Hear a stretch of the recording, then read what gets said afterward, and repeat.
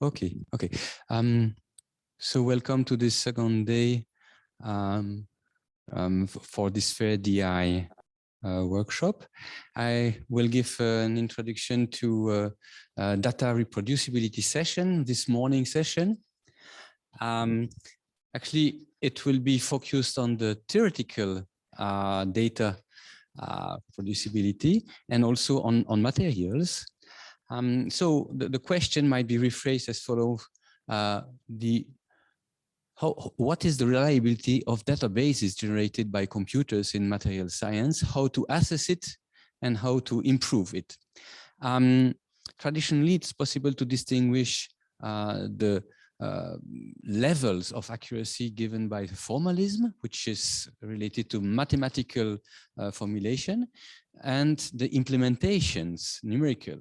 The later one is referred to as verification and precision analysis, while when comparing the different formalism, we will aim at an agreement with experiment, and this is often referred to as a validation of the data and also accuracy of the data. Let me show you an example. Traditionally, also in density functional theory, one has different levels of formalism, different exchange correlation functionals, and John Purdue, a couple of years ago, has introduced the so-called Jacob's ladder of DFT, going from the lowest level, which is local density approximation, which is favoring the speed, to the upper level, which is favoring the accuracy, in which one includes different ingredients in order to compute the total energy, also to optimize the lattice parameters and obtain properties related to the total energy. But of course, this view is not complete. And for example, while this is a well-established Jacob's ladder, one can wonder, in computing the lattice parameter and comparing it with experimental results, well, we should also include phonon effect and zero-point motion. And also now to come back to the numerical assessment of the data accuracy, you see that if we focus on one particular level, like the usage of GGA and the PBE functional, shall we obtain the result from all electron calculation, PAW, norm-conserving pseudopotentials? We perfectly know that there will be a spread of the values, and also the different codes, Wien2K, FHI AIMS, etc., will give slightly different results. Now, that kind of questions have been addressed already for quite a while, and I would like to give the following figure that is taken from a paper from Le Jager and Cottonier with 70 other authors. It was published in 2016. As a function of the year of publication, the silicon PBE lattice parameter is represented. And while PBE appeared in 96, you see that these different points show some spread, which is called the precision spread. And after some effort, the different authors succeeded to make the dispersion smaller. But still, one also sees the accuracy, the difference with respect to the experimental data. What do we mean by experimental data? Actually, it's not true experimental data because the zero-point effect has been removed and it has been estimated in this figure to be 0.3%. The PBE accuracy, as you can see, by comparing this value and that value, is on the order of 1%. So this is not negligible as well. In practice, how will we address the verification and the validation of data? Well, by comparing with references and or doing cross comparison. This would bring an estimation of the fluctuation of the data, root mean square evaluation. And these studies should be done for large sets. Accuracy will be comparing some data with experimental data or theoretical data with higher level of accuracy, while precision will be done by comparing with theoretical data with better controlled numerics. And for which properties in material science were such studies done at present for the atomic structure, lattice parameters, for example, and for the electronic structure. There is still a very large number of properties for which such establishment of precision and accuracy was not yet done at all. In quantum chemistry, the effort started already a long time ago. There are some reference sets that are mostly thermochemicals data for hundreds of molecules, some of which are given here. And at the level of the precision studies that have been done, I simply have singled out one example, appeared in 2017, the elephant in the room of DFT calculations, in which the authors claim microartery precision by a comparison between multi-wavelets, NAO, GTO, and APW basis.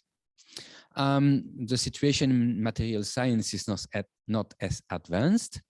There was one milestone that I have already used one figure, the previous validation, comparison between for the silicon PBE lattice parameter. This paper is a result of a very large effort to quantify numerical precision, the so-called delta factor collaboration with 40 methods in which the energy of 71 elemental solids for different volumes were compared. And so we will have actually a follow-up today by the first speaker, Stéphane Cottenier. Other milestones were for electronic structure. One knows that there are very well-known shortcomings of DFT for bandgap. The state of the art is GW approximation within many-body perturbation theory. The first realistic calculation based on GW was done actually in 1986. But since then, a lot of approximations have been proposed to the exact, in quote, GW approximation. One can do calculation at the non-self-consistent G0, W0 level, or include partial self-consistency, or include electron-hole interaction. Actually, in 2015, from our next speaker today, Michiel van Zetten and co-workers, there was the proposal of GW100 benchmarking G0, W0 for molecular system. And so we will hear Michiel presenting the follow-up.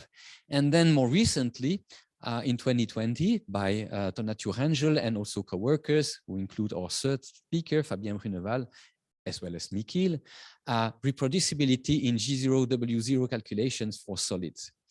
And you see, again, we are at the level of G0, W0, but we do not even consider the partial self-consistency or further refinement of the theory.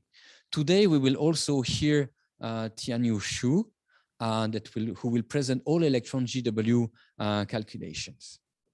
I have still have a couple of minutes, so I will continue to give the broad panorama of the situation. I would like to mention a couple of other noticeable, not exhaustive, of course, publication in the domain of validation, verification, accuracy, and precision. Some of which are co-authored by people who are registered to the conference. I hope that they are hearing, they will participate to the discussion at the end of this morning.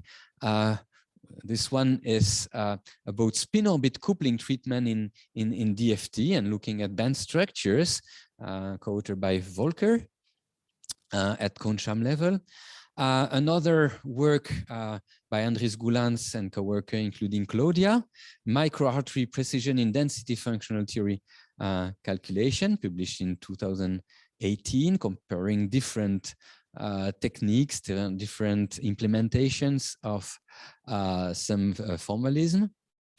There is a work also in 2018. A co-worker of this work is Matthias Scheffler, main group test set for material science and engineering with user-friendly graphical tools.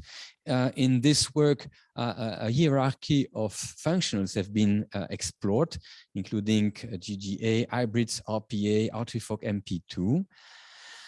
Then there is some work related to the band gap of solids, including setting a database of experimental band gaps for 472 non-magnetic materials and computation from 33 existing functionals, and also following improvements. And as a final word, I would like to mention one study in which I'm involved, which is the zero-point randomization of the band gap. In this paper, we studied the zero-point randomization in 30 materials and compare the results with experimental data that are available for 18 materials. It was possible to show that the reliability of experimental data is, well, compared to the theory, is on the order of 25%. And you see that for this set of materials, the comparison between experimental ZPR and first principle ZPR is at that level. This includes first principle 0-point lattice parameter change, which has a bearing on the band gap change that can be up to 0.4% for materials with first row atoms.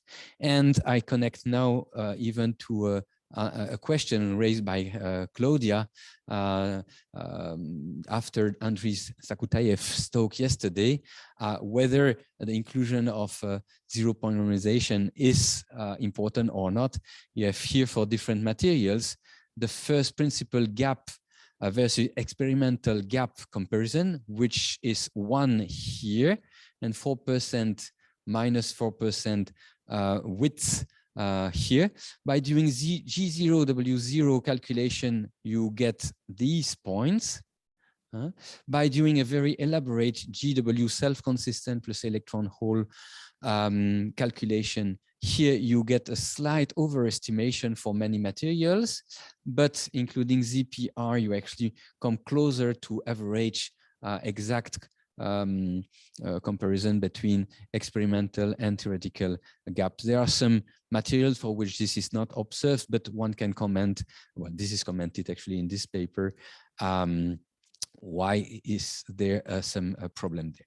Okay, so I'm finished with my introduction, and I would like now the first speaker, Stéphane Cottenier, to enter in the game. I stop sharing my screen, and please, Stéphane, the floor is yours. Thank you. I just noticed that while the introduction was going on, my Zoom session has unexpectedly ended. So I will connect again in order to share my screen.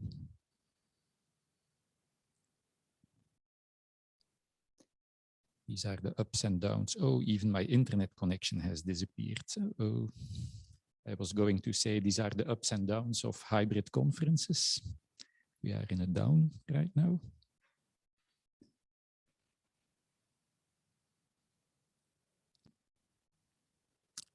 Eduroam is coming back.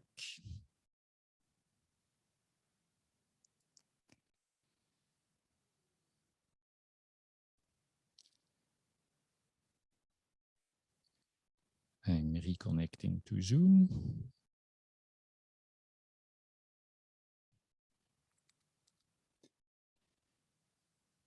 And now I should share my screen.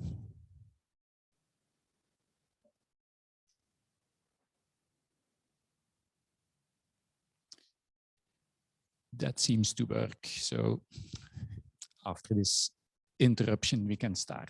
I will apologize to the people in the room that I stand here because I will see these people behind me in the coffee break, and I will not see the online participants in the coffee break. So I will focus my attention in the first place to the camera, which means to the online people.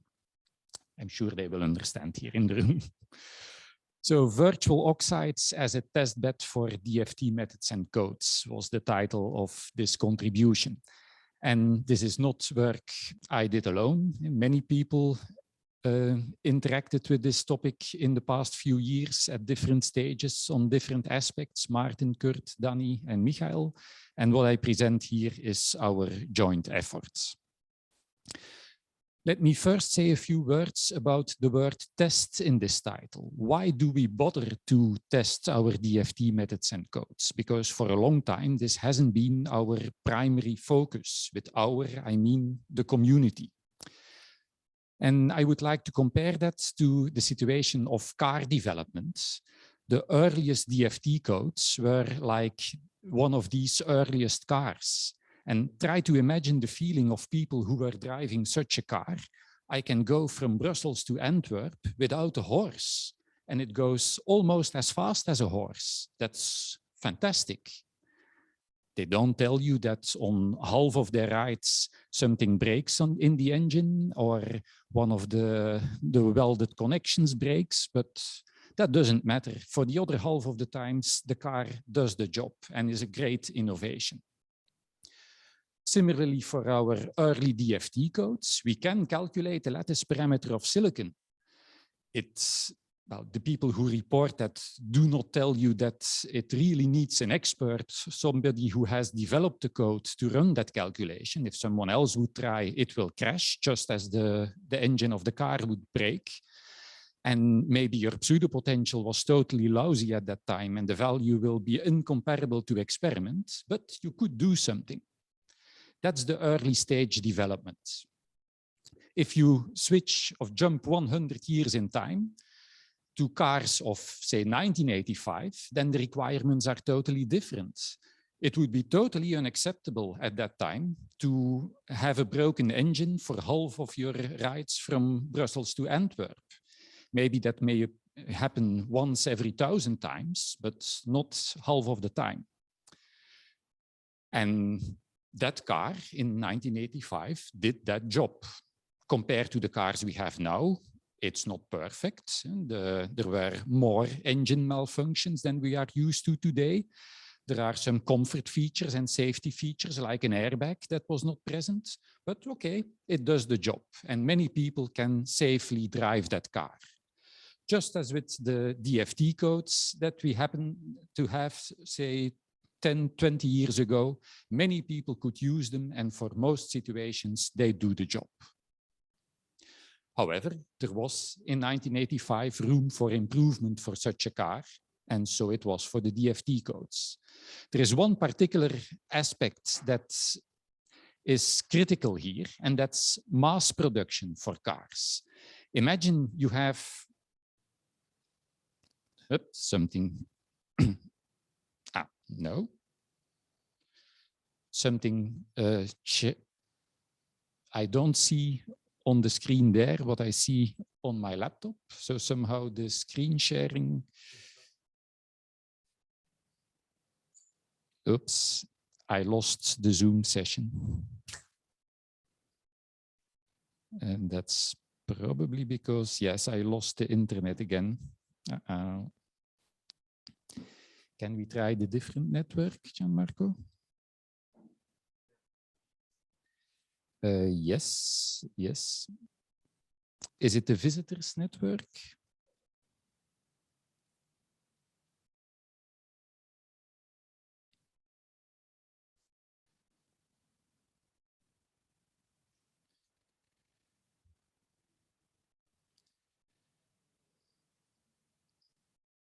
So we'll move to a different Wi-Fi network that is hopefully more stable.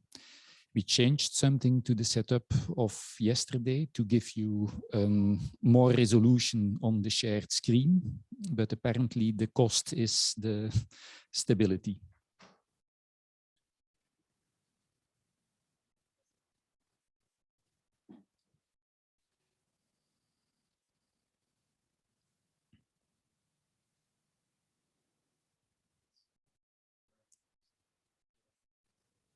Yeah.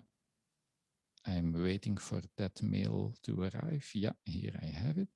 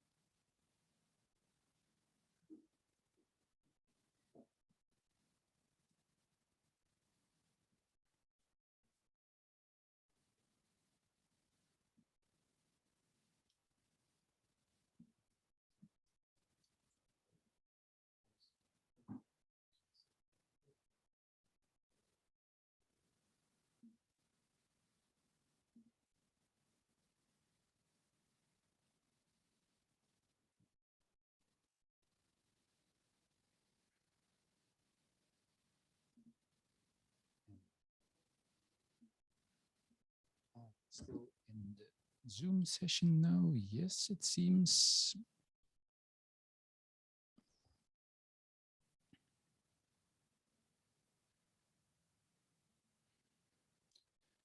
Okay, we're back. Let's hope this was the last interruption.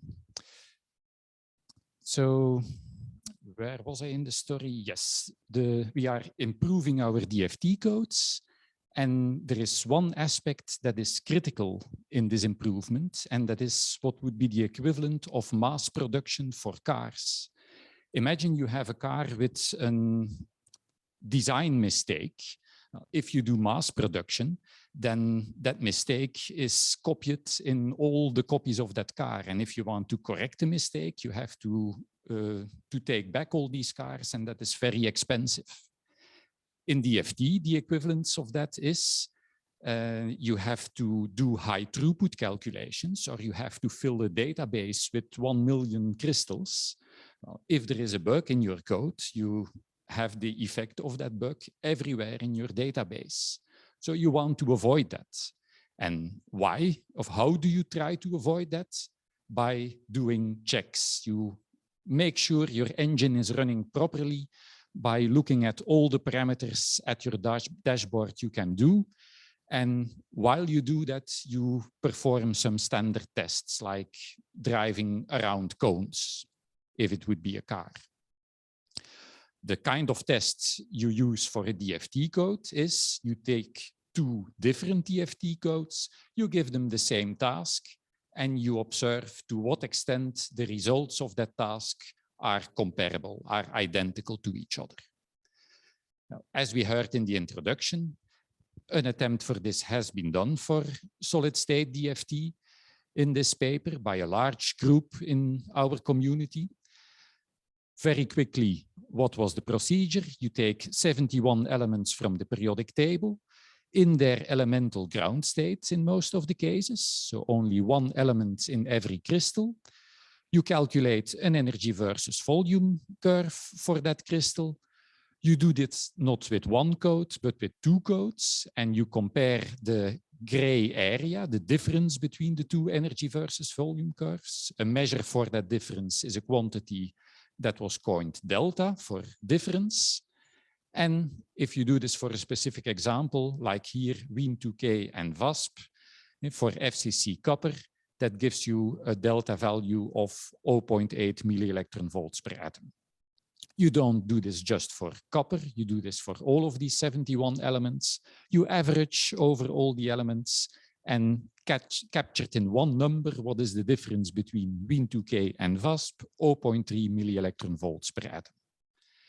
And that was done not for 2 codes, but for 40 codes. You can make this pairwise comparison, and you see that everything is yellow and green, except for a few exceptions.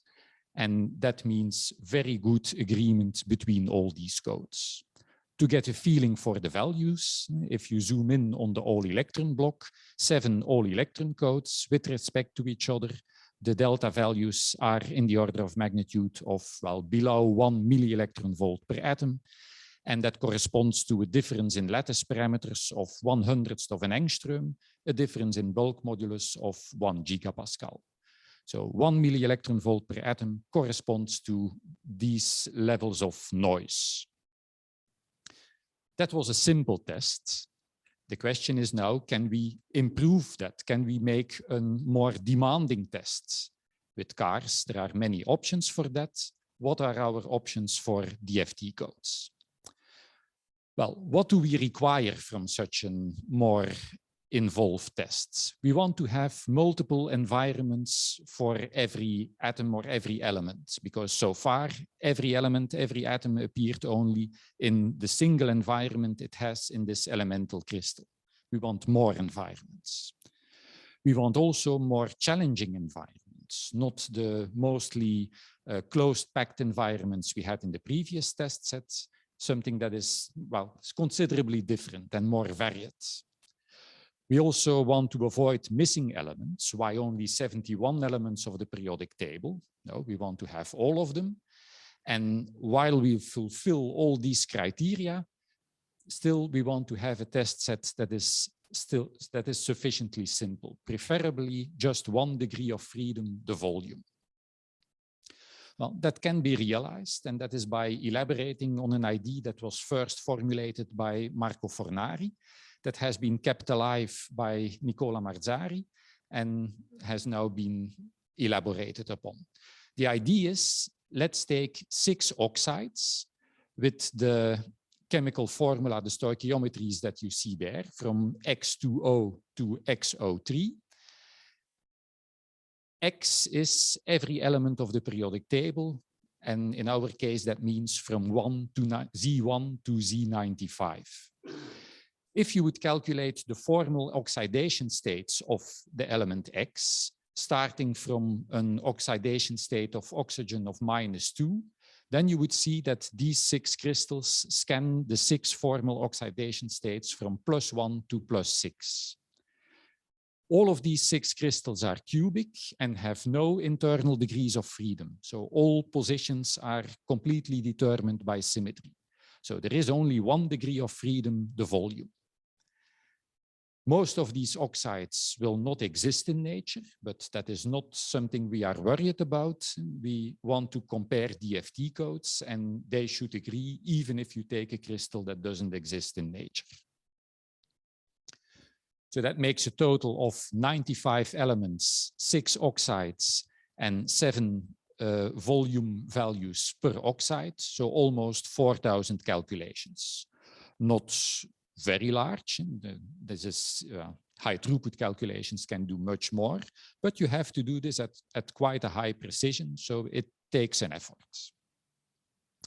Now, we have done this in the past few years for a test case, 3 different methods or codes, the all-electron code Wien2K and the VASP code, the projector augmented wave code, with 2 potential sets, something we will call from here on the VASP standard set, which was the default around 2015, and the VASP GW ready set. From now on, we will call this VASP GW, that was developed in the years thereafter. If we do with these 3 methods the elemental delta test, the 71 crystals, then the average delta values are below that threshold of 1 millielectron volt per atom. So these 3 codes mutually compare very well to each other. They should give the same results. And I will ask now, in the remaining of the time, 2 questions. I will point to 1 caveat, and then I will say a few words about the future. The 2 questions are the results we can conclude from that elemental test set, can they be transferred to the oxide? Meaning, if 2 codes are in agreement for the elemental set, does that necessarily imply they will be in agreement for the oxide set? If that is true, then there is no added value in that oxide set. And a related question, can that oxide set discriminate better between differences in codes than the elemental set could do? These are 2 different ways to ask essentially the same question. Here you see some preliminary results. So let me walk you through that picture. This is a comparison between Wien2K and VASP with the GW potential set. On the horizontal axis, the atomic number, so from 1 to 95. The VASP GW set is not available for lanthanides, so there we cannot make the comparison, but with Wien2K, all the calculations for all the 95 elements have been done. On the vertical axis, this delta value, and the black points are the results from the elemental set, so this 0.3 millielectron volts per atom on average. If you do this with the oxides, now you have per element 6 delta values, and that's why we show this gray barrier, this gray region, which is the maximal and minimal value. And you see that although there are some peaks, these peaks rarely go above the 2 millielectron volts per atom, and the average is still quite low. So although there are a few elements that would be worthy of deeper investigation, I would conclude from this that Wien2K and VASP GW are in very good agreement. The picture is different if you compare the VASP standard set with the VASP GW set. Elemental crystals, 0.7 millielectron volts per atom, good agreement. That's the average of the black dots in the second picture. The scale of the second and the first picture are exactly the same. The bars are again the oxide values, minimal, maximal value. The average 1.4 millielectron volts per atom is not that bad, maybe a little bit at the higher end, but quite okay. But here the peaks are much more significant. There are a few elements that go above 4 millielectrons volt per atom, and even a few cases where you are above 10. And that is really a significant disagreement. So let's investigate two cases in more detail. The zirconium oxides, where the agreement is perfect, and the barium oxides, where there is such a peak of around 5 millielectron volts per atom. Can we see the reason for this? Well, it turns out that in this case, the reason is the treatment of F electrons in that VASP-GW potential. At the upper half of the slide, the two pictures at the left, you see the density of states for the elemental barium calculation, and focus on the red line in the lower of the two pictures. That's the F electron contribution. That was not taken into account with the VASP standard set. It is taken into account with the GW set, but it doesn't matter because that red line is just flat. While for one of these exotic oxides, the barium O3, there is a significant F contribution, and the standard set misses that. So the difference between these two calculations is visible. If you would do the same exercise for the zirconium oxides, then the red F contribution is flat, both for the elemental crystals and for the oxides. So you see no difference, and the agreement that was there remains.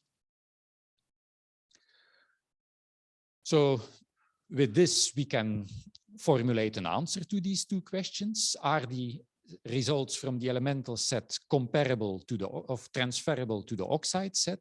No. There is no guarantee that if two codes agree with each other based on the elemental set, that they will keep agreeing based on the oxide set. So yes, the oxide set can discriminate better differences between codes. This is a more demanding test.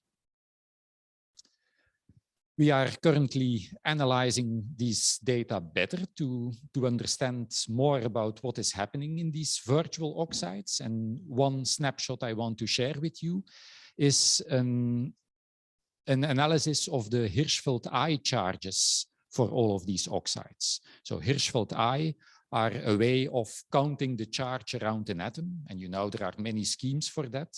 But this scheme has the particular value that the numbers that come out are not too different usually from the formal oxidation states. So you would expect for oxygen a Hirschfeld I charge that is close to -2. And you see the distribution of these oxygen Hirschfeld I charges in these virtual oxides. There are some of them that have a value close to -2, but it's rather -1 that has the peak. And well, it covers the entire range from 0 to -2. So that shows that nature is a bit more creative here than just following the formal oxidation states. It tends to put oxygen in a lower oxidation state. At the X side, that's the second picture. There we, in principle, would expect values from 1 to 6. Not surprisingly, these very high oxidation states are almost never reached. In most cases, this is just not possible. How could you put hydrogen in a +6 oxidation state? That sounds meaningless. And indeed, nature finds solutions, even in these crystals, to do this with oxidation states that are sufficiently smaller.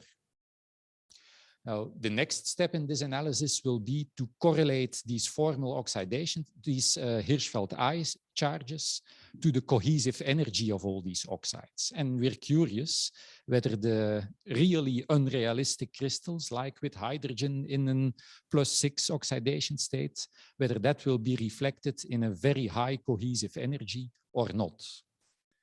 That will tell us which part of the oxide set could in principle be realized in an experiment if you need to try that.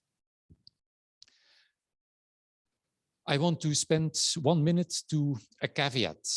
So to what extent can we actually compare DFT codes? And we saw in the introduction these examples of micro-Hartree agreements.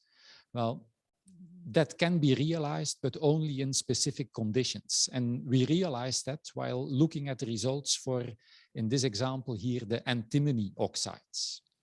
In the elemental sets, the Wien2K versus FASP-GW comparison for antimony was perfect, very good agreement. So we didn't expect in the first place too many differences for the antimony oxides.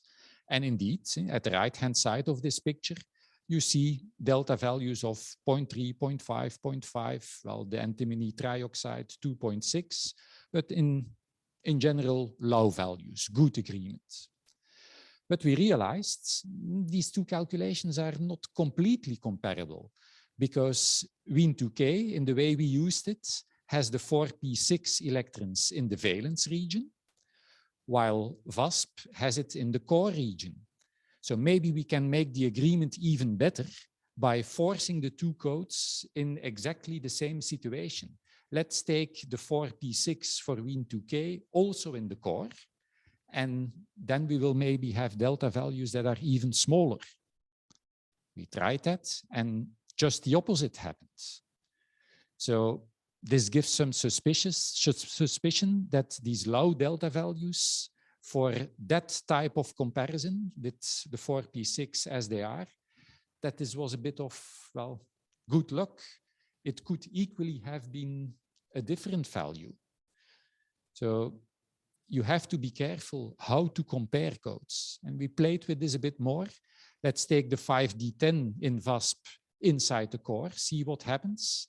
And although that in terms of VASP would be still a fair calculation, I'm not sure, but this may be even the default choice, then the delta values are much higher. And to complete the table, if you then compare that one with the Wien2K where the 4p6 is in the valence region, you have an intermediate value. So you can get almost any delta value you want between 0.5 and 6 by choosing in which way you compare the codes. And well, that's a warning sign. You have to mention these details in order to understand what your delta values really mean. I would say that the statement that we want to compare the ultimate Kohn-Sham result for a given exchange correlation functional, that we cannot reach that situation. We do not know what the true Kohn-Sham solution for the PBE functional for antimony oxide is, because it depends on where you choose your boundary between core electrons and valence electrons. So the physics behind this is that if you take in an all-electron code the 4p6 inside the core, then they are treated fully relativistically. If you take them in the valence region, they are treated scalar relativistically. And that's the difference you see in the comparison. So if you do this comparison with scalar relativistic codes, you will hit a level of precision, and let's call this 1 or 2 millielectron volts per atom in delta, beyond which you cannot make a meaningful comparison. For fully relativistic codes, that would be possible though. To conclude, what is the future of this work? Well, I'm a bit embarrassed that the paper on this still has not been published, but well, there was a sequence of people who started working on this and had to stop, and therefore things keep taking more time than you wish. But we are working on it to get it published with the data that are related to this. Meanwhile, a new community effort has been started to run this oxide test for 10 or 15 DFT codes, and that's coordinated by Emanuele Bosoni and Giovanni Pizzi. And there is a talk by Giovanni Pizzi in this workshop on Thursday. So there he will say some first results of this new community effort. So where will this lead to? I hope that after a while we can conclude that indeed we have checked all the warning lights on our dashboards and that we can run with codes that are as far as we know, totally bug-free and very precise. I will leave this slide for the conclusion. So if people want to access the old data of the elemental test set, these are still available. If you want to see talks on this topic on YouTube, you can look in my archive. If you know people who want to learn more about DFT, especially beginners, new people in this field, well, this week we started our yearly supervised edition of our online DFT course, and it's still possible to join that cohort. So you can refer the people to this CompMatVis address. And if you know people who are interested in a postdoc position on a computational materials discovery topic, we have currently 2 open positions for this. And with this, I'm ready to answer your questions.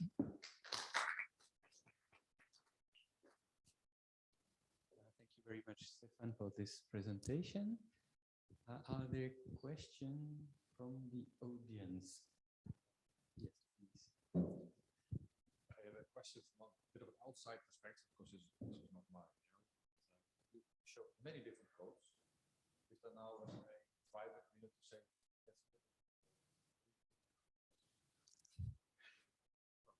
Yeah, well, you saw in that table that there was only green and yellow, so very good agreement. And that was the positive conclusion from this comparison. There are actually no bad codes at the moment. The few red lines you saw were old codes that we, out of despair, deliberately put into the comparison because everything was in agreement.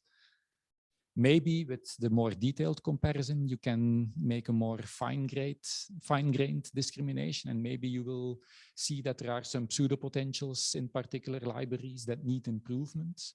But still, then I would expect that these are improvements, that these are problems that can be fixed. And I don't expect that there will be fundamental flaws in codes be revealed.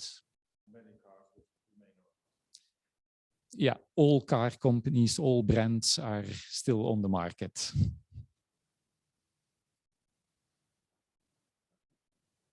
Thank you. I was wondering if you have plans to go towards other functional, like hybrid functionals, instead of sticking to PE. That is one of the possible next steps. There are always many ways in which you can diversify.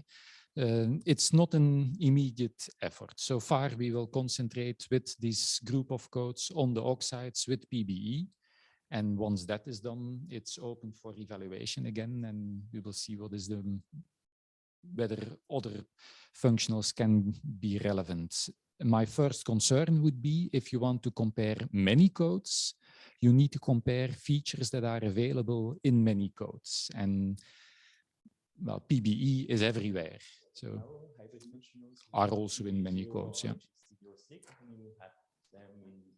Yeah. Let's say not many codes, but several codes. Yeah.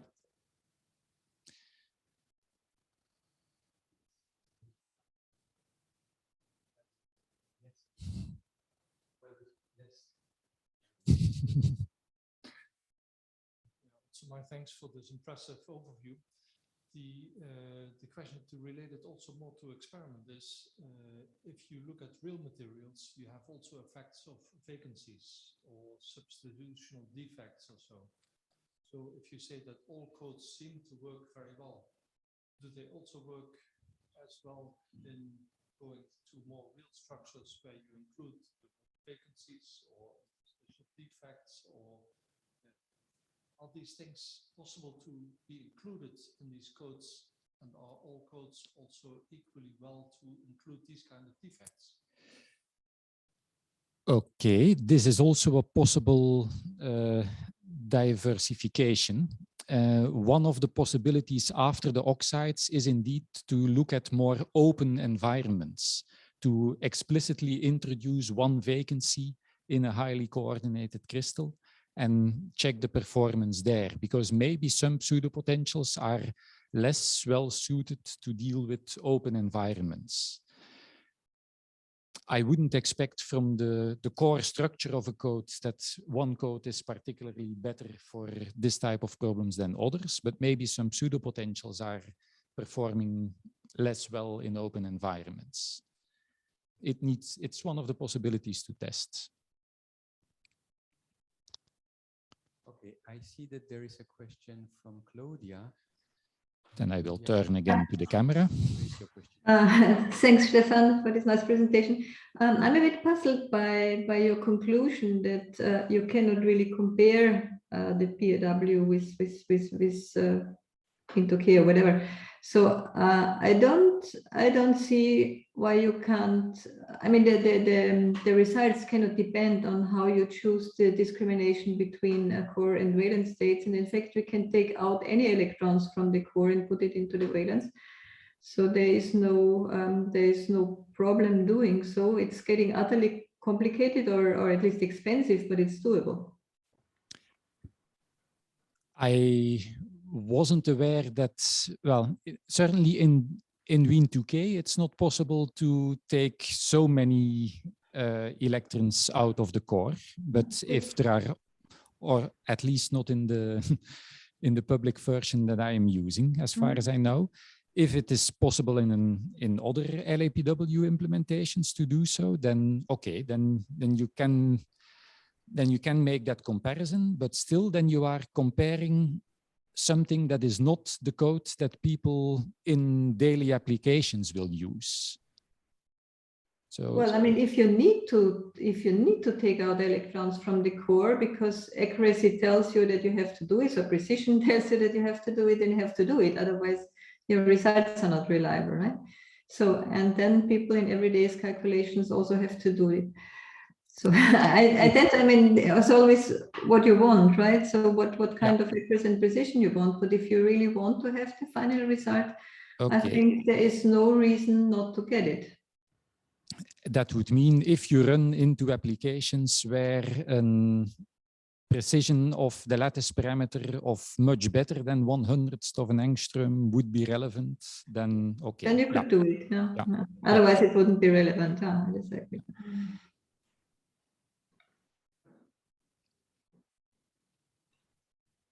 Okay, no question in the room. No question on Zoom. Good. Thanks again to Stefan.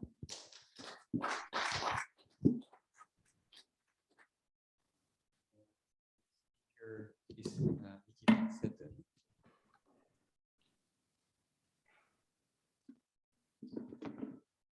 speak about accuracy and precision in GW calculations.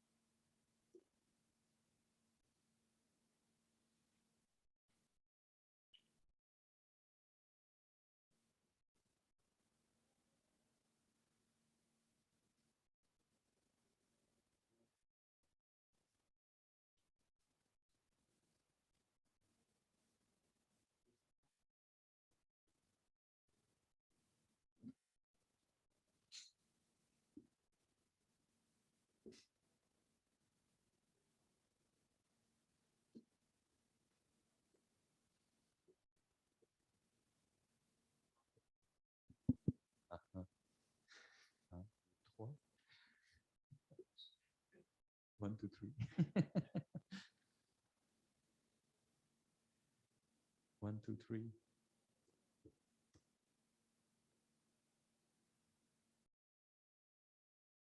Giovanni writes, for me, it's still quite low volume.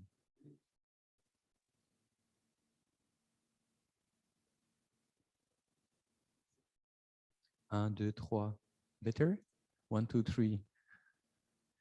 Ah, Giovanni says better.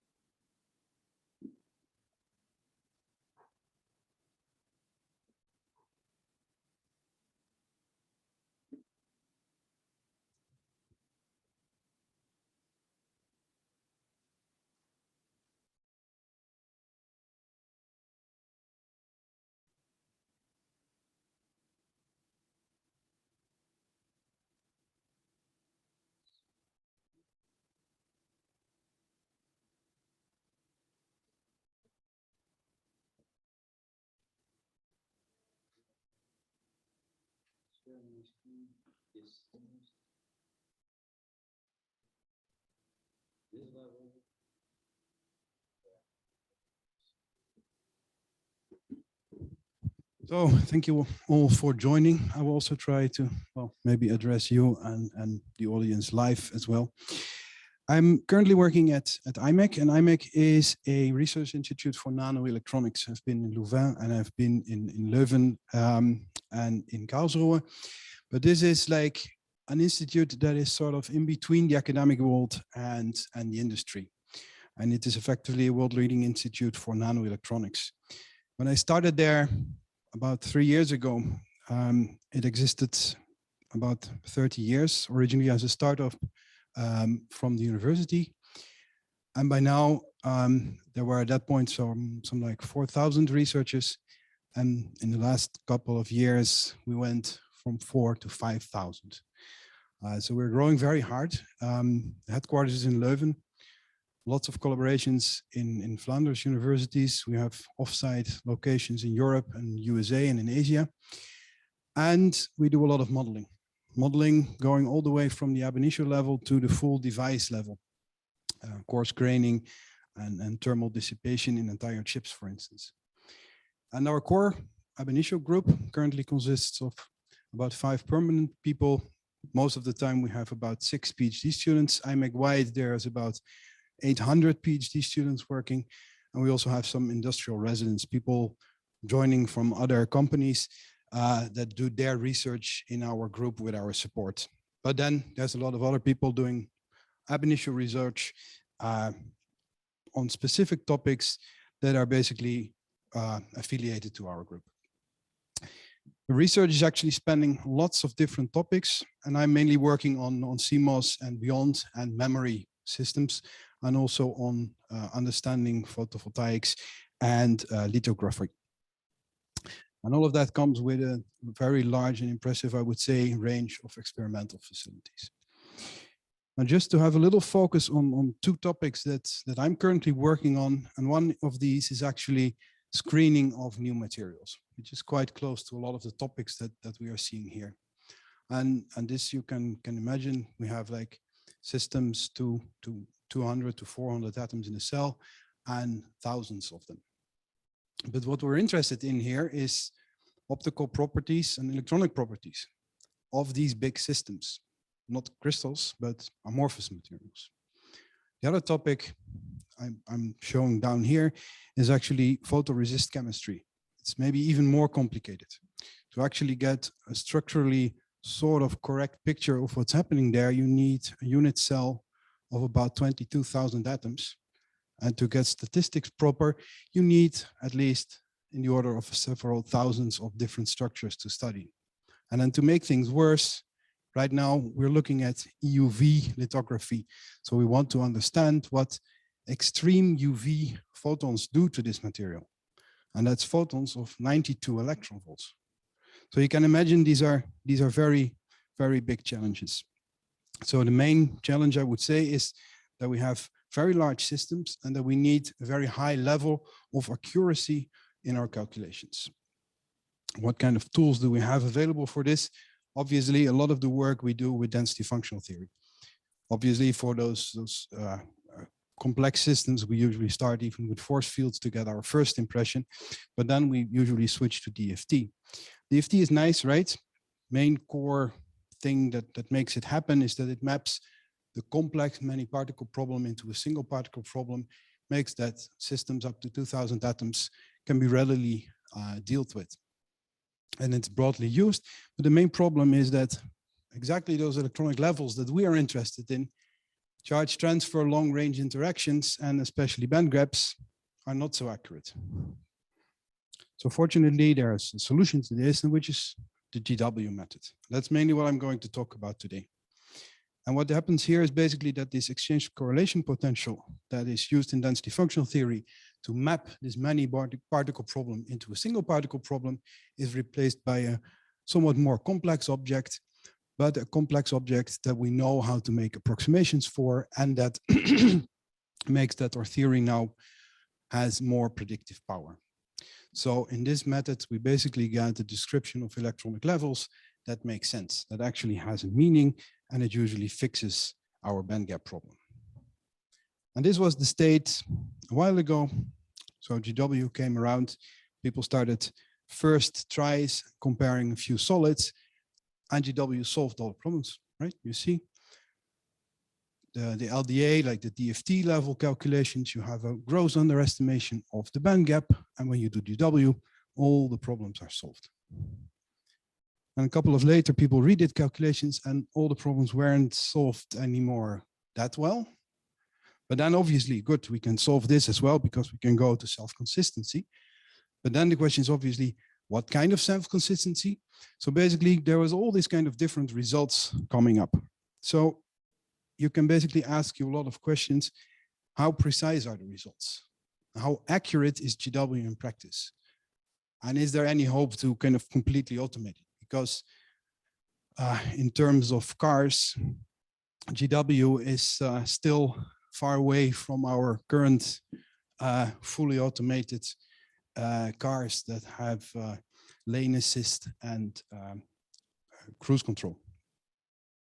So there is an endless list of questions. Right?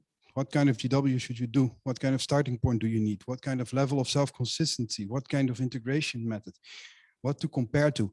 All of these things are basically questions that you should answer before you can use GW in a very systematic way.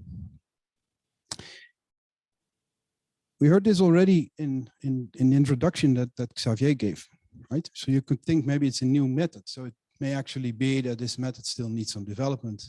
It's actually not a new method. It's almost as old as DFT itself. So it's 1995 that Lars Hedin wrote down the equations. And then I think the first actual calculations on materials were a couple of years later, but like 15 years later, right? And then it took another 15, 20 years for GW to arrive in like publicly available codes.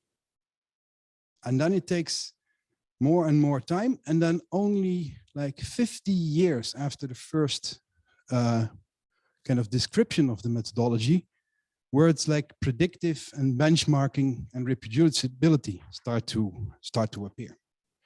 So the question is, do we care too little about reproducibility or what, right? And if you look at it, you just heard an excellent talk about this. Reproducibility really investigated, even for DFT, is already a very hard nut to crack, right? And then it was only done for just the elemental systems, and we're just moving away from elemental systems to oxides, but not for hybrid functionals and not for defects in these materials, right? So there's lots and lots of work to do. So maybe doing all of this for GW in a consistent way is just a very hard problem. So with that in mind, we thought, look, for solids, this is still a very tough problem. Maybe if we just take it a little bit easier and we go to to molecules, it may be easier to do. And this is basically what we did. It took a couple of years. And in 2015, we finished this project, and we basically had 3 different codes sort of agreeing on the ionization energies and electron affinities for 100 different molecules. I'll show you which molecules there are and then more information on this. So this was 15 years, this was 2015. And in the meanwhile, actually quite a lot happened. And that's something I'm quite proud of. From these 8 different HOMO energy data sets, a couple of days ago, I added a few more from the ADF code. And by now we have almost 150 different data sets available, all following this calculational setup for these 100 molecules. So now we can really start doing very in-depth analysis about all these different approximations and what is happening in these codes.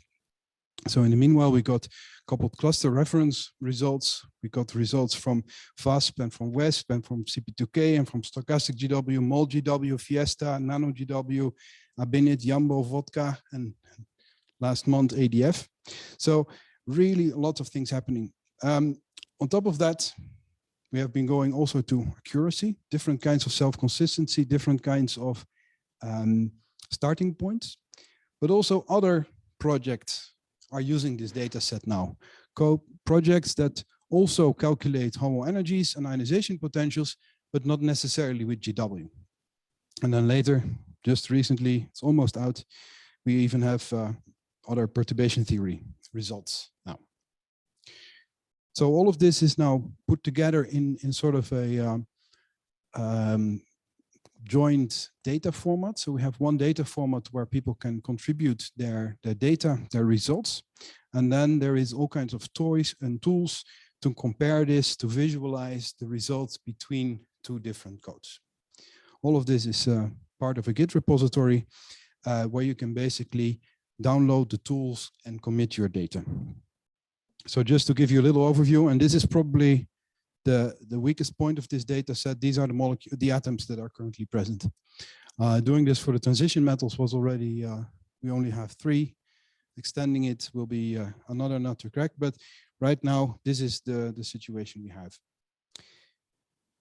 The first motivation for us to kind of start making a new set was sort of similar to the previous talk, that we wanted to annoy the atoms a bit, right? Quite often in quantum chemistry reference data sets, you see a lot of hydrocarbons and not too many complex things. So here we added some little metal clusters, hydrides, oxides, and very ionic type of materials as well. And that actually means that you kind of go into the extreme and you notice the harder differences. So in view of what we've been talking about, I will now talk about 3 different topics: reproducibility, precision, and accuracy.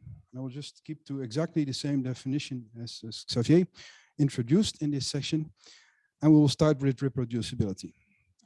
So it means that when I do the same calculation with 2 different codes, but that in principle do exactly the same thing, do I then get exactly the same results?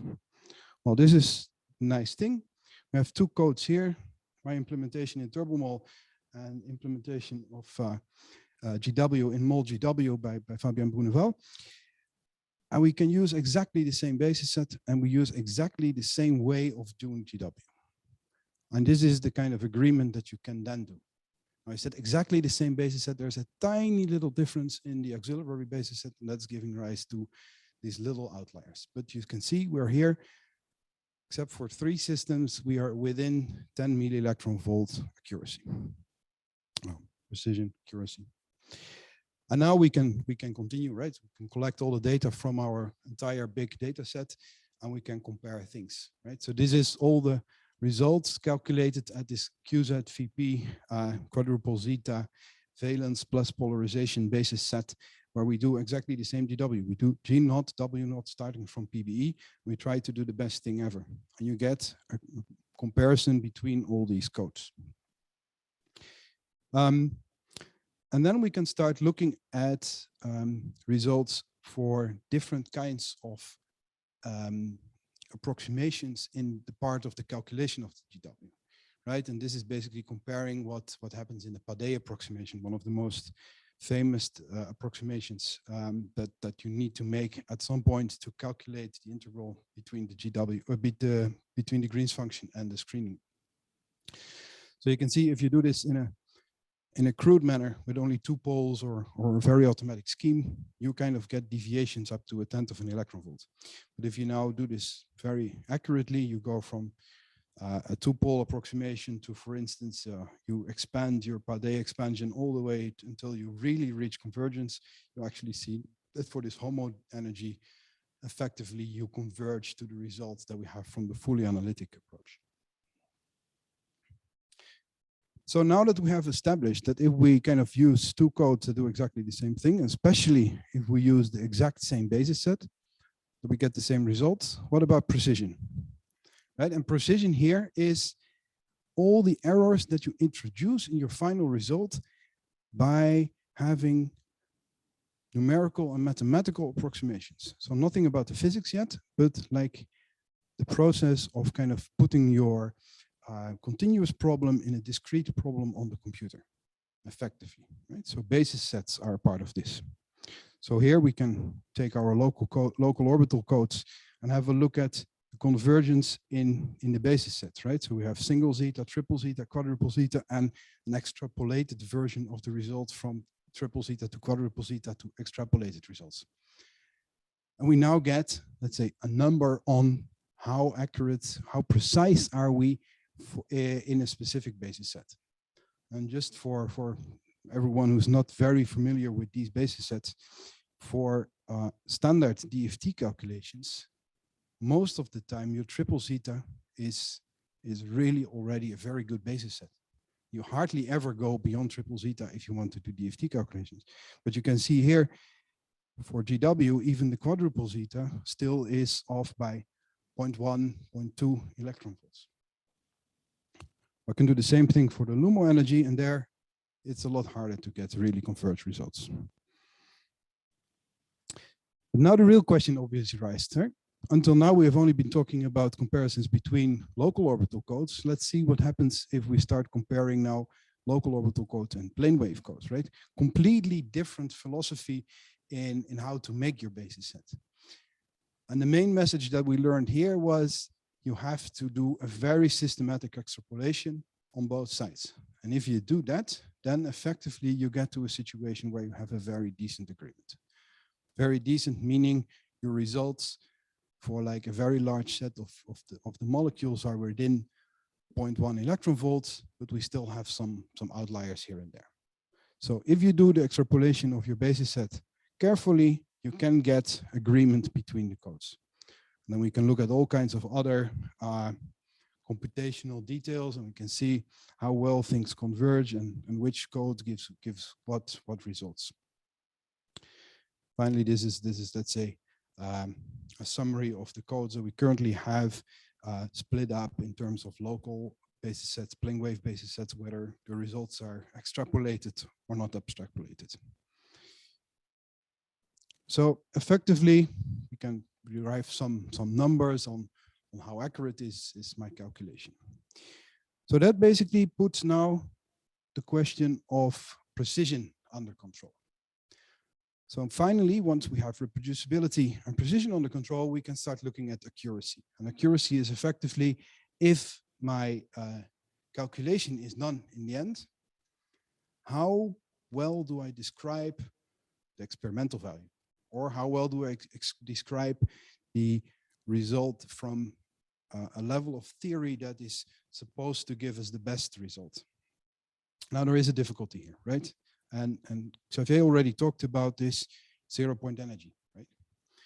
This is something that is inherently not available in the GW formalism at all, right? So there is no reason for me, I would say, to compare to experiment because it's always there. And we cannot sort of remove it very easily if we look at molecules. So the choice here is made to effectively try to compare to coupled cluster. And in coupled cluster, which is often quoted as the golden standard in quantum chemistry, You calculate these ionization energies not by looking at energy levels, but you calculate just the total energy difference between the neutral and the ionized system. And even this is already not easy, right? As you can see here, this is all the 8 data sets that we currently have in the GW project reporting coupled cluster results. And the top 2 are actually complete coupled cluster results, and the 6 below are already approximations on top of that.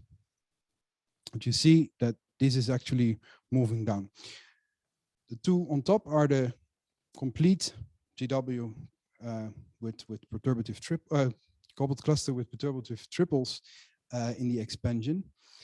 The original set was the one, the C4 results. And it turned out there were a few systems there that were actually a little bit off. And very recently, we made a recalculation of these numbers. And it actually turns out that a lot of the outliers you, for instance, see on the right side, when we take on the left side, when we take this, when we take on the right side, sorry, the original reference, there's a lot of outliers in the other codes.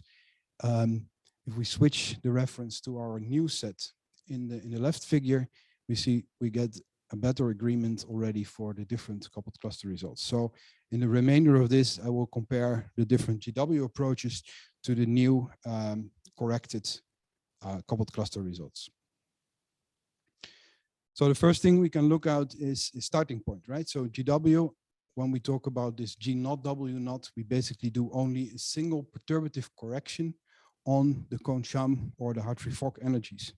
So when I go here from the top to the bottom, I go from pure Hartree-Fock all the way down to pure PBE. I decrease the amount of exact exchange that I have in my starting point.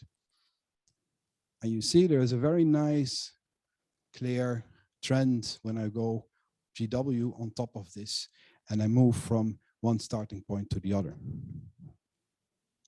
And then we can add self-consistency, and we actually see top and the bottom is no self-consistency whatsoever. The top is still Hartree-Fock and the bottom is still PBE. So we go from 100% exact exchange to the bottom. But now we have in between a bit of self-consistency. And you see that self-consistency still is not completely free of starting point dependence, but it reduces the starting point dependence a lot as compared to the G0 W0 results. And then we can take all the kinds of self-consistency methods and levels that are currently available. I think there's hardly anything left that is not yet already in our data set.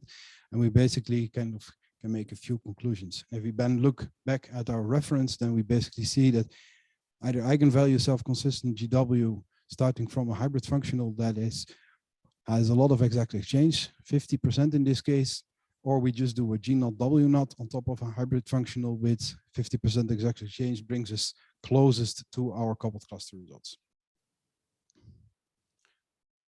And then finally, as I told you in the very beginning, there's also many other projects that are now starting to use this data set to compare their approximations for the ionization potentials to the coupled cluster results, basically. And we get this very long list of all kinds of methods that you can use to calculate this. All have different speeds, all have different computational costs, different memory costs. And effectively now with this evaluation, you can kind of pinpoint what is the accuracy of any method to calculate your ionization energies. So here's just another summary of the results that we have for these systems. And finally, I come to this slide. I would like to thank everyone who has been contributing to this project. I basically list all the authors of all the different papers and all the different contributions in chronological order. People in bold are people that contributed data sets that have not yet been published. And I think for this conference as well, the interesting thing is the people in blue. And people in blue actually have been contributing the data in the defined data set, right? A lot of the other data I had to go into the PDFs and kind of copy paste their results back out of the papers. But the people in blue actually got the point, right? So they downloaded the Git repository, downloaded the data format, and contributed their data in the proper way. So as you can see, as time goes by, we're getting closer to uniform databases. So I think that's a very good point to end up with. So, and then finally, on the right, you have a summary of all the institutions and codes that are currently represented in this project. So, and with that, I will leave you with the slogan of IMEC, and thank you very much for your attention.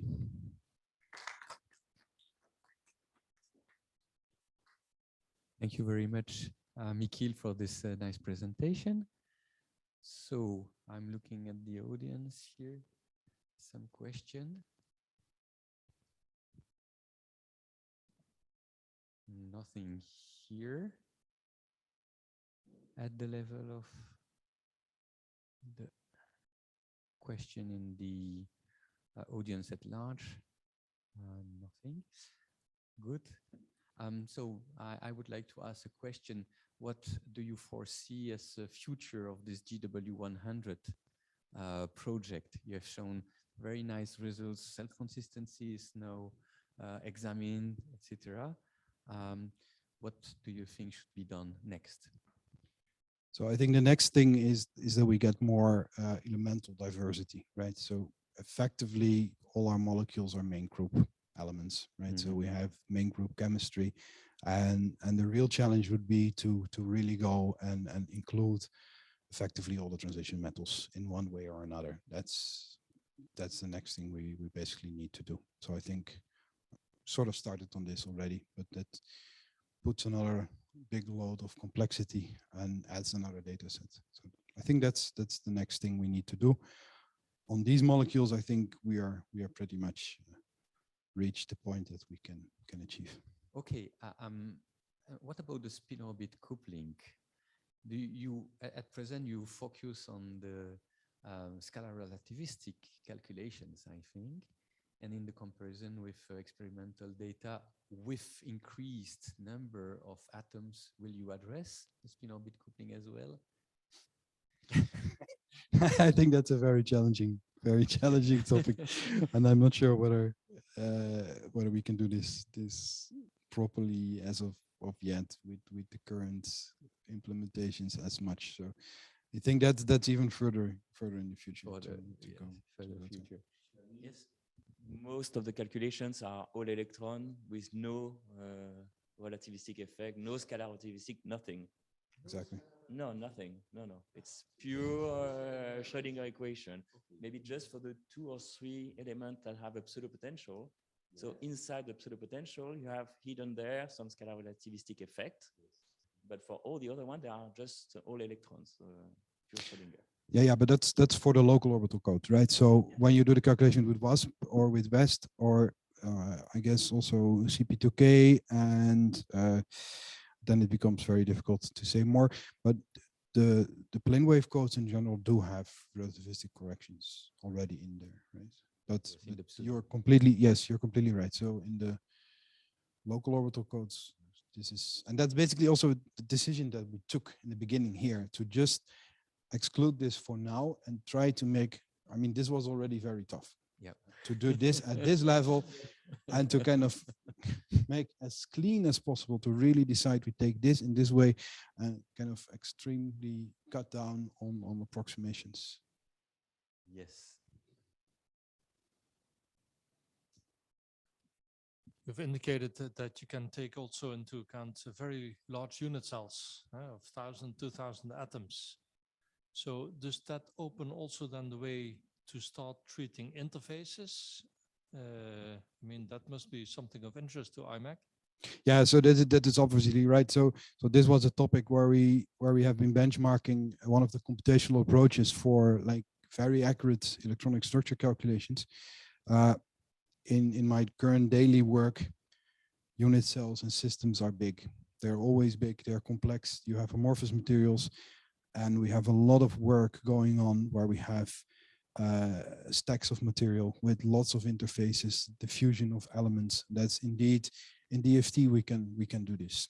And there are developments here as well. For instance, stochastic GW and CP2K as well. They implement ways of doing GW that could in principle, if you add enough computational power, take GW to systems of like several hundreds of atoms. But then you're talking about single system, single calculation on a very serious supercomputer. So we can take this methodology to that level. And since we now know what is the accuracy of those approximations, we know kind of what to expect from that. But it is indeed what we are mainly interested in. Right now, in the level of nanoelectronics, everything is about interfaces and finite size effects of the thinness of your structures and your layers. Okay, thank you. Oh, there is even one more. From the yesterday, I noticed that you are experimentalist. Maybe I'm No, I'm purely theoretician. okay. Yes. So, my question is that you started to work on molecules and distinguish this GW and everything on molecules.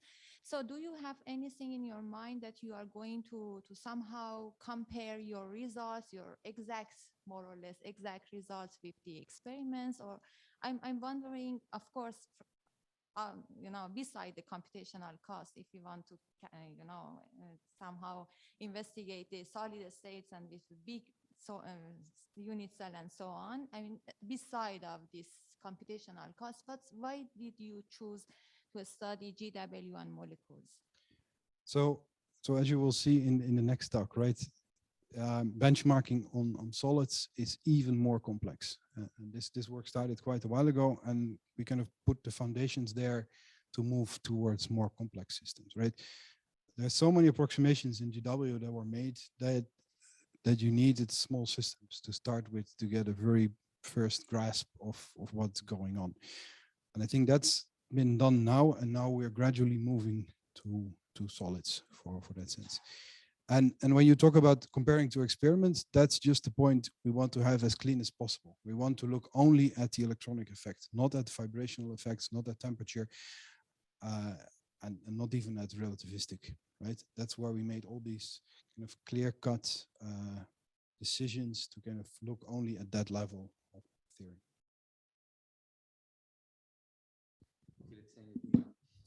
Thank you.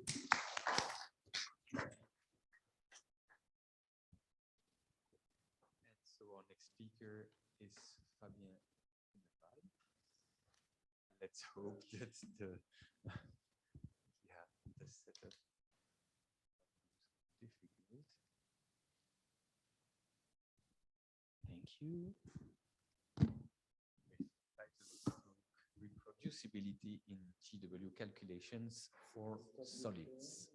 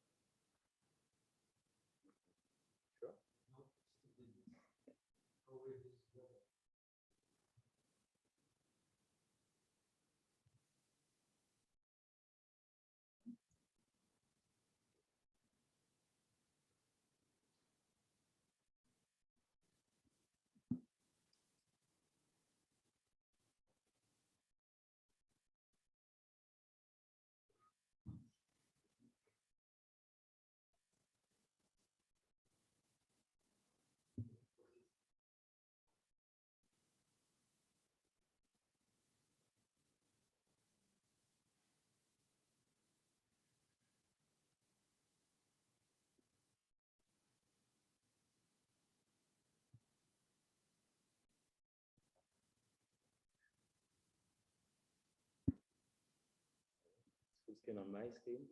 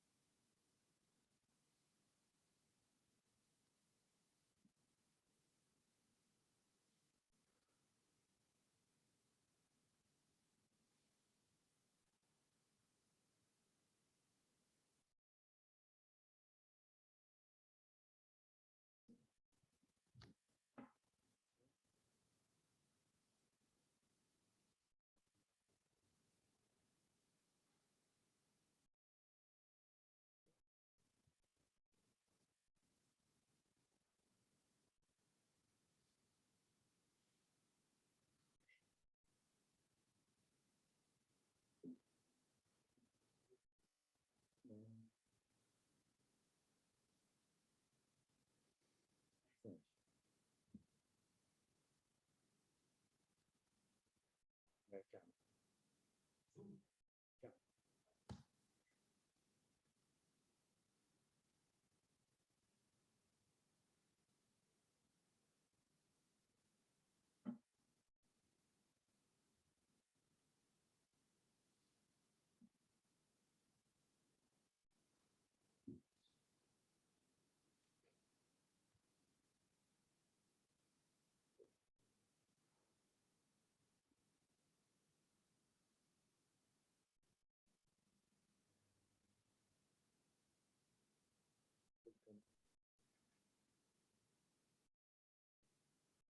Get twice. Can you kill the other one? Yeah, oops. So maybe, yeah.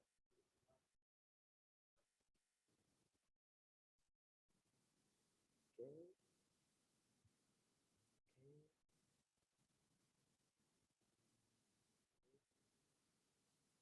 See here.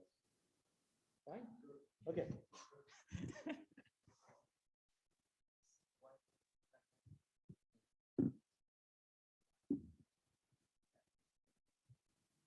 Small on the bottom like that. Okay. And can you see the mouse? No, the mouse, you don't see it. Okay, so hello everybody. So I'm glad to be here in person, and thank you for the invitation. So today I will speak about the reproducibility in GW calculation for solids. So this is really a follow-up of Michiel's previous talk. He was speaking about molecules, and now I'll show you how difficult it is for solids. So that's why we have to go step by step. So first of all, I would like to make a disclaimer that I'm only the spokesperson for this large collaboration. So I'm presenting all the results I'm going to present today come from this article that was published last year. And this article gathered 3 different codes. And with these 3 different codes, namely Abinit, Yambo, and Berkeley GW from 3 different places in the world, we wanted to get the exact same GW results for solids. And as you will see, it's really a tough challenge. So this collaboration was put together by Tonatiuh Rangel, and he was really the leader in this collaboration. But unfortunately, now he left the academic science and is working for a company. So I am really the spokesperson for that. But before starting with comparing codes, yeah, maybe you don't need any more reminder about the difference between accuracy and precision. But first of all, let me speak a bit, just a tiny bit about the accuracy. So here in GW, we are interested in band gaps. Band gaps are very important for many properties of solids. You want to know if your solid is transparent, if it's reflective, if it's going to conduct electrons, holes, and so on.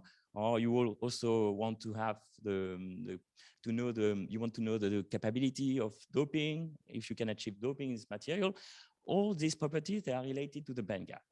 So the band gap is really a fundamental issue for calculations, and we would like to be able to predict band gaps. But the problem is that, okay, there is, how can we predict that? And also, what is the reference? Because it's very difficult to obtain a reference for band gaps in solids. Actually, what is the reference? What should it be? Should it be the experiment? Should it be a coupled cluster or quantum Monte Carlo? Whatever the reference, anyway, you have very, very few data. So this is just an example, a recent benchmark made by Borlido and in the group of Miguel Marquez, where they compiled all the known experimental band gaps in the literature. So compiling all the band gaps, they managed to find 473 band gaps only. This number is to be compared with the number of crystal structures that you can find in common databases, which are of the order of 50,000. So let's say that you have only 1% of the band gaps of the material that are known in the experiment.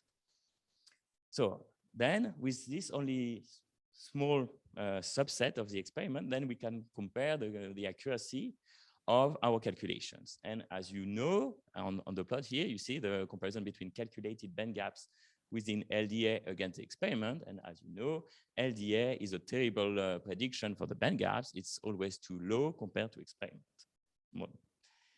PBE, which is the semi-local version, is slightly better, but no, basically it's just the same.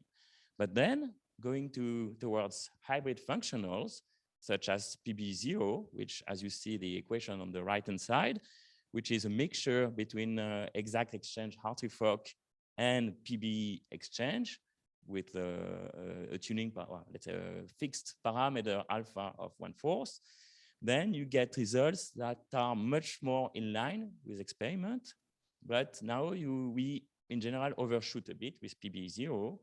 And in this field, I would say that today the best functional of all is HAC06, which is able to predict very nice band gaps for semiconductors, but then you have a slight tendency to underestimate for insulators.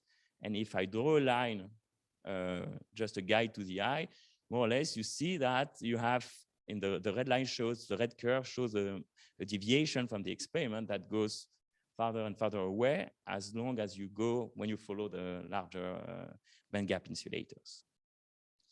Even out of these trends, there are really outliers that are really scary, I would say, because here I wrote in full letters the formulas for solids that have an error in the band gap larger than 2 eV. So 2 eV is really a tremendous amount, a huge error that can say that, okay, our predictions are just not reality. And you see there are really quite many examples where the error is as large as 2 EVs. So the solution in this field, as we have been claiming for years, would be to do GW calculations. So these are GW calculations for only 77 band gaps due to Mikil some years ago. And as you see, in general, the agreement with respect to the experimental values is much better, even though sometimes you still have some outliers like the copper containing chromium or chloride, which are 2 EVs away from the experimental value. Anyway, this seems to be a good alternative to reach accuracy, but we still have very, very few data. And the question is, why do we still have so few data for the GW band gaps? Why don't we have the 473 band gaps available readily by clicking on the internet? Is it because of technical problems, or is it because, and I'm pointing to the solution, we have problems with the precision of the codes? And actually, taking the example of, as you see, precision is the point, and taking the example of the zinc oxide band gap, this is very instructive. So in the eye here, I represent the band gap for zinc oxide obtained from GW based on LDA as a function of the year. So the first evaluation in 2002 was too low compared to experiment. The horizontal blue line is experiment. And then in 2010, there was a paper in PRL showing that the GW band gap is right on top of the experiment. Nice. But that's not the end of the story, because then this triggered a lot of competing studies that also performed the exact same calculation, GW on top of LDA, and as you can see, the spread is very, very impressive. If you try to build an histogram out of these points, then you have no, it's not even a Gaussian centered on a value, it's just like a noise. So the precision of the calculation, or I would rather say the imprecision of the calculation is huge. So we have like a 2 EV spread in the published values for a band gap that should be on 3 something. So that's a situation that is, of course, affecting strongly the reliability of the code and also the predictability that we can have and the trust and so on. So this needs to be fixed. So with a bit of analysis, then you can immediately see that you can split the data into 2 sets. The one that we're using an approximation named Plasmon-Paul model in the Hilbert-St. Louis flavor, and the other. So you see that in the green, the green one are always overshooting a lot compared to all the other ones. So this is pointing to one of the origin of the problem, and then we will go towards more details. So going into the details of a GW calculation, so sorry, I'm going to present quite a lot of equations, but this is really, we need to enter now into the details of GW to understand where are the difficulties. So just a quick reminder about how we do GW calculation in general. So in general, we use the one-shot procedure, or we name it also G0W0, which means that we first start from a DFT conjam calculation. And from this DFT conjam calculation, we extract the eigenvalues and the eigenvectors. And based on that, we calculate the dynamic polarizability chi-naught of the system, chi-naught of omega. And then from this chi-naught of omega, we can get the screen Coulomb interaction W of omega. And then we can perform eventually the convolution between the Green's function G and W, so to obtain the so-called self-energy. And from the self-energy, we get the eigenvalues or the band gaps, if you want. Okay, so that's the workflow we all use. If we were doing self-consistent calculation, then we would need to cycle a bit. But so far, we just focus on the mainstream GW, which is G0W0. Okay, and immediately by taking a look at what is going on inside the codes, and I will be focusing on plane wave codes, we see that there are several points about which we should be worried. First of all, the calculation converge very slowly with respect to the plane wave basis we use for chi-naught and W. Also, it converges very slowly with respect to empty states. First point. Second, we have a problem or a strong sensitivity to the pseudopotentials or to the PAW data. Three, we have to be very, very careful about how we calculate the Fock exact exchange, because it's very sensitive to the K-point sampling. And finally, we have to deal with the treatment of the frequency dependence of W of omega. So let me run through these points, the first point quickly, because we can evaluate that. So why is GW sensitive to empty states, and does it converge slowly with respect to plane waves? So in practice, we usually use this formula. So this is a sum over states formula to obtain chi-naught, the SOS formula. And you see the expression is quite long. It's not that complicated, but immediately we see that we have a double sum over states, J being an occupied state and I being an empty state. So this makes the calculation dependent onto empty states or virtual orbitals in the quantum chemistry vocabulary. And also in plane waves, we have a non-local dependence of chi-naught with respect to the basis. So in other words, chi-naught is a matrix of G and G prime being plane waves. So this is a matrix instead of usually we are used to using vectors. And this is very heavy in the end. We have to store big matrices. And that's why we have to limit, unfortunately, the number of plane waves we use. And that's why it's painful in the end. And here we have the M quantity is what we call the generalized oscillator strength, and it depends on two wave functions. So then also about so that's why it's converging slowly, but we can do brute force calculation and converge the calculation. This is something that we can do today. But concerning the pseudopotential or the PAW data, then we have to calculate this type of quantities, which are product of wave functions. And this is not adequate to do the usual PAW trick. And that's why there are competing versions of how you can implement this calculation of this M quantity in PAW or in pseudopotentials. So Klimt and Kresser proposed some time ago to do norm-conserving PAW. So this sounds really like an oxymoron. You have PAW, but you enforce the norm conservation back in the framework. So that's kind of weird. But on the norm conserving pseudopotential, we also use another thing that is also an oxymoron. We can use optimized norm conserving Vanderbilt pseudopotentials, and usually Vanderbilt means non-conserving. So but that's the way we can do it today. So, but two things. It looks like today it's important, whatever the scheme, to have norm conservation of your pseudopotential or PAW data. And also it's important to have several projectors per angular momentum L. And these two schemes enforce this. That's no problem anymore. And again, another difficulty that we are facing usually is that we have to deal with the semi-core electrons. For instance, if you want to calculate zinc, as in zinc oxide, so it's element 30, usually you would use a pseudopotential with only, let's say, 8 valence electrons. But for GW, you would need to use 20 electrons instead, or the shell and the shell below. So this is how we should do, and that's why the calculations are painful in the end. So we can evacuate this topic and go to the next topic, which is the slow convergence of the Fock exchange.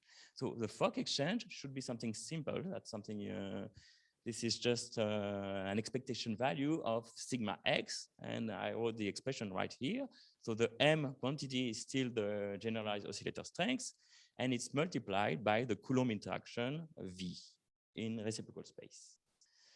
But a problem arises immediately that when you consider the contribution of the Q plus G going to 0, then the right-hand side, you see this oscillator strength reduces to a simple overlap, and therefore you just have delta IV, which is 1 or 0, so it behaves very nicely.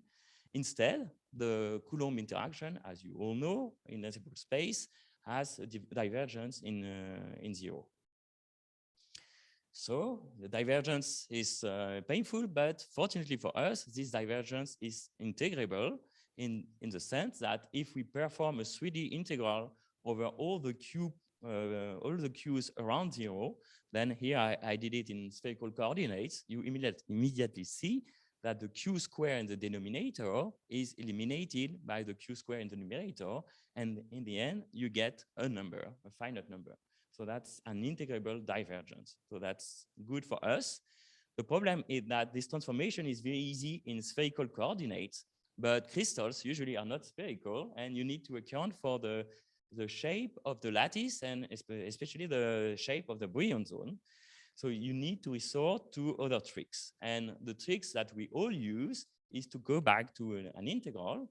We think about this summation over k point being just an integral. And here in gray, I represented the Brillouin zone. And then we all do a splitting of the Brillouin zone into small pieces of the Brillouin zone around each k point or each q point here. And we just split the integral in small volumes, and then we do an approximation. We say that the M quantity varies slowly, so we can extract it from the integral and just do a summation on a k-point grid, on a q-point grid, as we all do in DFT. And just what remains is the integral that we have to perform in the small, in each small volume of the Brillouin zone. And then codes at this point have different tricks. So in Abinit, we were doing this approximation, or this calculation, sorry, using an auxiliary function that we know how to integrate. Or in Berkeley GW and Yambo, they were using stochastic integrals, using a kind of Monte Carlo quadrature and obtaining different results. Okay, so these 3 possibilities were available. And if we compare them for a simplest case, for the simplest case, you can think in solids. So this is silicon. This is the expectation value for the top valence band. And this is a convergence as a function of the k-point sampling. Okay, so you see that if you go towards very, very large k-point sets, so 36 means a grid 36 by 36 by 36. So this is a lot of k-points. And eventually, the codes that are the solid lines for Berkeley GW and Yambo go to the same point as the Abinit in pink. But you see that if you want to reach very high accuracy, you need to go towards very dense k-point sets. So that's why and the convergent behavior is different for valence. So then you have a problem because for the conduction, sorry. So when you calculate a band gap, which is the difference between the two, then you are in troubles. So First of all, we changed the default behavior of Berkeley GW that used to be the dashed black curve that was off. And also we implemented the Monte Carlo integration in Abinit, so that in the end, all the three codes agree, at least on the exchange. That should be the simplest thing we imagine. Okay, and last technical point is how we deal with the frequency dependence in W. So I wrote in the beginning that in the workflow that the GW self-energy is a convolution between the Green's function and W of omega. And here, if I specify all the equation we really implement in the codes, this is the integral we should perform. So this integral over omega prime. Okay, and therefore you see that we need in principle to evaluate W for several omega prime. So this is very painful, and we could do it like brute force with many evaluation of W, which is, I remind you, a matrix. So with a lot of real number or complex numbers. Or we can, in the past, people were using plasma pole model, where the omega prime dependence of W was modeled with this functional form where we have only two parameters per GG prime and Q. Okay, so we have two parameters and we need two constraints. And to get these two constraints, we have Hybertson and Louis or Godby-Needs flavors. And that were the competing approaches that were available. So let's do it for real for silicon. So here, these are the results for silicon. So GW based on PBE using the same pseudo potential, same K-point sampling, same number of empty states, same cutoff energy for the plane wave basis, same technique for the integration, same technique for the frequency integration. So everything's the same. And with our efforts, at last, we could have the same result in AB, stands for Abinit, and BGW for Berkeley GW. So these two codes, you see, after our effort, could agree on the 10 millieV accuracy level. Okay, it's good. Then going to another plasma pole model, the Godby-Needs flavor. Then the three codes could be tested there. And as you see, the accuracy or the precision among the code is now very good. We had to implement the Godby-Needs flavor in Berkeley GW to achieve this comparison. And so among code, that's okay. And then doing the full integration using different techniques. So either the brute force on the real axis or using tricks going in the complex plane, but that's the details. Then the codes could agree within 0.05 EV for the position, the absolute positioning of the bands. So that's quite okay. That's better than the accuracy we have with respect to experiment, but it's still not completely perfect. Okay, and now if we compare the different, the precision of the different approximation, taking the full integration as a reference, we see that the Hybertson-Louis plasma pole model is quite off already for silicon. So the band gap is okay, but the absolute position of the bands is 0.2 EV away from the reference. So I think we can, in the future, we should not be using the plasma pole model in that flavor anymore. But and on the other side, the Godby-Needs is within 0.1. So we could say that it's quite okay, but not perfect. So we have to know that it has a limited accuracy. Okay, so we did silicon. Now we can jump to TiO2, so retile TiO2.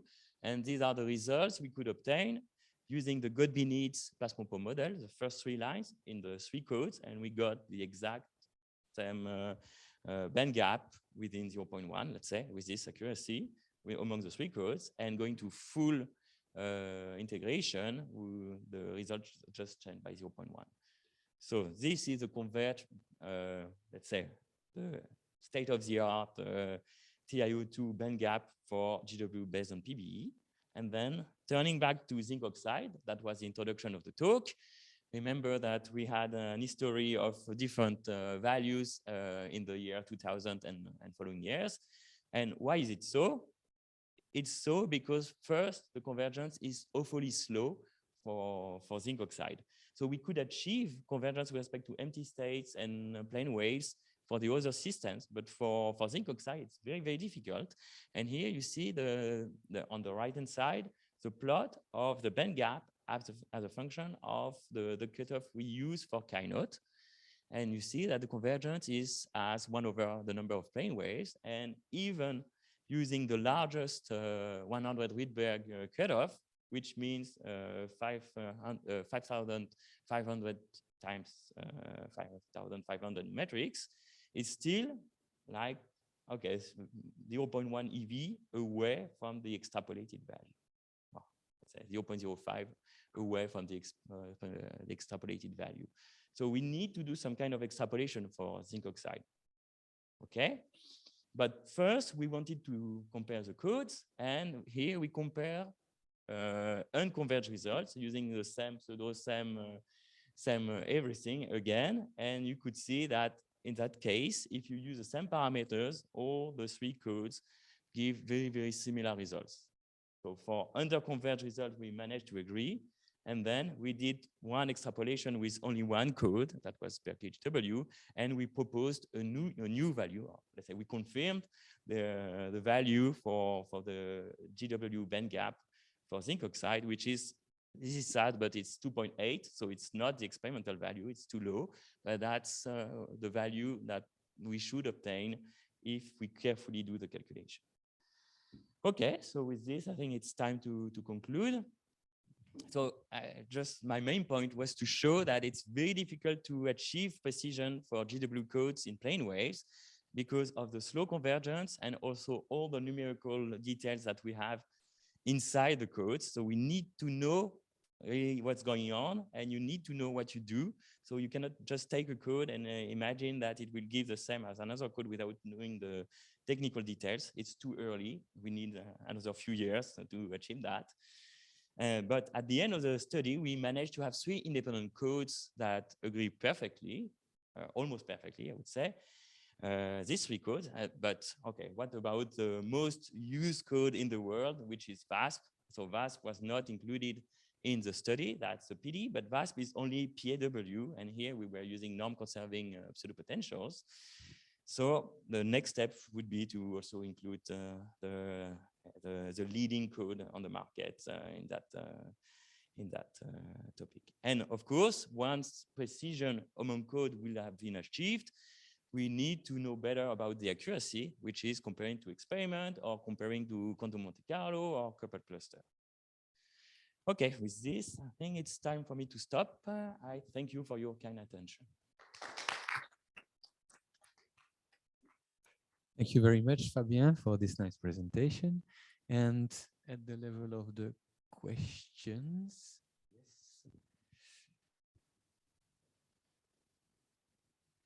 Thanks for the nice talk. I have a small question about the band gap. So I noticed that when you performed the GW calculations for the band gap, you will have different values like the last picture shows.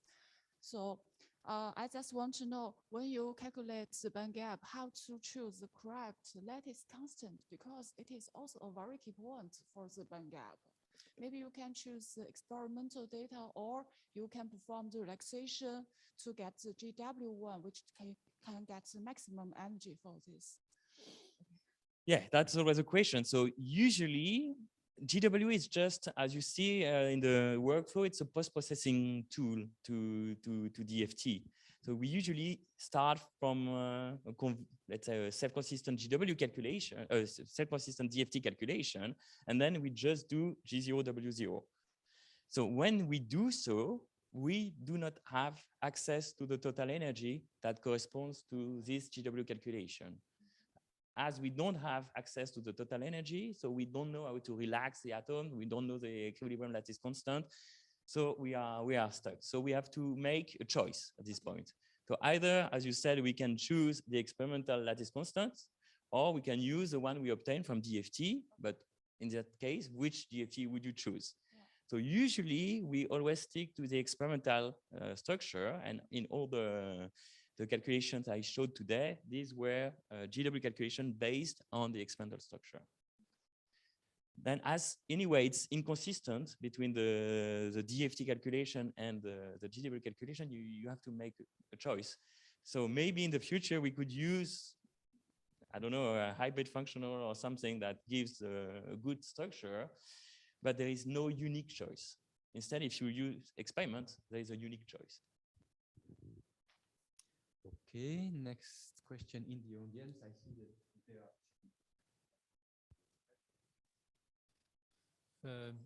I'm not active in calculating these structures, but something that occurs to me if I think of it from a somewhat larger distance is that I'm very surprised that you calculate the band gap, because the band gap is really where you see nothing, there is nothing.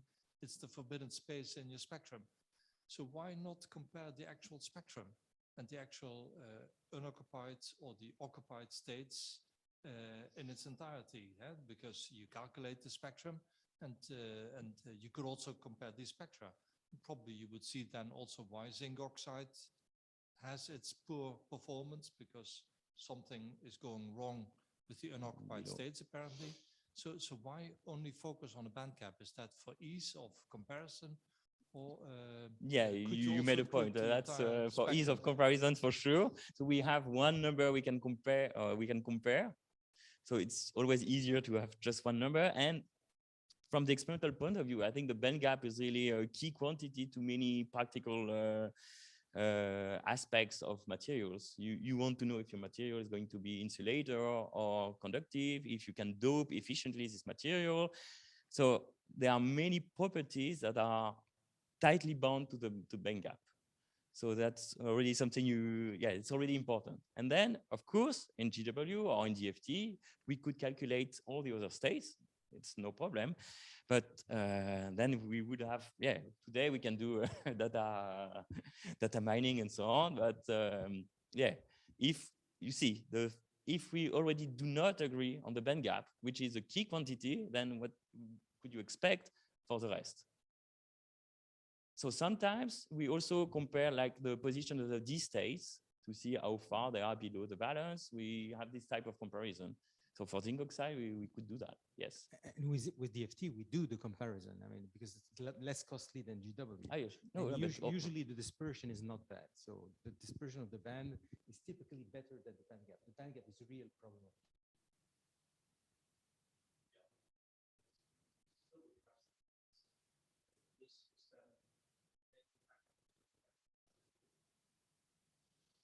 I mean, so if we compare DFT with experiment and we shift the band gap, then we see that there is a nice agreement. So this is why this GW method is a method that is supposed to correct the band gap, because that's the main drawback of DFT. It's meant to do that. Move to the discussions. And also and sometimes we also compare the absolute position of the states with respect to the vacuum level. But for solids, it's very difficult because you need to deal with an interface, because the absolute position of the states is not something you can get from a bulk calculation. When you have a periodic cell, then the absolute positioning is lost.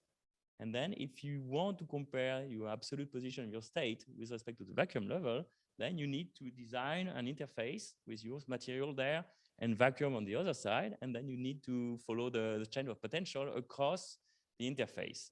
And then your simulation cell starts to be very large. And as you see, even with zinc oxide with only 4 atoms per cell, we already struggle. So also becomes dependent on. Yes, so the 111, the crystallographic direction you take determines what is this, let's say, removed. Becomes extremely complex. And this band gap is effectively something that is kind of independent of where the reference is. I think that's one of the most important reasons why we take the band gap generally as a. Okay, there is one question from Ongbin Shang. Could you raise your question, Ongbin Shang?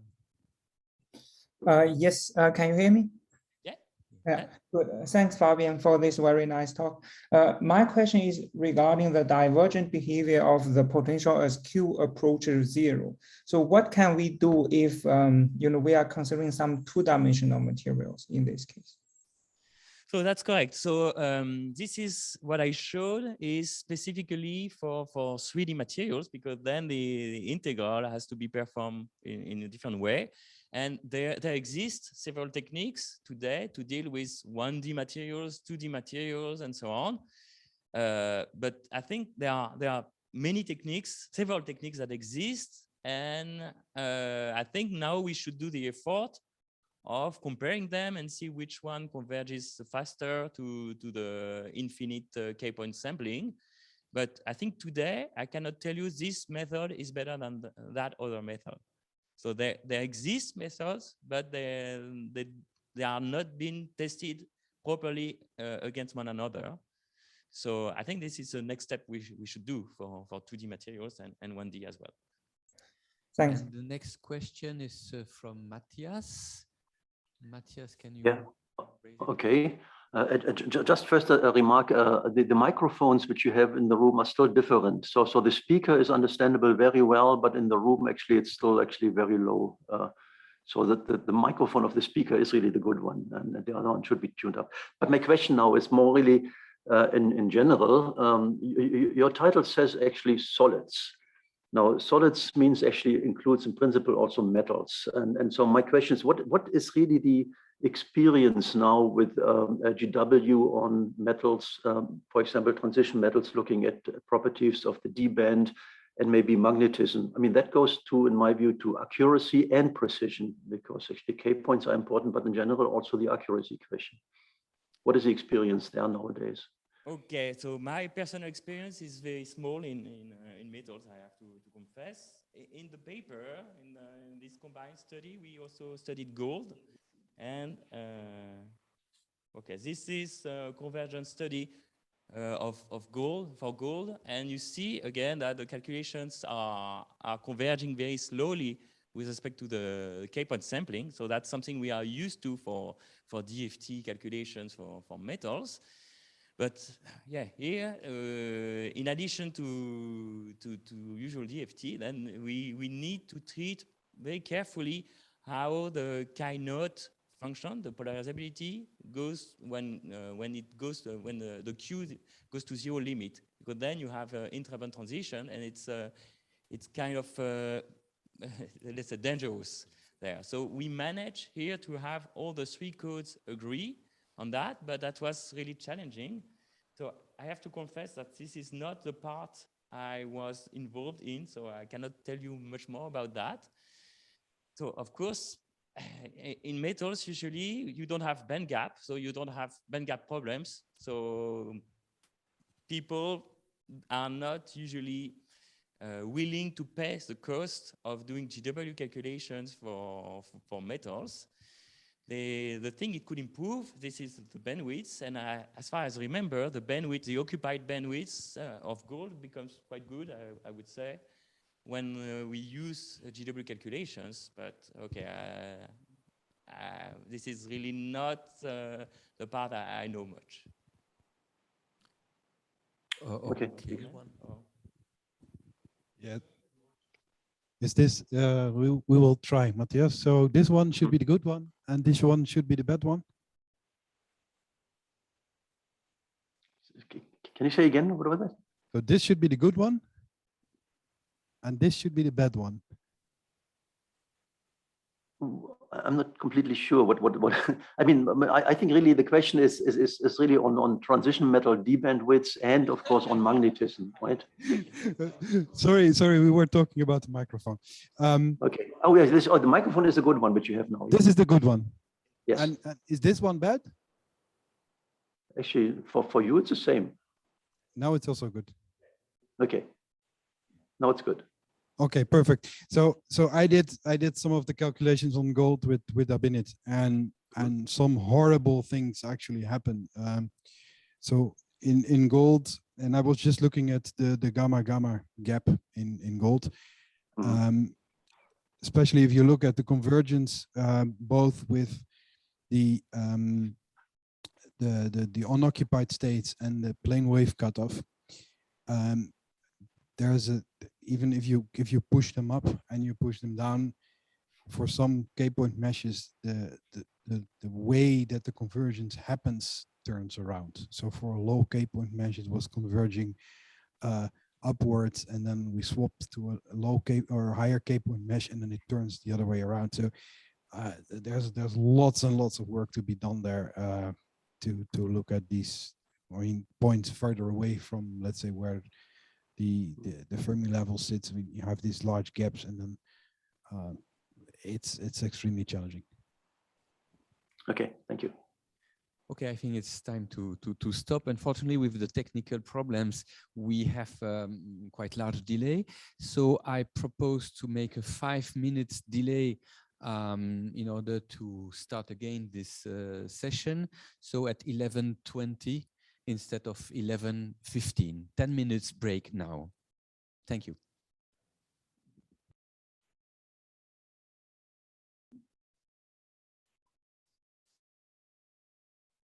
So people are coming back from the coffee place here in Louvain-la-Neuve.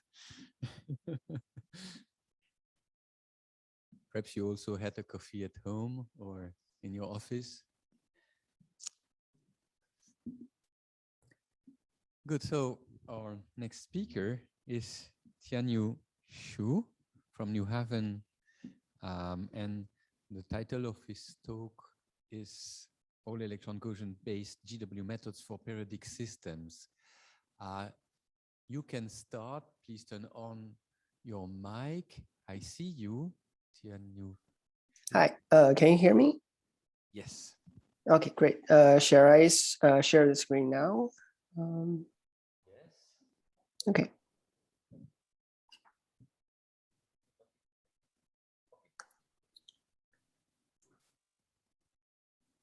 Can you also see my slide? Yes, indeed. Great. Yeah. So I guess I'll just start right now. Okay. Yeah. So hi everyone. First of all, I want to thank the organizers to give me this opportunity to present my work, and I do apologize for not being able to attend the talks before mine, since my local time now is like 5:20 a.m. But I'm happy to share our work on all electron Gaussian-based GW methods for periodic systems today. And this work is done together with Professor Garnet Chen at Caltech. Okay. I'm sure that speakers before me have already given great introductions to the GW method, but I just want to give you some background to set up the context for this talk. One of the most probably fundamental experimental techniques to characterize solid-state materials is photoemission spectroscopy, where in photoemission and inverse photoemission spectroscopy, by removing and adding electrons to the material sample, one can determine or measure the energy levels of valence band and conduction band of a given material, so that we could understand the band structure of a given solid, which is probably one of the most important electronic property of a material. And it's also critical for us to understand exotic quantum phenomena in correlated solids. For example, phase diagrams in the famous cuprate superconductors. And in theory, there is this one physical quantity that corresponds exactly to these experimental processes, which is a one-particle Green's function, written in the frequency domain. One-particle Green's function describes the probability of removing or adding electrons to your material sample. And by computing the Green's function for the material, one could get direct access to the spectral function, or more specifically, density of states.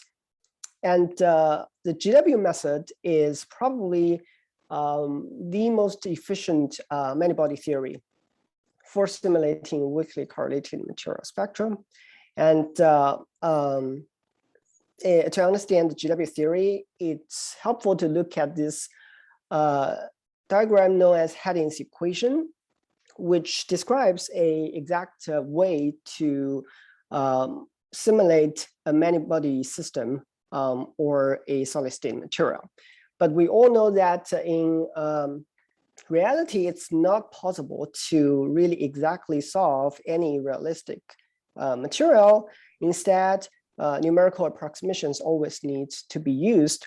GW is just one such approximation, where in this Hadding's equation now, this vertex correction is ignored, and only these four physical quantities are self-consistently updated. And more often, people are using its one-shot form, namely that the Green's function and screen-Coulomb interactions are computed at the DFT level, and then to extract the self-energy from a one-shot calculation.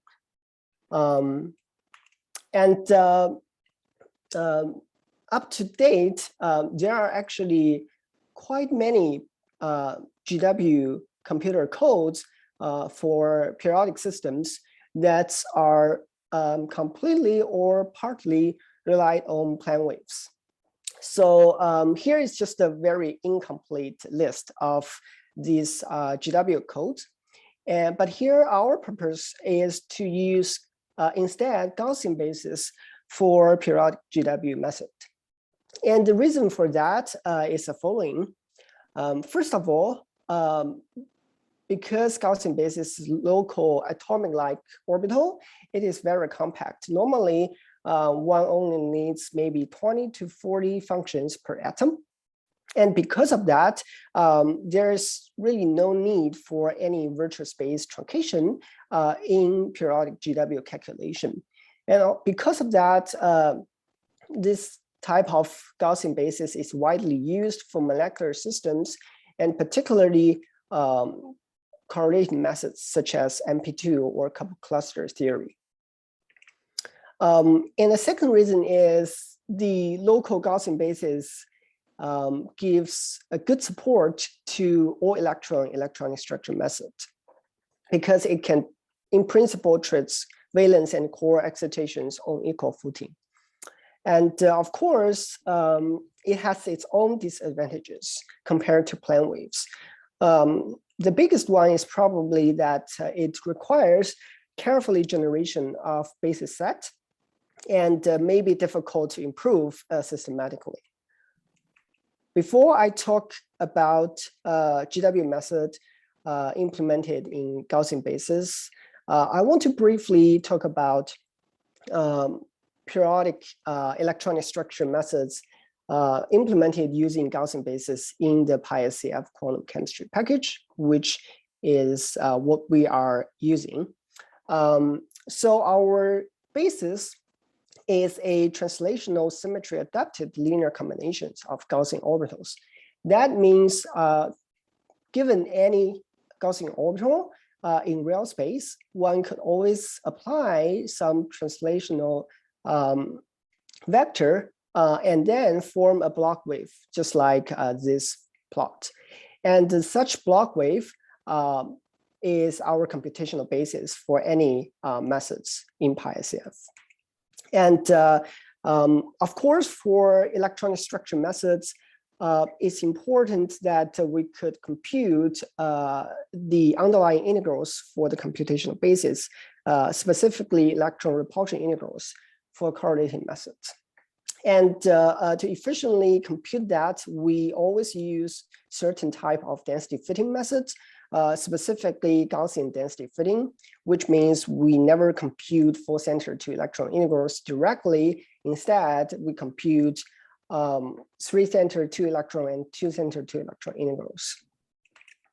And these type of schemes has enabled periodic DFT, Hartree-Fock, MP2, and CCSD calculations for solids with Brillouin zone sampling And here I'm just giving you one example, which was published back in 2017, where the authors describes the possibility to use equation of motion coupled cluster theory to compute band structure for solids, for example, a silicon crystal.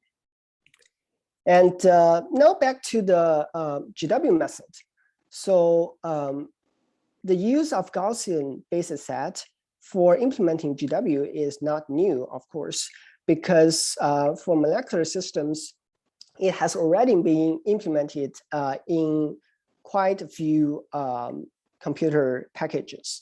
And here, our first step is to implement such methods for molecules in PySF first. And we closely follow the implementations in FHI-Ames and also CP2K, where we adopt two so-called full frequency G0W0 schemes, namely analytic continuation AC or contour deformation CD.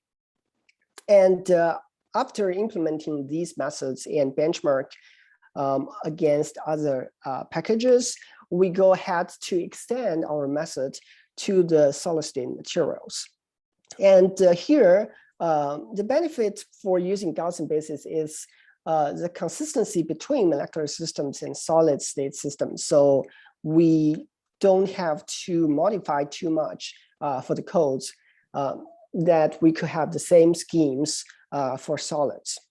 And the computational scaling of our method is the same as other conventional GW methods. And here I also want to mention two related works in this regime. The first one is a gamma-only Gaussian-based GW method in combination with pseudopotential implemented in CP2K. And the second one is a recent publication where the author describes all-electron numerical atomic orbital-based GW with K-point sampling implemented in FHI-Ames. Now, I want to show you some benchmark results for our methods. First of all, because we're using a Gaussian basis set, it's definitely important for us to look at the basis set convergence. And the special note here is that as far as I know, there is no really optimized Gaussian basis set for doing correlated calculations like GW in solids. So instead, we just choose Downing's CCPV-XZ basis developed for molecules, which is regarded as one of the gold standard basis sets for quantum chemistry. And first of all, in this figure, I'm showing you the GW at PVE band gap computed for silicon, diamond, and cubic zinc oxide.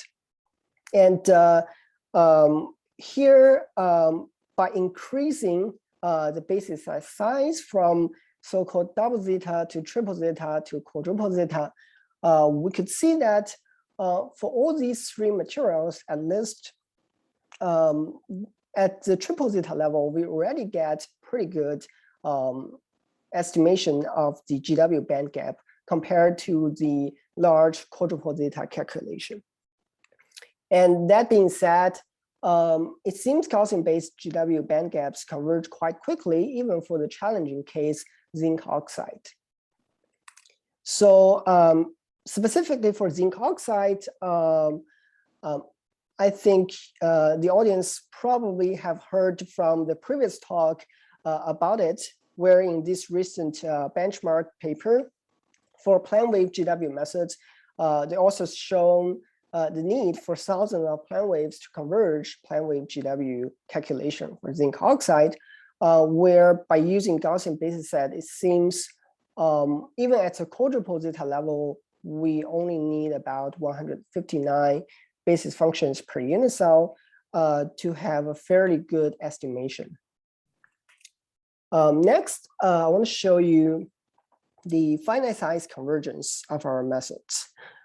First of all, in this plot, we just show the GW at PBE band gap without any finite size correction for silicon and boron nitride. And as you can see here, by increasing the K-match from 2 by 2 by 2 to 7 by 7 by 7, the difference in estimated GW band gap is huge. And even at 7 by 7 by 7, it's still quite far away from the extrapolated GW band gap, which is regarded the thermodynamic limit. And the reason for that is there is this leading source of finite size error in computing electron repulsion integrals, where there is really an integrable Coulomb divergence one needs to specially treat. And here, our strategy is to follow these two papers to apply certain finite size correction, also known as the head and wings correction, where after applying this finite size correction to treat the Coulomb divergence, we find the band gap for both silicon and boron nitride are improved significantly at intermediate K-point region compared to the thermodynamic limit. And that being said, it seems we could get the TDL result for GW method by either using K-point extrapolation or Coulomb divergence correction. And after these benchmarks, now I want to show you a summary of the results for our GW band gaps of semiconductors and rail gas solids, where we're using a CCPV TZ basis. And as summary in this table or in this figure, you could see the agreement between GW and the experimental values is quite good, in line with the other plane wave implementations. And specifically, our GW at PBE result has only 5.2% mean absolute relative error compared to experiment for this set of materials. So in spirit of this workshop and this session, I think it's also interesting to sort of compare our methods with other GW implementations. And here I'm just showing some interesting analysis. One such a comparison is to compare against other local orbital-based GW implementations. For example, the recent numerical atomic orbital implementation in FHI Ames. And the other one is the LAPW plus high energy local orbitals based on FHI gap. The numbers here are just taken from these two papers. And here on the left side, we could see when comparing between Gaussian-based GW and ANO-based GW, we find, except for the zinc oxide cases, it seems all the other materials, specifically semiconductors, have a band gap difference all within 0.2 eV. It's the same thing on the right figure, although on the right-hand side, the zinc oxide cases, the two methods have a much better agreement compared to the left one. And since the zinc oxide seems to be always a little bit controversial and important in the GW community, it's worthwhile to take a deeper look at this material. What we did is, first of all, to try to test our results using different Gaussian basis sets to make sure that our zinc oxide results are not affected significantly by the choice of different Gaussian bases. So here, in addition to CCPV TZ basis, we also choose another Gaussian basis, namely Dft TZVPP. And here, as you could see in this table, indeed, our method gives very consistent GW at PBE and GW at LDA band gaps between these two basis sets. And next, there's just one summary of comparison against other GW implementations. Specifically, in addition to these two implementations, I also include this plane wave-based benchmark very recently using these three packages. And it seems when comparing the zinc oxide band gap, our Gaussian-based GW method has the best agreement with this LAPW plus HLO method, where we find that our GW at LDA band gap seems to be around 0.2 EV larger than NAO-based and plane wave-based GW methods. And in addition to semiconductors, we also did a test on one metallic system, which is bulk copper. And here is just the band structure computed at the GW at PBE level using Gaussian-based GW method. And we could also do some comparison against other GW implementation. Here, we are comparing against the PAW-based GW implemented in VASP, and also compared against experimental values. And by computing these positions of different bands and also widths of D bands, we find at least our Gaussian-based methods perform very similarly compared to PAW methods. Even the mean absolute error seems to be slightly smaller, which indicates at least the Gaussian basis seems to be also reliable for doing metallic system GW calculations. Now I want to switch gear to take a few more minutes to talk about the core excitation binding energies for solids. So this is actually a quite natural target for our all-electron Gaussian-based GW method, because we could, in principle, treat both core and valence excitations on equal footing.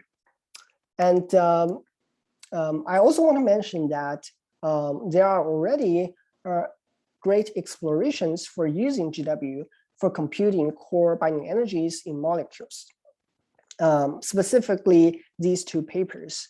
And the authors have shown that at this partially self-consistent GW level, one could get quite accurate estimation of core binding energy in small and medium molecules. And here we are applying our periodic GW method to some semiconductors, where we are using two different DFT starting point, namely PBE, and a hybrid PBE functional with 45% Hartree-Fock exchange. This number is actually taken from this JPC letter paper where I show you here. And the purpose here is just to try to mimic the EVGW0 result. And as you could see, by using our Gaussian-based GW method, we can see the GW method indeed improves significantly compared to their underlying DFT method, showing in this table. And particularly when we look at the use starting from the PBE 45, then the GW method only has around 0.6 EV mean absolute error compared to experimental values. And I think from this study, we think that although it seems to improve over DFT significantly, but it's also concerning because it has a very big dependence on the starting point. So self-consistency or partial self-consistency seems to be necessary for further improvement. And more robust estimation for core binding energies. All right. Now, in the end, I want to slightly mention the use of our Gaussian-based GW method for other purposes. For example, in this recent paper published by Tim Berkelbach's group at Columbia and Flatiron Institute, the authors have used our GW code in the same setting, namely same Gaussian basis set and the periodic boundary conditions, to compare against other quantum chemistry methods, MP2 and PEUM MP2, on a few semiconductors. This kind of framework enables us to understand better the performance of their newly developed PEUM MP2 method. And for our own purpose, we have used this Gaussian-based GW method in our recent ab initio quantum embedding framework, where we're trying to combine our GW method with dynamical mean field theory to describe the strongly correlating materials. And in conclusion, I have shown you a all-electron Gaussian-based periodic GW implementation in PySCF, which can, in principle, treat both valence and core excitations accurately. And a point that we felt quite necessary from this study is optimized Gaussian basis sets for doing periodic correlated calculations. And with that, I want to thank my postdoc advisor, Garnet Chen at Caltech, and also funding sources from US DOE and Simons Foundation, and also support from Caltech HPC. And thank you for your attention. I'm happy to take any questions.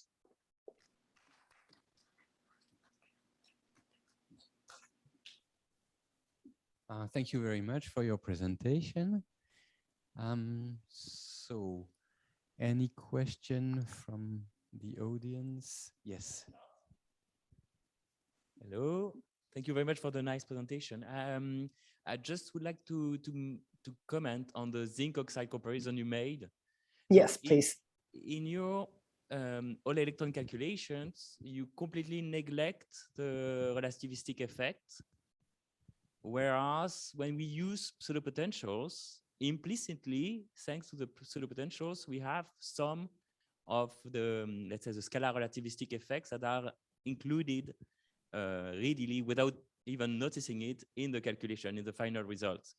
So that may explain why you still have, let's say, 0.2 difference for zinc oxide compared to the other plane waves evaluations.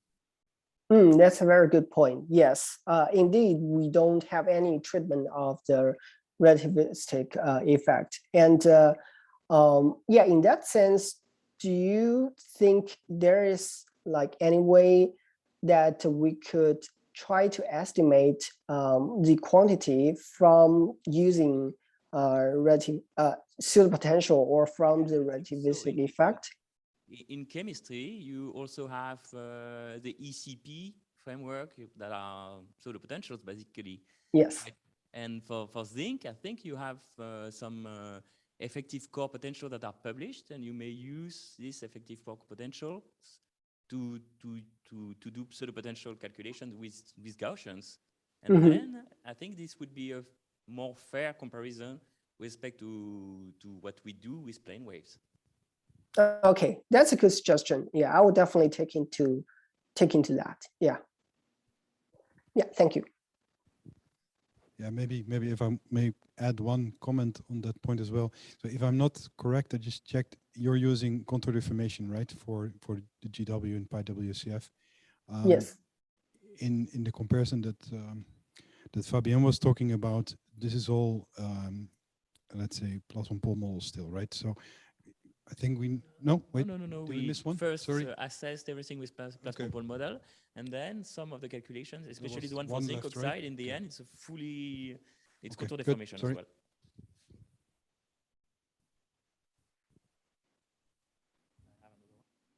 Is your code available in PySCF already, or? Yes, our code is already available in PySCF. Want to Yes. use it? Okay. comparison between your code multi-GW and pi. Yes, okay. Any other question from the audience, from the people on the web? No. Again, Fabien. So sorry to insist. When you showed the integrable divergence in the exchange, you showed some results with no correction. Yes. So what do you call no correction? Do you just neglect the Q0 contribution? Yes, correct. We just fully neglect Q0 contribution, which is definitely not the optimal things to do. Yeah. Yeah. Okay. Okay. Yeah. Thank you. Yeah. Okay. No other question here, and from the web, no. Okay. Thanks to you, and we might start the discussion session now. So globally, we had indeed a presentation by Stefan first, which was about total energies, then lattice parameter, and with this, the evolution towards a much more encompassing test set than the already very interesting Delta SCF original paper. We see at the level of the GW that things are much more difficult, and the comparison between a couple of code is already a challenge, but it has been progressing. In solid. For molecule things are progressing. Okay. Perhaps, what if, Stefan, you might have some advice or discussion, debate about going beyond the DFT. It was already raised whether you might do something for HSE. And well, here we have been speaking about GW.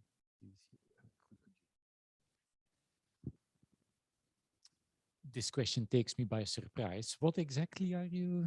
Well, you have the position that you lead the validation verification effort at the level of DFT. Mm-hmm. I don't really lead. Giovanni Pizzi is in charge for the virtual oxides coordination.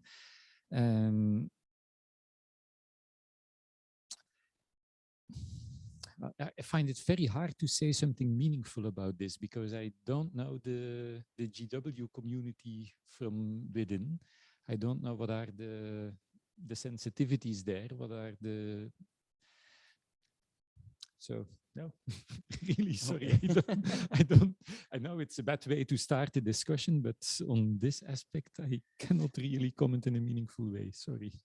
Yes, perhaps to rephrase the question, you have been focusing on total energies, volume, lattice parameter, and bulk modulus somehow, but this was a small set of properties. Mm-hmm. One has been discussing of electronic structure validation and verification. From your experience with the difficulty of doing the setup of tests, what would be your advice or request or questions with respect to further properties like the electronic structure, possibly other properties as well? These are at present, if I'm not mistaken, the only properties for which there is an effort in the solid state community to do some validation and verification. Yeah, so electronic structure will be taken into account in the new oxide set because next to, and I think Giovanni will talk about this on Thursday, next to examining the energy versus volume data, there will also be an attempt to compare band structures and to quantify differences between band structures. Mm-hmm. Now, in terms of advice, in anything you want to compare, I would say keep it simple is always a good thing. And that I heard also in the GW stories, and many times it was repeated. And we made the choice to stick to the simplest possible things to compare, and that is very wise because in several of the questions we heard it, can you do this? Can you do that? Every new complexity you add opens a box of new things that are to be checked, and after a while, well, you have so many bifurcations that no meaningful comparison will effectively be made. So keep it simple, keep things that are available in as many of the codes in your community as possible. Because if you want to check some exotic feature that is available only in 2 codes, okay, that can be valuable, but it's a different kind of exercise than doing something community-wide. And in terms of properties, the more experimental features are related to that property, the more valuable the property is to check, which was one of the reasons to look first at energy versus volume, because everything that depends on elastic constants, well, in the end, depends on that feature. Band structure, the next one, yes, everything that depends on spectroscopy, that can be measured by spectroscopy, depends on the band structure.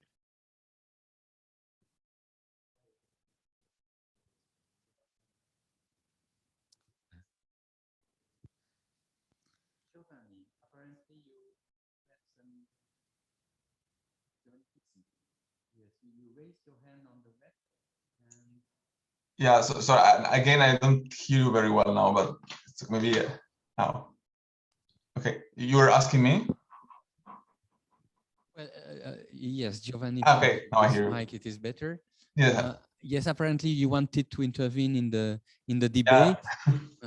Maybe I removed my hand because in the end Stefan already replied, I think, to what I wanted to say. But maybe just as a comment, indeed, tomorrow we'll mention some of the ongoing work that we plan to do, and indeed the idea at least is to extend to band structures, maybe to something else, density of states, projected density of states. Maybe I comment more tomorrow, but indeed, I think that the challenges are what Stefan mentioned. He has a much more experience than me in making these things happen. I think on one side, you want to make sure that our properties, which are easy to compute, indeed by many codes, are kind of well understood and easy to standardize, let's put it this way.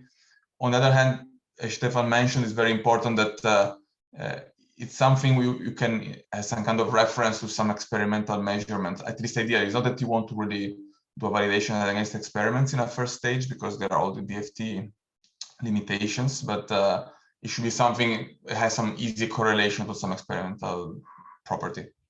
It's just a small comment. Thanks. There's actually some experimental people here to want to comment about what we are doing at the level of the theory. Here, does it look like far too simple with respect to what you would like to know from the theory, or is it already inspiring for you?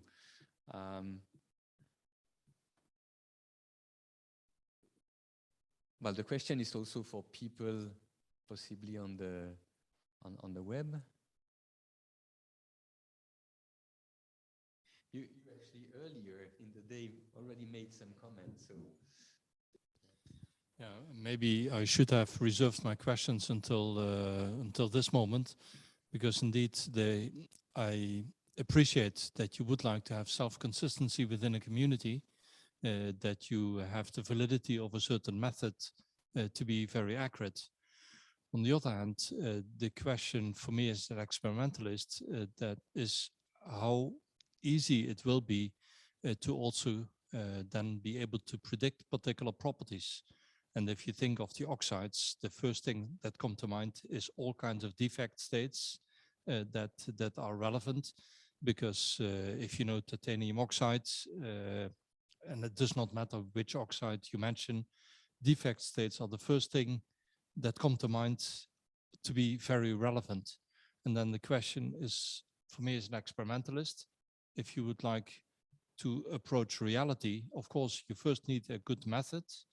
But then the second part is that if you want to go towards a real system, which methods are most appropriate to encompass the various difficulties that you have with oxides. And the set of correlations are, of course, an issue. What is it? The many electron correlations come to mind. And for me as an experimentalist, it becomes then very important which methods are adequate to describe this, in order to also know which theory to embrace and where I should find my inspiration for going further in delving into experiments.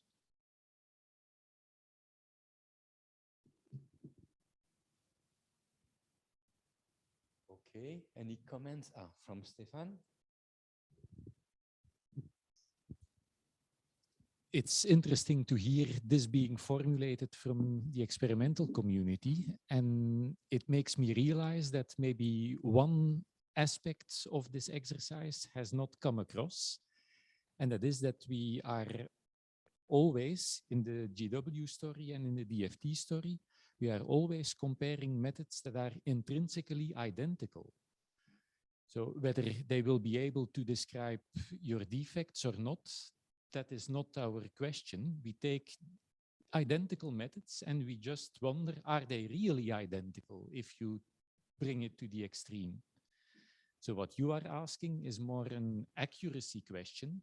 Where in the hierarchy of methods do you have to go to find a method that can describe the property I'm interested in? That's a different exercise. Yeah, well, partially different exercise, right? Because it's also is when we kind of benchmark our codes to describe perfect oxides, then describing or benchmarking whether they get the oxygen defects correct is yet another story, right? I mean, so yeah, exactly.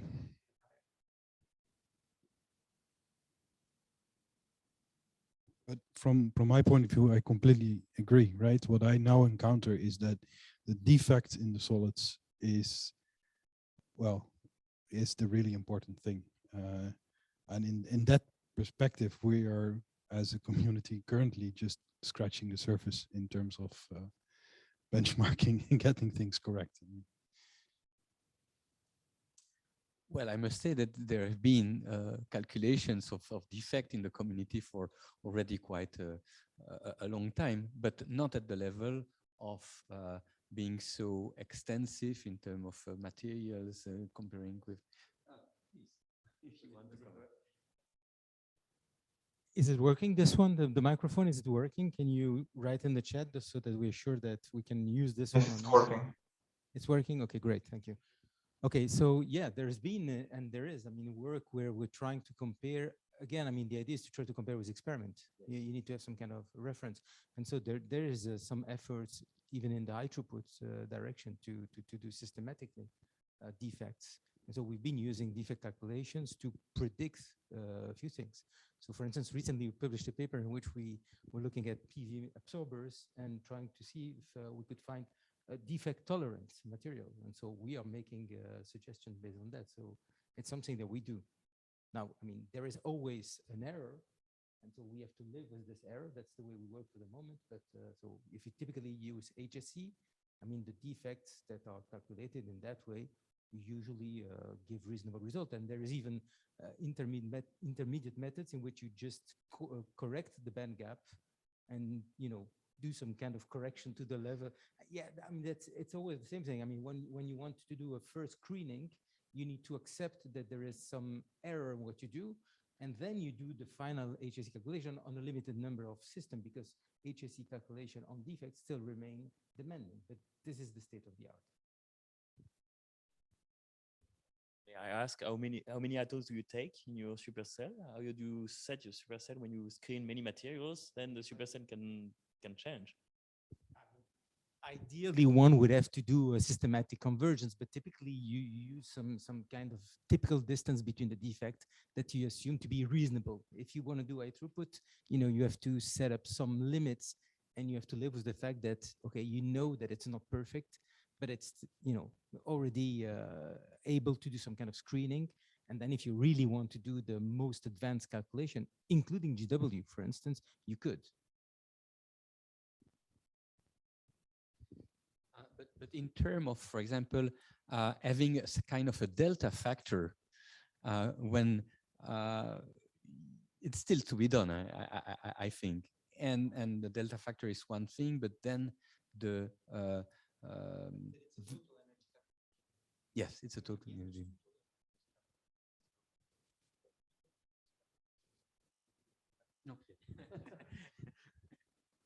Sorry, I was not speaking on the microphone. So I was just mentioning that, I mean, with respect to what Xavier is saying is that, I mean, the way we compute the defects for the moment is 2 DFT calculation, total energy calculation. So if those are supposed to be correct, then the difference hopefully is reasonably correct. Yes, one can indeed kind of inherit from the delta factor project the good properties of for specific case like defect calculation. That's indeed the hope.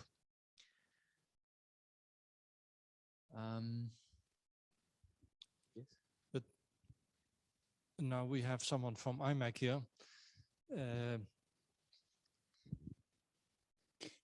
If we are going to nanofabrication, or we are in nanofabrication, at that point, also the crystallinity becomes a question, right? Because many systems at the nanoscale are no longer to be described by a nice crystalline structure, which with infinite propagation in all 3 directions. So how about amorphous structures? How are these to be taken into account? Because my expectation is that if you apply titanium oxides, I mean, it will be very difficult to describe that in terms of rutile or in terms of any other structure. It probably will be quite amorphous. Yeah, well, indeed. I mean, there's various reasons for amorphous. One is indeed there's interfaces and there's sizes in which amorphous becomes most point.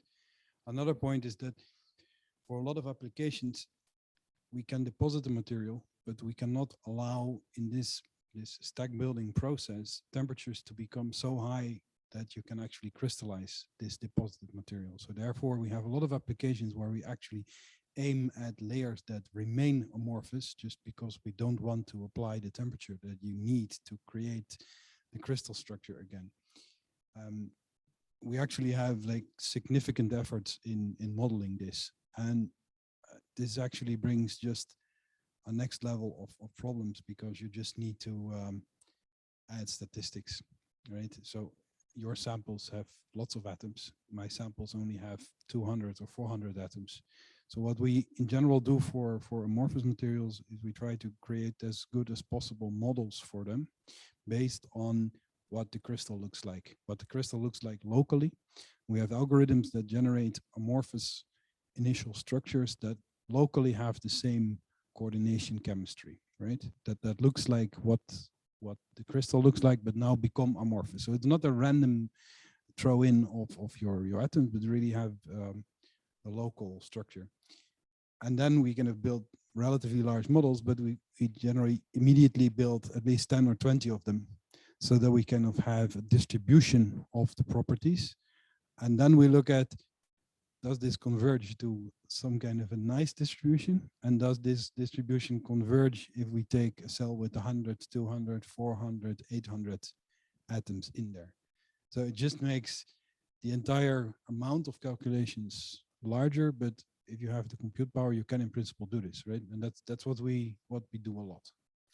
And the good news there, to build on what Fabien was pointing, I mean, the size of the supercell that is needed for a defect, since you're doing an amorphous anyway, then, I mean, you don't have that problem anymore because you have a big cell anyway. Yes. Well, the problem partially is true, but it's also not completely true in the sense that sometimes we are looking now already at defect concentrations where the actual defect concentration, when we do these experiments on these, we see that it matters if you have 1/100% in atoms of hydrogen in there. So the actual calculation would still mean that you need an enormous amount of atoms in your unit cell to actually get to that concentration.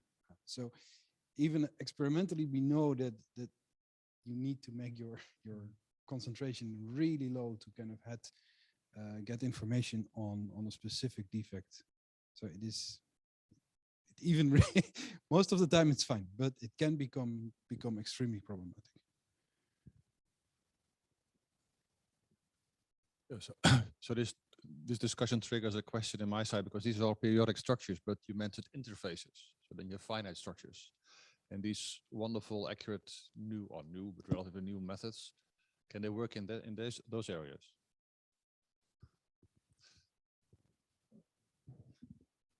Yeah, sorry. Okay. Well, I think in principle they can, right? There is no inherent reason why you could not do GW on an interface. The problem is just the number of atoms. So we can build structural models that you can do with DFT, and in principle you can do this, right? So I think that the real point here moves towards some applications for GW that we have seen, for instance, in CP2K, where you have like low scaling methods, right? So they make approximations, and they actually make that for small systems, the calculations are extremely demanding. But if you go to large systems, they don't go up that fast in computational power. And these methods, in principle, could go to 1,000 atoms GW calculation. So it is in principle possible, but I mean, these are heavy calculations.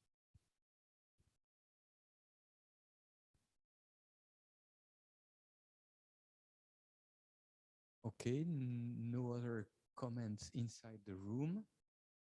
Let me see whether there are comments or people who wants to say something on the web. Matthias or Claudia, or possibly Hongbing. So sorry, the other Tian Yu Shu. Do you want to say something? If not, then we can stop the discussion for this morning, and thank to all the speakers and all the person who took who made comments. Thank you. See you. So we will reconvene at 2.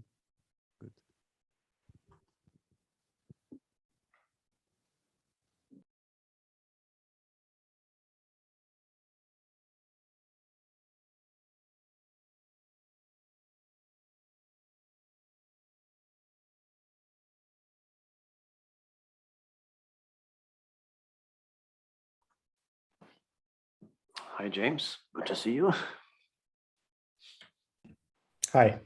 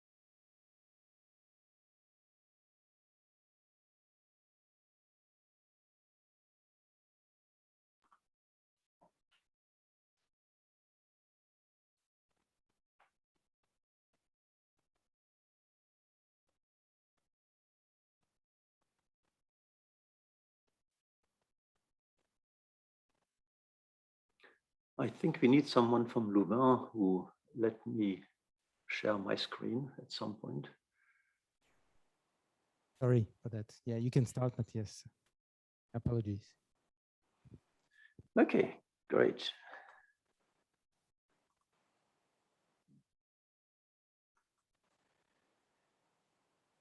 Good.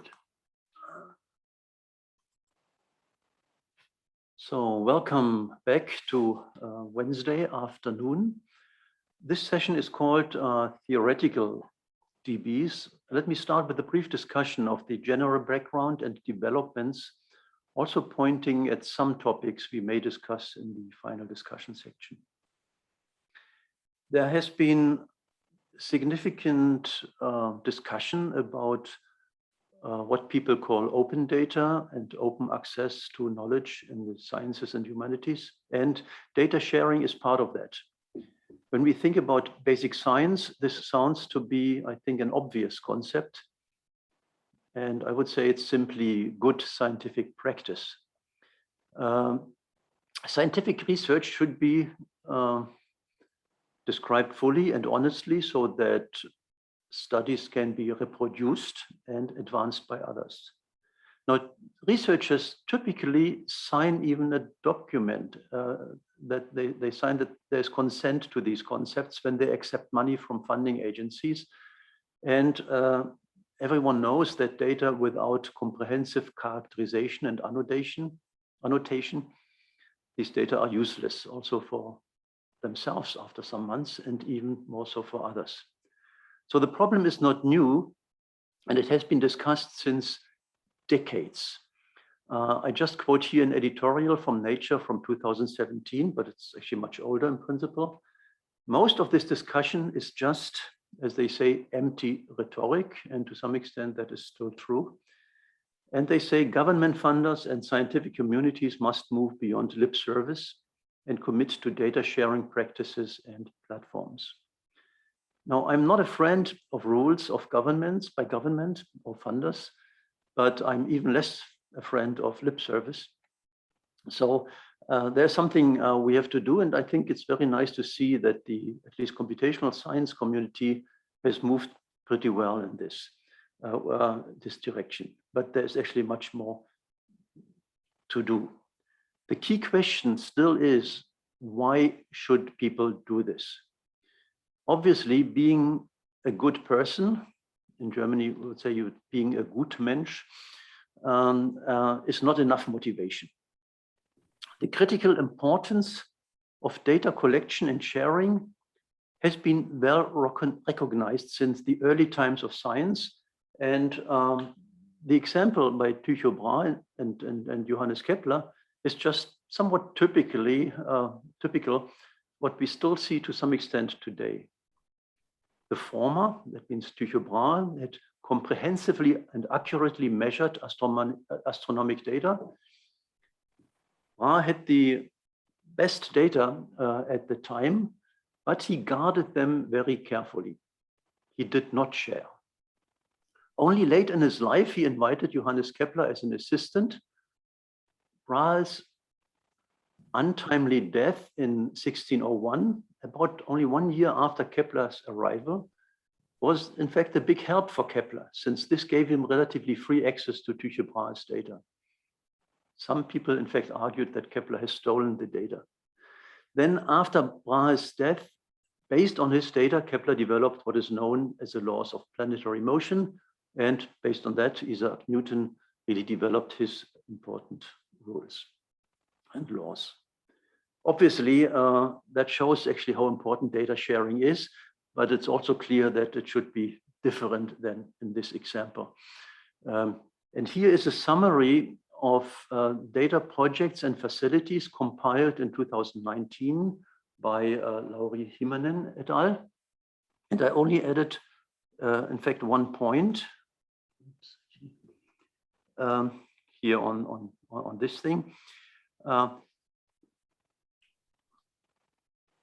The idea was put forward to create a comprehensive data repository, was put forward in 1882 by Hans-Heinrich Landolt and Richard Bernstein both professors at the Agriculture College in Berlin, when signing a contract with the publisher Ferdinand Springer to print a book, Physikalik, in English, Physical Chemical Tables. This endeavor has been growing enormously since then, and it's now known as the Landrut-Bernstein or Springer Materials. By now, these are several hundred books with several 100,000 pages, covering data on mechanical, optical, acoustical, thermal, spectroscopic, electrical, magnetic properties, and more.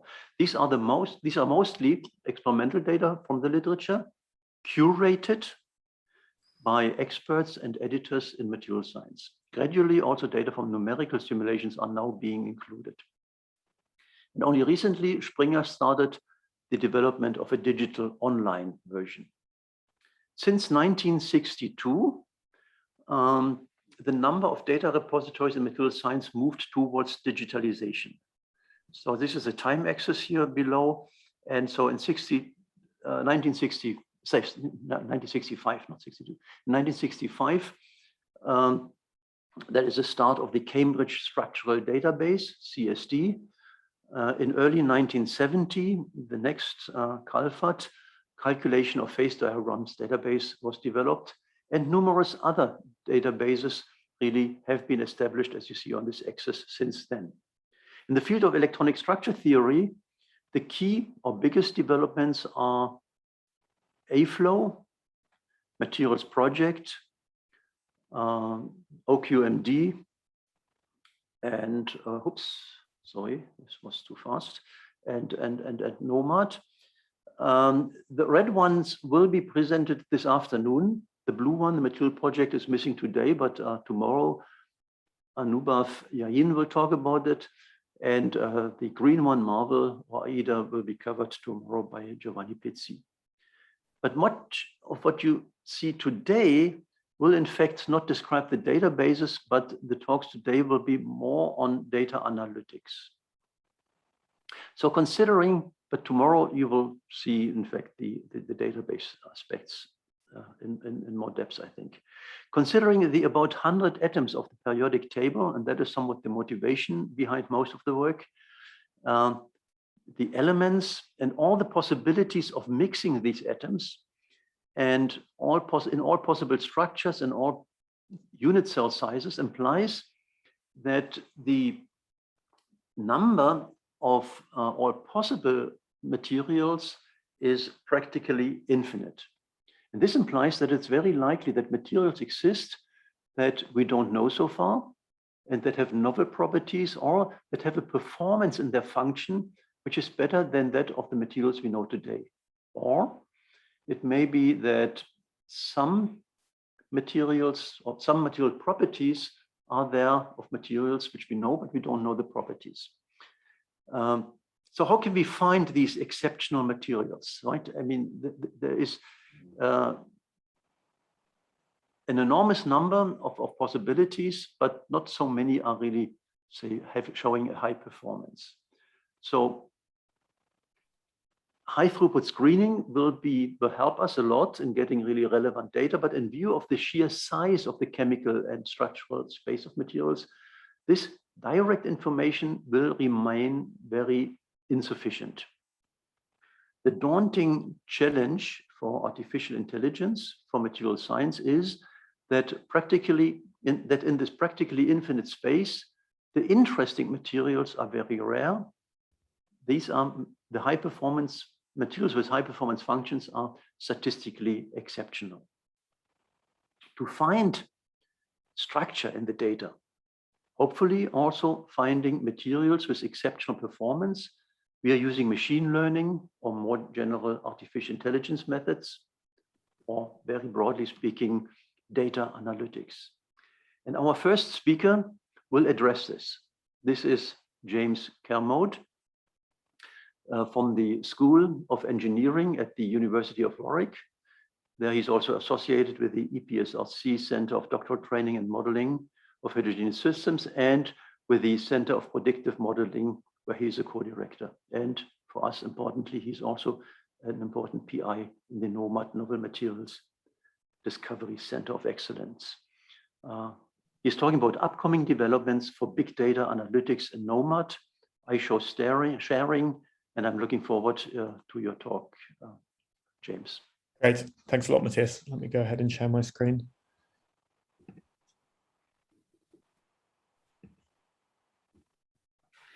Oh, sorry, I have to change something quickly.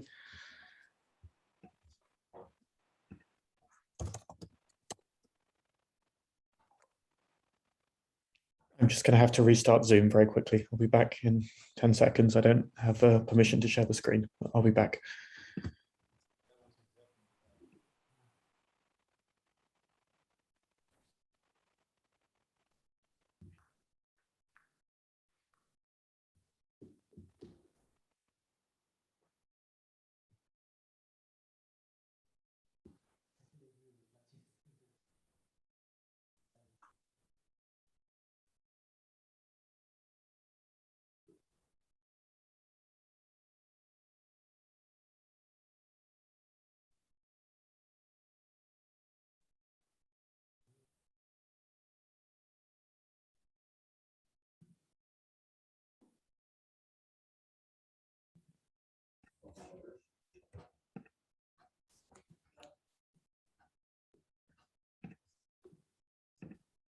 Okay, we should be in business now. Oh, let me put the video on as well. Okay, do you see the screen okay? Yes, fine. Great. Thanks a lot. Yeah, so thank you for the nice overview and nice introduction. Oops. Let me just say a little bit about people involved in case I run out of time at the end.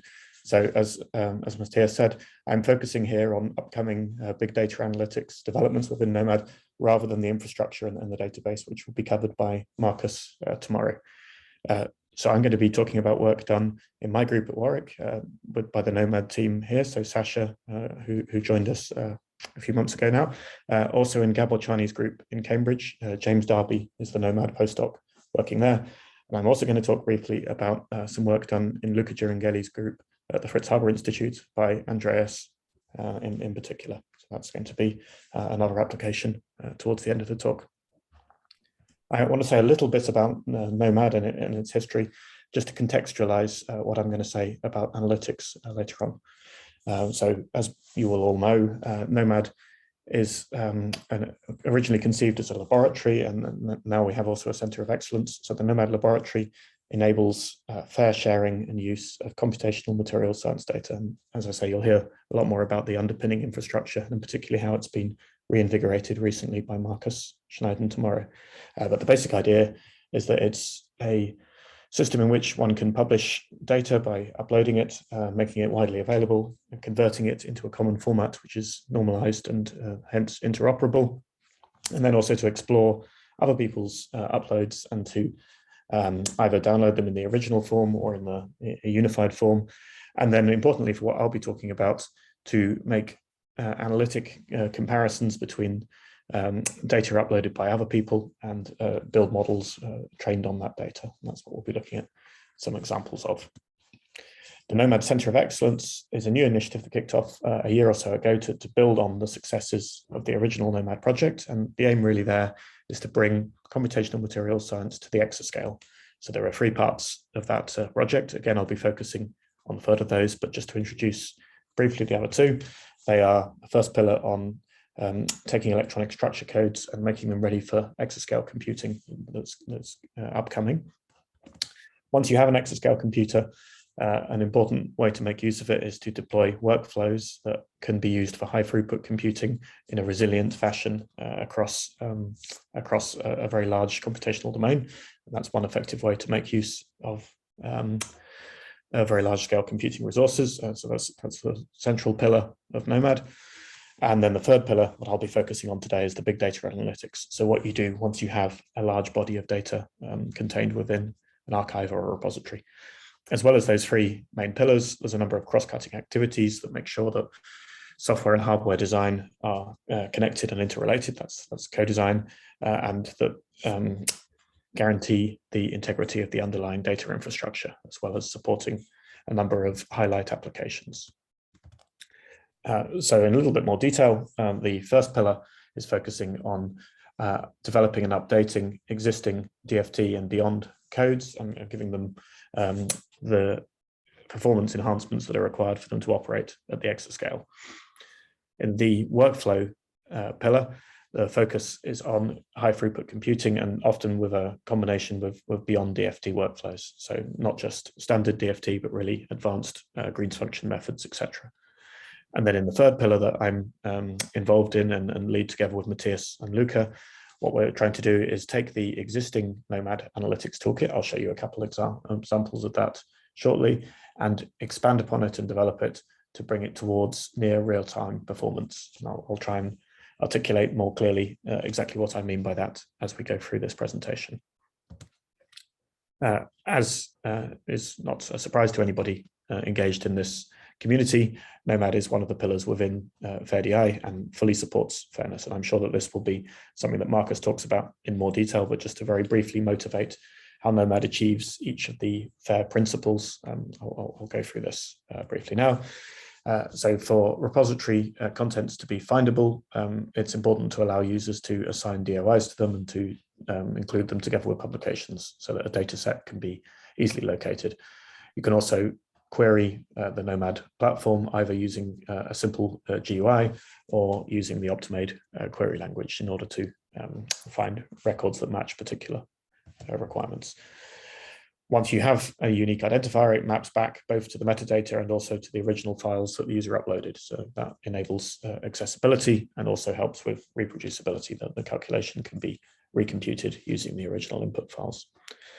Interoperability is guaranteed by normalizing data to a common ontology, but again, you'll hear more about from Marcus tomorrow, but is also a key enabler for doing any analytics. So analytics relies on the code-dependent data being converted into a common form so that different codes concepts of similar quantities can be harmonized and brought together.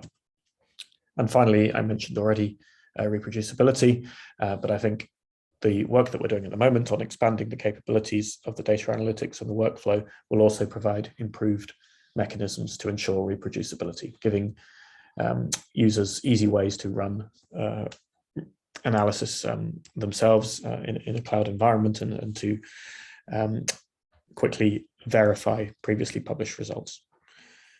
In order to deliver that, what we think is necessary is to take existing AI and machine learning tools and try to invest them in sufficient optimization that you can have a real interactive experience when using these tools.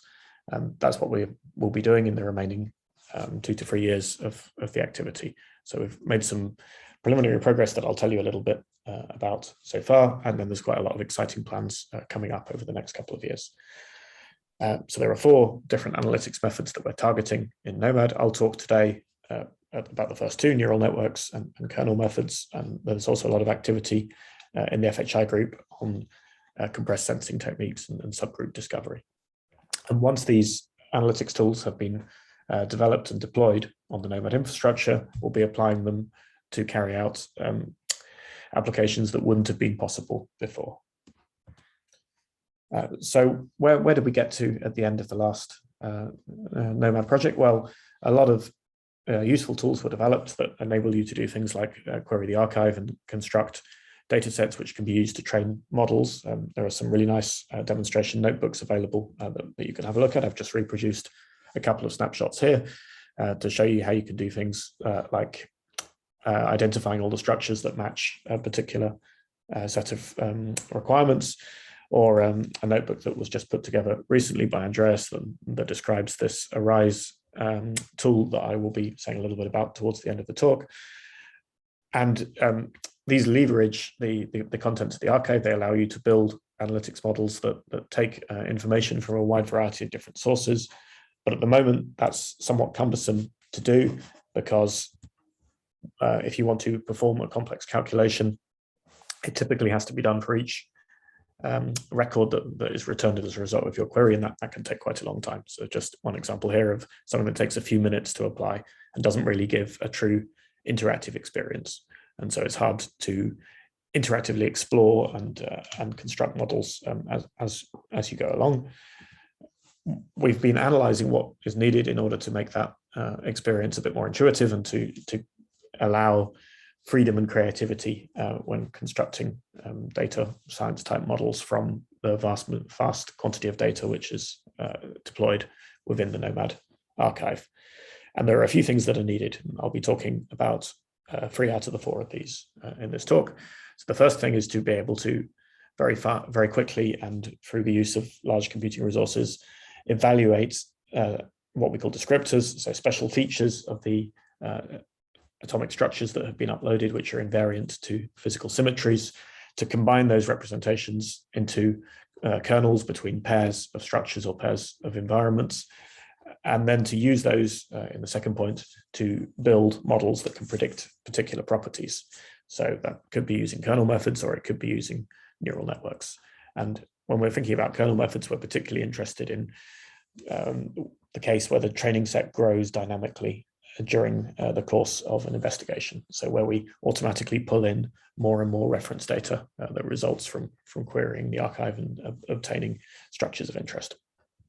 Then there's a final topic on compressed sensing that I won't be touching on today. So what do we have in mind? What would be a sort of typical use case that motivates the kind of interactive explorations that we'd like to be able to do? Something like mapping the contents of the archive is a good sort of picture to have in mind for the kind of task that it would be nice to be able to carry out. So what I've shown here is a representative low-dimensional map of a large database of configurations of silicon, and it's projected into a 2D low-dimensional space. So this is a kernel PCA map, actually using the SOAP descriptor as the original fingerprint for the structures, but it gives a very useful and intuitive overview of the contents of a large database. We can look at the part of the space that corresponds to diamond structured silicon, amorphous silicon, various different polymorphs, a large region associated with liquid, and then various crystal structures that are distinct from one another in this 2-dimensional projection.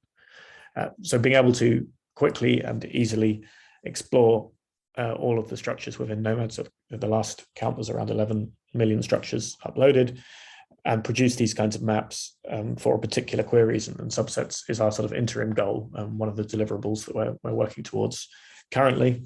And in order to do that efficiently, these descriptors have to be pre-computed and stored as part of the repository. So we have to augment the structures within the database with the required physically invariant representations. So you might have come across symmetry functions that are used for fitting Baylor-Paranello style neural networks. I'll say a lot more about the SOAP, the smooth overlap of atomic potential. And then there's a new class of fingerprints, the atomic cluster expansion, that we're planning on adding in future.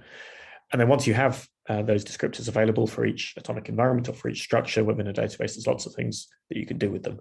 In the first case, mapping or charting and identifying structures with common behavior, but then later selecting a subset of those structures and using them to build a model will be the next topic that I'll talk about shortly. But in all cases, these descriptors need to be efficiently pre-computed and stored. And what's particularly challenging about this is that most of the machinery that has been developed for these kinds of tasks up until now has been used to fit interatomic potentials. And in that regime, you typically have a fairly low number of chemical species, and you don't worry too much about the scaling with the number of different types of chemical elements involved. So if we go on and look at how this is actually represented, if we think about SOAP, the smooth overlap of atomic positions, what we're doing here is constructing a density by putting Gaussians on each atom within our structure, adding up contribution from each of those neighbors around a particular atom of interest. So we're looking at the environment associated with the central atom in this methane molecule here. That gives you permutational invariance because we're summing over all of the neighbors, and also translational invariance by construction because we're only interested in vectors joining a neighbor to an atom, but it doesn't remove the rotational symmetries. And so the way that this is done is by taking a density representing one environment of interest, multiplying it by a density with which we'd like to make a comparison. So this is a kernel between densities, and we need to do that for all possible rotations. So we take one structure, we keep it a fixed orientation, we take the second structure, rotate it over all possible rotations, and then look at the overlap between those densities. It turns out that that integral can be done analytically if one makes use of a projection of the density into a basis of spherical harmonics and some arbitrary choice of radial basis function. So it doesn't really matter what you use for the radial basis function. If you use spherical harmonics, this integral becomes analytically tractable for a discretized representation of the density. So there's still some approximation involved in where we truncate this sum, where we cut off in terms of our radial basis set and our maximum angular momentum L. But once those things have been fixed, this integral is analytic, and actually it collapses just to a power spectrum of these expansion coefficients for each environment, and then evaluating the kernel itself is as simple as dotting together two power spectra vectors.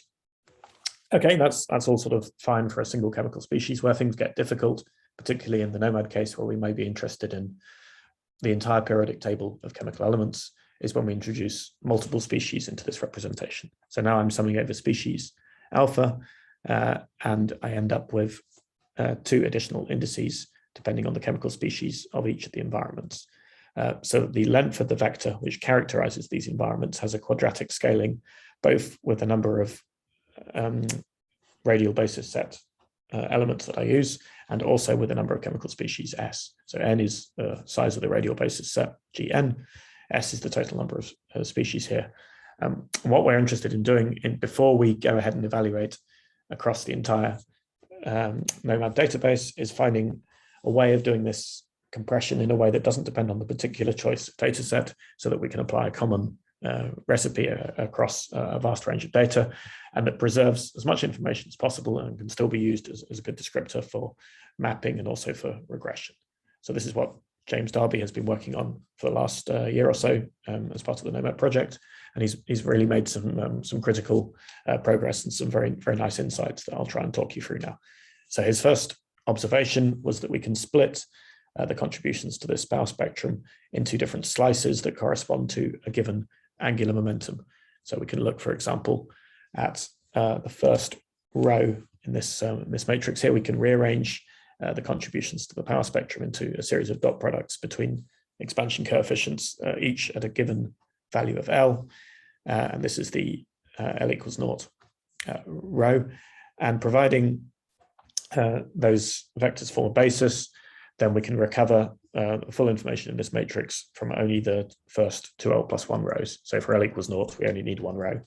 For L equals 1, we need 3 rows, etc. And we can then exploit this to save having to represent the entire matrix and represent only the coefficients we need to reconstruct it. So far, this is a completely lossless compression. We'll go on to talk about lossy compression shortly.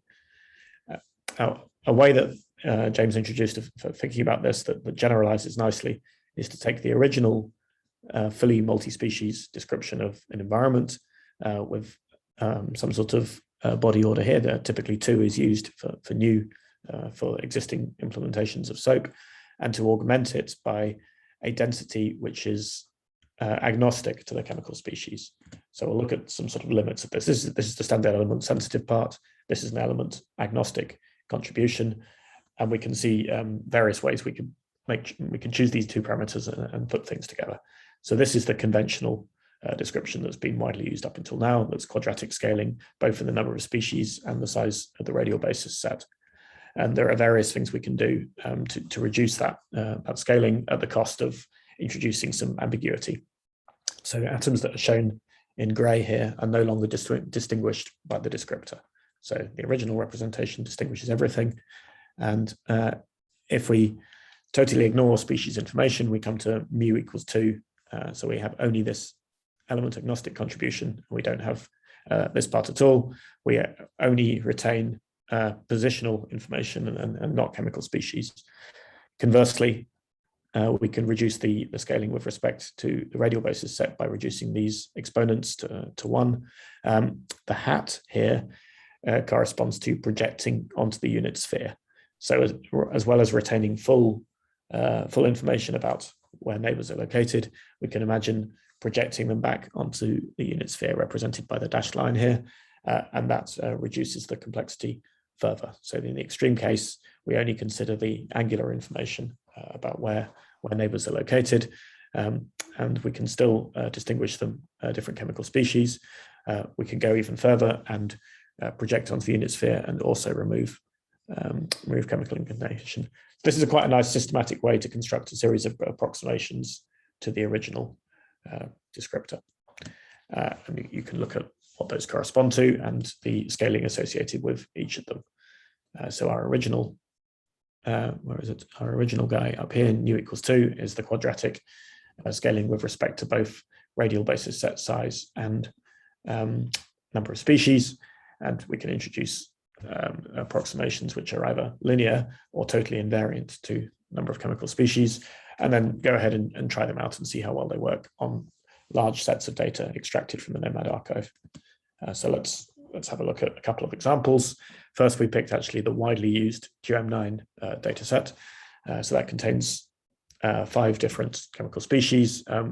However, they're all in equilibrium configurations. So what's interesting to note here is that species information isn't actually completely crucial in order to be able to distinguish these different molecular environments. So let me talk you through what's going on here.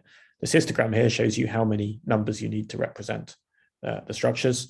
So the original complete representation is just over 4,000 elements long, whereas the fully compressed version, which has removed all species information, is much, much shorter, only 180 elements required.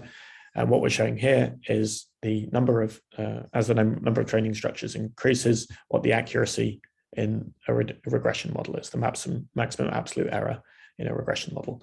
We considered 2 different types of regression model here, either simple linear models or kernel-based models.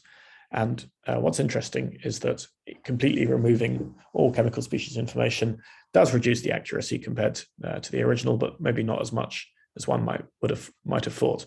Whereas with a linear model, there's nowhere near enough information left to reconstruct the original environments. But taking a look at some of the more intermediate results, we can see we really can get very good compression with very little loss in accuracy. So taking, for example, the green model, we've reduced the size of the descriptor that we need to store by a factor of 4 with very little reduction in accuracy.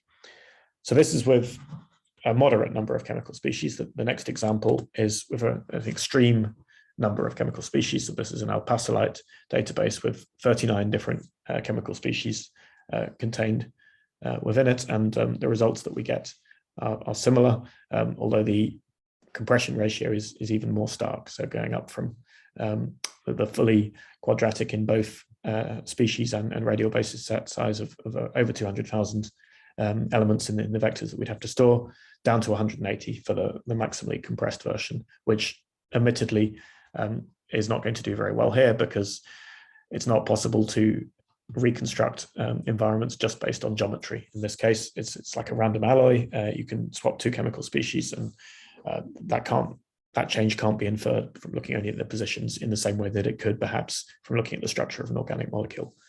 So here it would be more appropriate to pick some of the compressions which are less extreme, which retain both positional and chemical information, but you can see we can still get quite significant compression.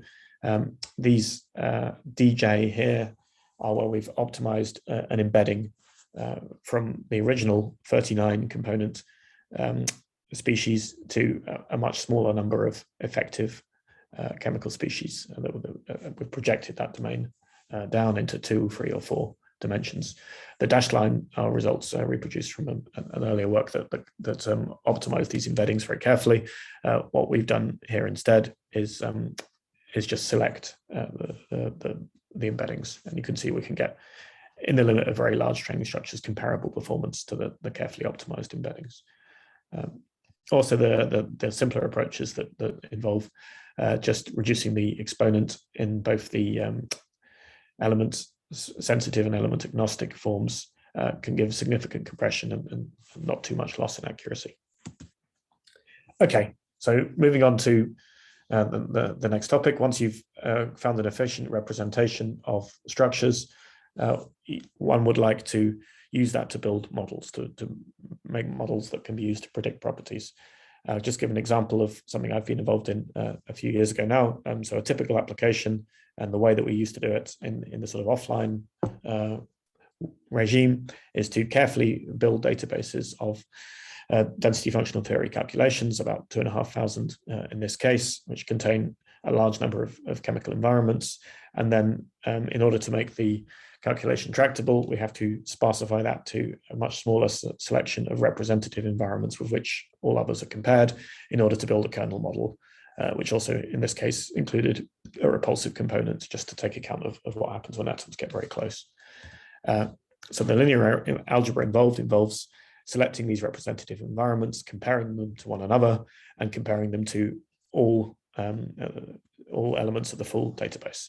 And this product here is essentially a low-rank approximation to the full kernel matrix between all 170,000 atomic environments, which we can't afford to either represent or compute. So this is the approach we've used until now. It requires a very large computer, even with this sparsification, to store these matrices. I won't say too much about the Bayesian error, but it's a successful approach that builds accurate models and can also incorporate information from total energies, forces, and virial data. So we can learn equivalently from various different classes of data, providing they're linearly related to our original observations. And we can also make predictions that come along with uncertainties, so with posterior variance estimates, because we can interpret this kernel ridge regression model as a Gaussian process and look at the posterior variance of the predictions. But if we'd like to bring that to exascale and to near real-time performance, as well as being able to evaluate the descriptors efficiently using approaches like what I've just been talking about, we need to be able to fit models very quickly and in a massively parallel way as well. The code that is used to do this at the moment is multi-threaded. It makes use of OpenMP to speed up calculations, but it wasn't data parallel before. So what Sasha has been working on for the last few months during his time in the Nomad project is data parallelizing this code. The main goal for that is to lift the restriction on the total amount of memory, but we're actually finding that it also gives a speed up in the time taken to solution as well, which is very encouraging. So previously, one had to have access to multi-terabyte nodes in order to carry out moderate size fits, and it gets much worse if you start looking at high entropy alloys, etc., due to this quadratic scaling. Although it looks like there are significant avenues to reduce that cost. And what Sasha has done is distributed this large K&M matrix. I'll show you a bit more how that's done over nodes, and then to use scale-APAC to do the QR factorization. So this is the same equation as before. That's what we're trying to solve, actually. We don't invert this matrix directly. We build a related linear system, which consists of an augmented matrix. This is the uncertainty information, the weights on our training data. And then we do a QR decomposition of this very large matrix. So the way in which we've parallelized it is to take your very long, thin matrix of training data and domain decompose that across a potentially large partition and keep track of the corresponding right-hand side vector and put that in the right place. And then we can do a decomposed QR factorization and get the fit coefficients back. So it looks like it's working very nicely. Around 95% parallel efficiency at the sizes that we've been able to test on so far. And we're also carefully checking that the potentials that we train in this way are equivalent to the ones produced with the earlier code. So we're hoping that when this is coupled to the Nomad infrastructure, a user would be able to go ahead, make a map, select a range of training data, and then produce an interatomic potential in a semi-automated manner very quickly. Okay, finally, I want to say a little bit about some work that I've not been involved in. that is from Luca Girangelli's group in the Fritz Haber Institute, so within Nomad, but not involving me directly, and was carried out primarily by Andreas.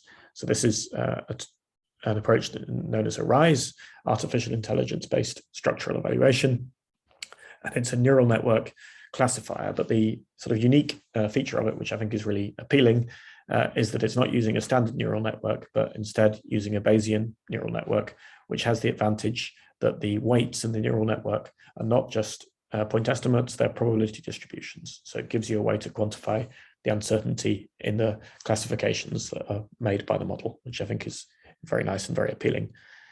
And so this has been applied to a selection of different materials, ranging from elemental solids up to nanotubes and beyond to increasingly complex material systems. The basic idea is that you have some initial structure, you represent that with an invariant descriptor. Andreas is actually using SOAP in a similar way to what I've described, but it has to be averaged over the structure to produce a single representation of the entire structure, not just a local environment. That's then fed into a Bayesian neural network, which predicts the class of the material and an associated uncertainty. And it can also be used in very large polycrystals by looking at individual subdomains within the system and comparing them to one another. And you can see the Bayesian uncertainty predictions coming out here. So it's identifying the grain boundaries between the different domains and giving an associated uncertainty to that prediction. It can be applied to very large and very complex systems and can incorporate experimental data. So this is electron microscopy data and the Bayesian uncertainty estimates that arise from the mutual information can be very useful in identifying where grain boundaries are situated within the material. I think if you're interested in finding out more about that, I'll put some information up, and it'd be good to talk directly to Andreas, Luca, or Angelo about that.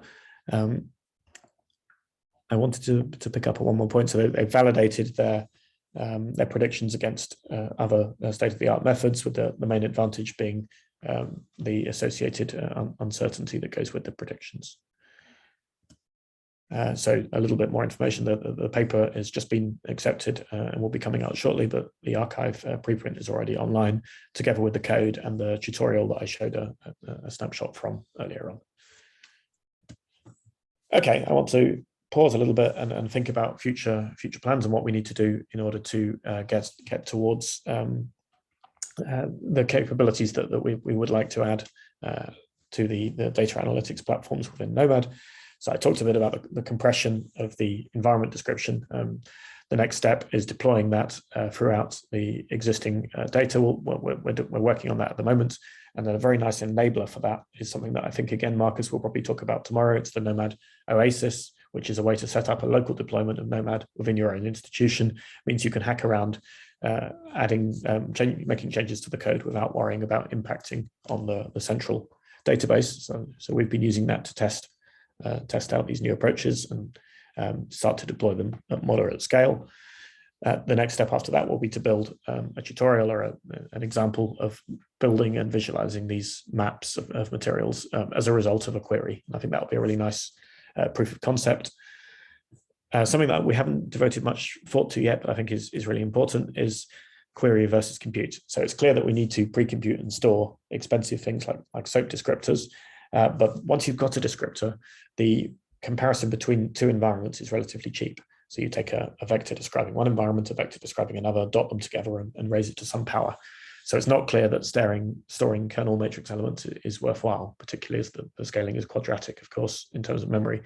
But probably comparing each structure within the overall repository to a number of landmark structures to enable you to roughly locate it would be worthwhile. That's something that should be explored more. I talked a bit about adding support for other features, particularly this atomic cluster expansion, which is gaining a lot of ground recently because it provides a complete description and has been formally shown to do so. Deploy and make available the automated construction of potentials as a result of carrying out queries on the archive. And a final step that we'd like to do is to augment the fitting of models with an outer loop that allows subsampling from the training data set, which will be another way of producing uncertainty estimates for interatomic potentials. So I'll just finish with some overall acknowledgements for the presentation as a whole.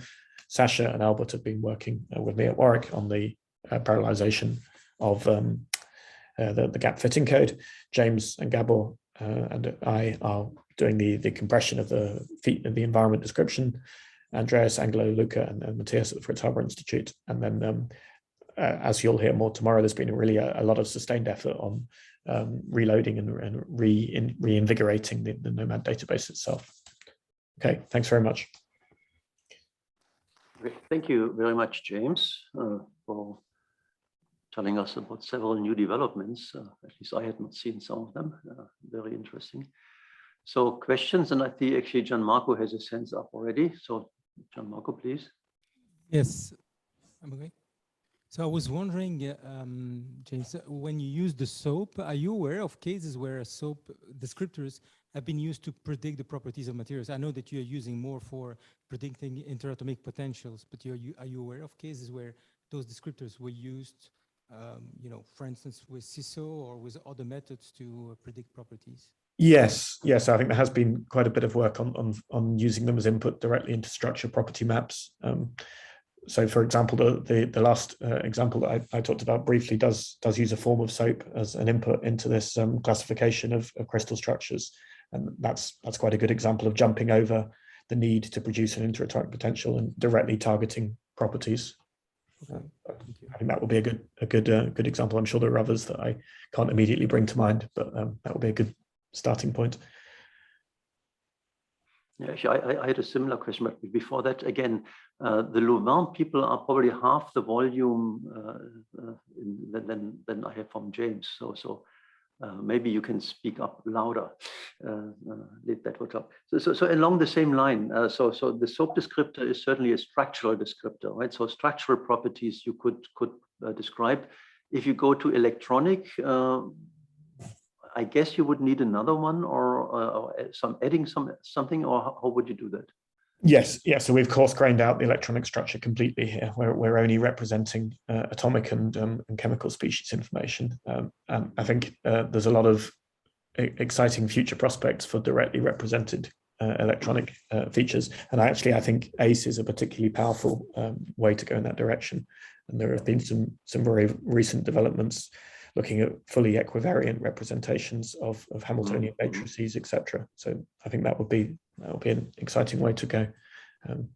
Yeah, a different set of target properties and potential problems associated with degeneracies between the atomic environment and the electronic structure. So level crossings, etc., would be very hard to capture without incorporating some additional degrees of freedom somehow. Yeah. So Luca has a comment in the chat, which let me actually put this in my words. So we had, I would say, in the Tycho-Brahe-Kepler concept, right? Actually, against that concept, we basically put a lot of data in the Kegel competition, which is really allowing everyone in the world to do really looking at data, and that was actually cohesive energies and electronic structure and band gaps. And with these data, there were roughly 900 different groups contributing with different methods. And Luca is just, so again, that tells you, right? If you have data, you will be surprised what people do with these data. And they come up with methods which you didn't know. The second place, the second best was something which we roughly knew. And that was, in fact, a SOAP implementation. So just telling also that it's actually a very successful method, I think. Yeah. Are there more questions? I would have one more, because you mentioned the way I understood it, that you have some, in my words, transferability from one atom type to another atom type. Yes. Yeah. Can you explain that a little bit, actually, why and how this works? That's a good question. I think developing an intuition for it is rather more challenging than exploiting it. But if you think about a random alloy as a sort of extreme case, it's clear that not all observable quantities depend on the exact chemical species located at each site within the alloy, and some kind of alchemical representation which blurs the distinction between one chemical species and another should be able to capture a large fraction of the output quantities that you're interested in. And I think that's the sort of direction that we're going in, removing the full description of species and blurring it somewhat. I mean, that would be a little bit in the spirit of what we call, say, the virtual crystal approximation, that you somewhat really average it, and that information, of course, should be there if the systems are not too different, right? But if so that means if you really go from a very different chemical system to another one, then you probably need some different description or some different learning. Yes, yes, I think that's where optimizing these embeddings and identifying where these things are transferable and where they're not is important. And what we were trying to do here was identify something that's appropriate for the vast array of structures in Nomad, and so isn't hyper optimized and just gives us sufficient compression that it's tractable without throwing away too much information. And it does look like dropping from quadratic scaling to linear scaling is probably the sweet spot there. We still retain some chemical species information, but not the full original complexity. Okay. More questions? Hands up or in the chat? Nothing in the chat yet.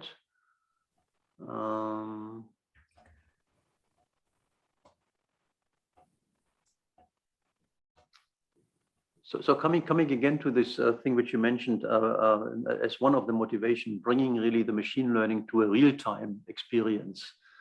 So you said a little bit. So you're doing really, you're going in towards, say, having the system in a massive parallel, right? Yes, there's sort of two components. So I guess the first step is having the input data available, and that can be done by pre-computing essentially. You can take each structure in the archive and augment it with the descriptor, and that can be done as things are uploaded or in a pass at some point beforehand. But what we can't anticipate is which structures are going to be compared with which other structures by the user when they want to build a model. And so that has to be done through exascale parallelization. And the construction and diagonalization of the kernel matrix can only be done once you know what you want in the model of interest. So that's where we're having to put the effort into the parallelization, I think. Okay, thank you. Gianmarco, can you unmute yourself? I'm probably muted. Can you hear me? I can hear you, yes. Yeah, okay. So I wanted to ask maybe a naive question because I'm not very familiar with SOAP, but if you were to get the SOAP descriptors for a structure, sorry, would you be able to know what the structure is? Is it bijective in a sense? Or it's a very good question, and the answer is no. And that's why these newly introduced ACE features are particularly appealing, because they are complete and hence invertible. So there are examples of pathological configurations that have been recently published, actually, just recently identified, for which two configurations map to the same SOAP vector. And so it's not bijective and therefore can't be inverted. They're a bit unusual and haven't posed a problem in terms of fitting of interatomic potentials, but you can find these particularly special configurations. And I think it's very interesting to try and understand and exploit them. But ACE manages to overcome that particular limitation, and as I said, has been formally shown to be complete mathematically, so is invertible. Thank you very much. Okay. Good. So we continue the discussion in a more general way at the very end of this session, and so we continue, and let me just actually share again my screen for one little thing. So we continue with the next speaker, who is Stefano Curtarolo. He is the Edmund Pratt Junior School Distinguished Professor of Mechanical Engineering and Material Science, Professor of the Department of Mechanical Engineering and Material Science at Duke University. Director of the Center of Autonomous Materials Design, Professor of Department of Electrical Computer Engineering, Professor on the Department of Physics, Faculty Network Member of the Energy Initiative. So is this all? And actually, I added one line. He's the initiator and director of the AFlow Consortium. Stefano, we are very happy that you are here and actually telling us about from data to knowledge. Please. Thank you for the introduction. Can you hear me? Yes, very good. Okay, let me share the screen. Okay. Okay, can you see well? Can you see the screen? Yes, we can. Okay, yes, everything's fine. Thank you. Okay, perfect. Thank you very much. Let me put the laser. Okay, perfect. Okay, so thank you very much for the introduction. Way too many things. So my name is Stefano Curtarolo, and I work at Duke University, and I've been around the big data for more than 20 years. And lately, we have been trying to understand science and phenomena from data, not only generating data, I understand what we can extract, right? Understanding what we believe is the science, right?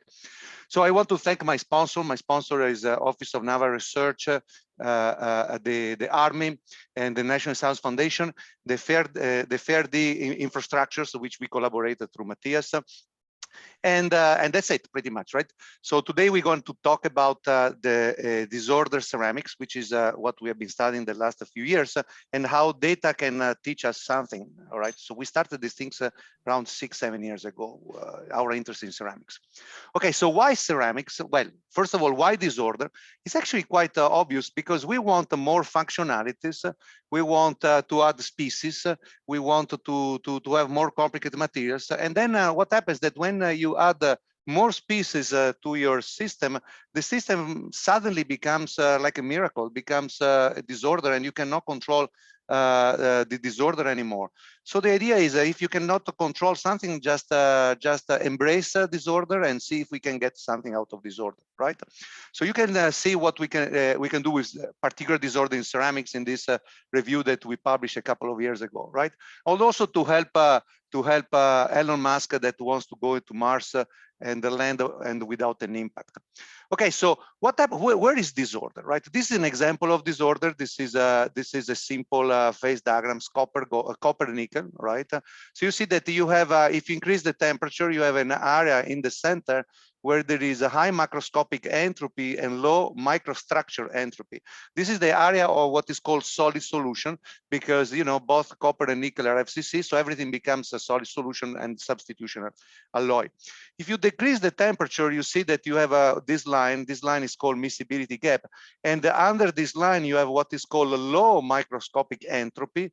Okay, because think about if copper were black and nickel were white, then you would have some sort of phase separation, which can be bimodal or can be spinodal, depending which part of the phase diagrams you are. And then you have a low microscopic entropy because copper likes copper, nickel likes nickel. But at the same time, you have this kind of spaghetti organization, which is some sort of microstructure, which actually gives you high macroscopic entropy. And if you look at the articles of ZQ Liu, he calls this mentropy, macroscopic entropy, mentropy, right? So you can, and you have a lot of properties, right, of this microstructures like hardness, like ductility, etc. And all these things has been known for a while, but we want to understand when these things appear. So the idea of understanding order disorder is to figure out a quick way to get these miscibility gaps, and we can use big data with that. First of all, when does it happen as a function of number of species? How many species you need to add before you find this disorder? And this actually was one of the first applications for us of big data, right? This became what we call the N+1 theorem, which is based on the delta convex solve, right? So let's do a Gedanken experiment, right? How they would call in Germany, right? So we will take all the possible elements A and B. There are 100, A, 99B, right? So you pretty much have 5,000 phase diagrams, right? So we have been accumulating data in the repository since 2003. Okay, so we have roughly 20 years of data, actually probably even more, right? Since 2000 when I was doing my PhD, right? And then actually you created these constructions, which are convex sols, and then you find the minimum formation entropy. So this is the Gibbs free energy at 0 temperature. Okay, so the red ones are VASPA calculation, quantum calculation, and you get this envelope. By the way, all this data is available online with our you can download with our REST API or through Nomad, etc., etc. So everything is accessible if people wants to do their own statistics. Okay, so you do this 5,000 convex sols, and you do an average of them, and you get an expectation of enthalpy for 2 species. Okay, which is this point, average this point, etc., etc. Right? So this is just a number. Okay, you do also for ternaries. Ternaries is more complicated because you have 100, 99, 98, so you have many more. So pretty much you have 30,000. We want to do also for quaternaries and for pentenaries. So the problem gets bigger and bigger, but the idea is exactly the same. This is an example of a 3-dimensional convex sol, and everything can be done online. You can explore, click the buttons, and then check the formation enthalpies and properties and the entries, etc., etc. Okay, so this is really visually an example of visualization. Anyway, you do this for a ternary, right? And remember that you have a number, and you do all the averages. But be careful, because here there is kind of a trick, because look at point inside. This point inside needs to be better than all the other points, but also better than the decomposition of the 3 binaries, right? So A, B, B, C, C, A. So how better is this point with respect to the binaries is as good as the decomposition of the other 3 binaries, and that's what is going to be called the delta convex sol, and I will show you next slides. Anyway, you get these numbers, okay, and you understand where I go. You see that going from binaries to ternaries, you have a gain because you are keep digging this convex sol. Then therefore you're going to have a gain to go from n to n plus 1, and you do not know when you have a threshold, and this is what we need to discover. Okay, this is an example of what I meant before, right? This is a 3-dimensional phase diagrams, right? So this is exactly the rotating movie that but sliced. And if you want at this point, you want to understand how good is this point with respect to disorder, you need to see what is the decomposition with respect to the n minus 1 sub decompositions. Okay, so a ternary compound is as good as its 3 2 decompositions. Okay, the 2 decomposition, which are 3, generates an hyperspace, right? Sorry, an hyperplane, 1, 2, and 3. It's like, right, you have three lines. So on 3 lines, you get a plane, and the distance from this plane is exactly the gain that a real ternary compound has. Okay, and you can do this all with just analysis of the data. That's actually very simple. This was the enabler to understand when disorder takes over, because remember that if the 3 binaries are ordered, then this ternary needs to be better in disorder than the 3 binaries order, right? Okay, so this is what we call delta convex sol, and this is a very short paper. It's like 1 page, so you can read in less than 10 minutes. And practically, when you have this delta H, is the recursive expansion of the convex sol. All the sum of this delta H gives you the convex sol, but only the last piece gives you the order disorder transitions, all in this very short article. Okay, so now let's get this delta, right? This is the delta, the gain of increasing number of species as a function of the number of species, right? This this is decreasing, of course, because it gets harder and harder to dig in the phase diagrams.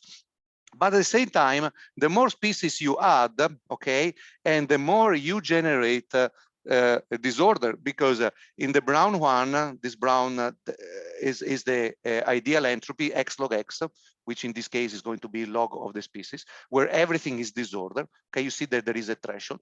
Here, this the second one, if there is one sublattice that remains order, or two sublattices that remain order, or three, etc., etc. But from these pictures, which is just an estimation at room temperature, you understand that already that there are three areas of interest with respect to the number of species. If you have a few species, let's say less than 4, everything is determined by the enthalpy. So you just minimize the enthalpy on your phase diagrams, and that's what we have been doing for the last 30 years with genetic algorithms, with cluster expansions. We always like to minimize the enthalpy to find the most stable configuration, and it works beautifully. So for minimum number of species, you just minimize enthalpy. For a higher number of species, let's say beyond 5 and 6, these are completely entropy stabilized systems. You don't care anymore about enthalpy. You care only about entropy, but the problem then becomes finding entropy, which is highly untrivial, but that's actually what you should do, right? Okay, and I will show you some examples.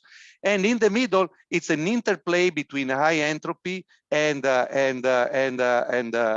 low formation enthalpy, and then you need to pretty much study both of them, and the entropy and enthalpy, and see which wins. Okay, and today I will show you some big data analysis that allow us to discover entropy stabilized oxide, and here high entropy carbides. So there are two different type of materials, and in which there is data available. Okay, so now the real numbers. The numbers are this was like a cartoon. The real numbers is this.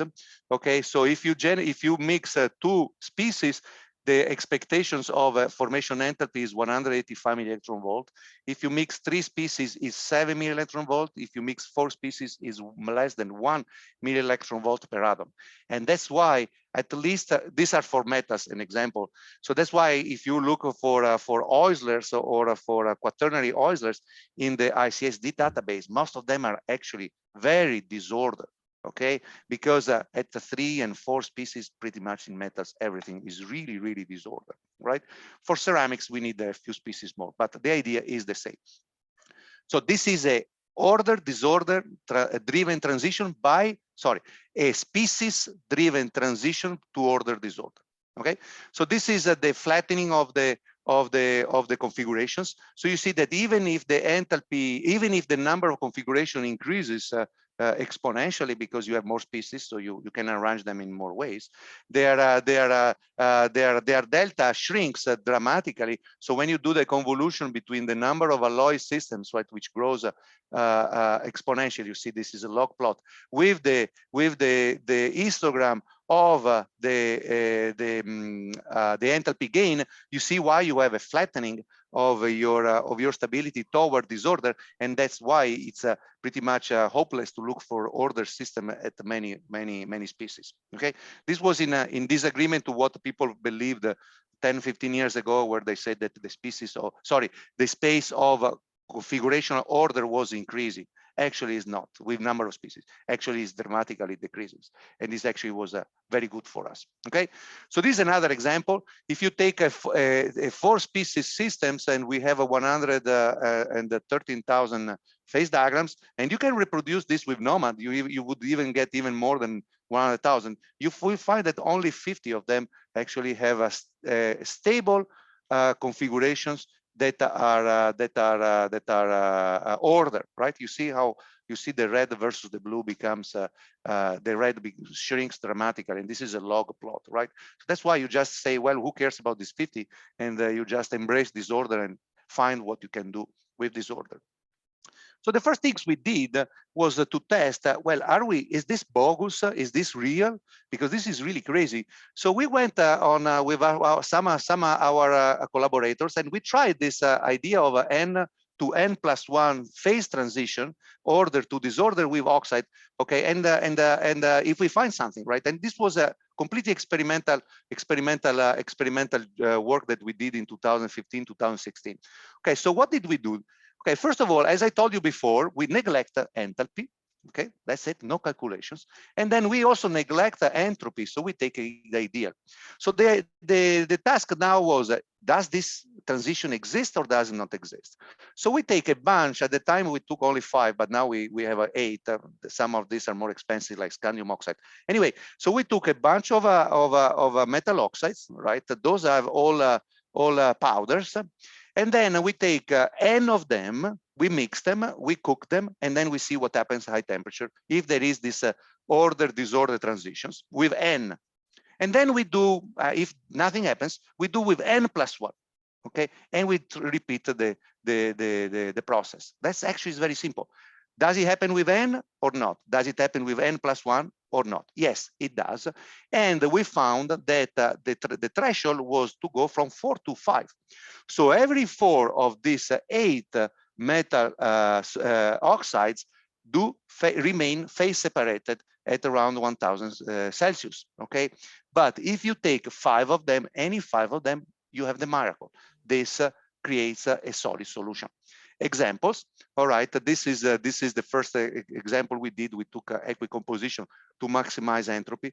So so you see that at low temperature, each one you have the fingerprints. This is 2 theta, right? You have the fingerprints of the powder of the precursors. All this that we can do now with AFlow or Nomad, we can find all the peaks in the right place. You increase the temperature, and then you have the miracle at around 900, 1000 Celsius, okay? And everything becomes rock salt. You see the typical lines of the rock salts, okay? Entropy-driven transition. It's like melting, okay? But the melting ice to liquid water is reversible. You go down, you have ice. You go up, you have water. So if we go down in temperature, again, the miracle, right? You have the decomposition in the powders, and you can go up, you can go down, you can go up as many times as you want. Okay, which is very important because every time you have a transition which is entropy driven, entropy times the change of entropy times the transition temperature is a latent heat, which we can use in a heat pump. I will show you later the example, right? Okay, so this is reversible. Then we change, we check if we differential scanning calorimetry, but that's not important. So so more proof that was an entropy transition, so it was reversible and endothermic, etc. And then another test to check if people talk about entropy stabilize, entropy transition, but is really entropy. You need to check where is the transition temperature with respect to entropy. So the best way to do is actually very simple. If you are equicompositions, maximum entropy is at equicomposition. So where S is max, T is mean, because you are fighting against a constant enthalpy. We neglected it, therefore it's constant. So if you go off max S, then T will change. So you see that we did some sort of cross-validation by changing the composition of the constituents, and you have T mean where S is max. Okay, so when you go off stoichiometry, right, well, off equicomposition, the transition temperature increases. So you see that is an example of experimental big data, because every one of those V shape took many experiments. Then eventually everything went online, and then recalculated, and all the data is available. So this is another example that is really entropy driven. And on top you have rock salt, and on bottom you have the composition of original phases. So if there are thermodynamists like me, so those are 2-dimensional slices of a 5-dimensional eutectoid. So a solid solution above and the composition on the bottom.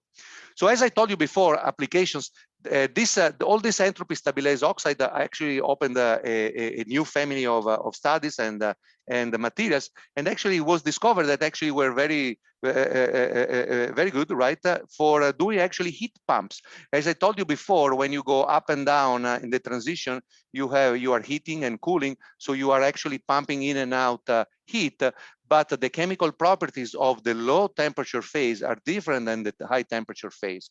So pretty much you are able to chemically split water, right? Because a low temperature water splits, but you have a release of hydrogen remains inside. but at high temperature, you have oxygen releases, goes out because the rock salt cannot keep oxygen inside. And then pretty much you transfer the heat of the decomposition of water through this heat pump going up and down in temperature through these materials, right? So the idea is that if you're interested in catalysis, if you are able to reduce this temperature by better oxides to temperature like generation 4 nuclear generators, right? We would be able to generate a lot of free hydrogen and oxygens, right? Anyway, so this was like a spin-off work by other people. Anyway, so the idea, all these things was, all this data that at the beginning were experimental, we recalculated it to find better materials, and it's all available online, so you can get it through AFLO or Nomad, okay? So then the other side, right, the middle part, right, the high entropy part, right? So we are reducing a little bit the number of species. And this led to the discovery of high entropy carbides and some theory that we had to do it to get them, right? So it's and then the evolution of this was studying vibration, etc. Right? So first of all, we need to define disorder. So if we want to go beyond X log X in entropy, we need to have a defined disorder and then find some sort of spectral analysis of the disorder. As you know that from Boltzmann, the entropy is the degeneration of the state. So we need to figure out a way to recycle the Boltzmann descriptor into some more modern big data form. So first we need to define what is disorder. And for us, disorder actually is quite simple, is the decomposition of a local order, which is kind of obvious, right? So big disorder, think about that you're painting your garage, right? Putting tiles on your garage, and you kind of put in tiles randomly, right? Black and white, green and red, etc., etc. So every one of these tiles is order, and you have as many as possible and as large as possible. Okay, so if you have a large and many, you really reach disorder, because disorder is macroscopic, but we cannot calculate it, right? So you calculate only as many or only as large. So, but now you have a choice. Okay, you have the choice to make a few big cells, and this is the strategy of SQS, which I will talk in the next slides, or many small cells, which is the strategy of the partial occupation ensemble that we developed in 2015, 2016. Okay, so if you have many and large, SQS and POC will give the same answer. But if you are limited in the number of computers, which means electricity, which means resources, then you can choose to make many or large, because the large is going to give you some properties, the many is going to give you other properties. For instance, I'll tell you why we chose the many, because it gives the phase transitions, okay? And then we show you later why. Okay, so if we do the many order structure, you need to generate them, all right? So what do we take? We take the cell, right? This is the disorder cell, the conventional cell. This is some sort of in VASP language. This also works for Quantum Express or Rabinit anyway, right? So you write your unit cell, and instead of occupation with a number of atoms, you write like 3.5 or 7.2, right? You add the occupation that is partial, right?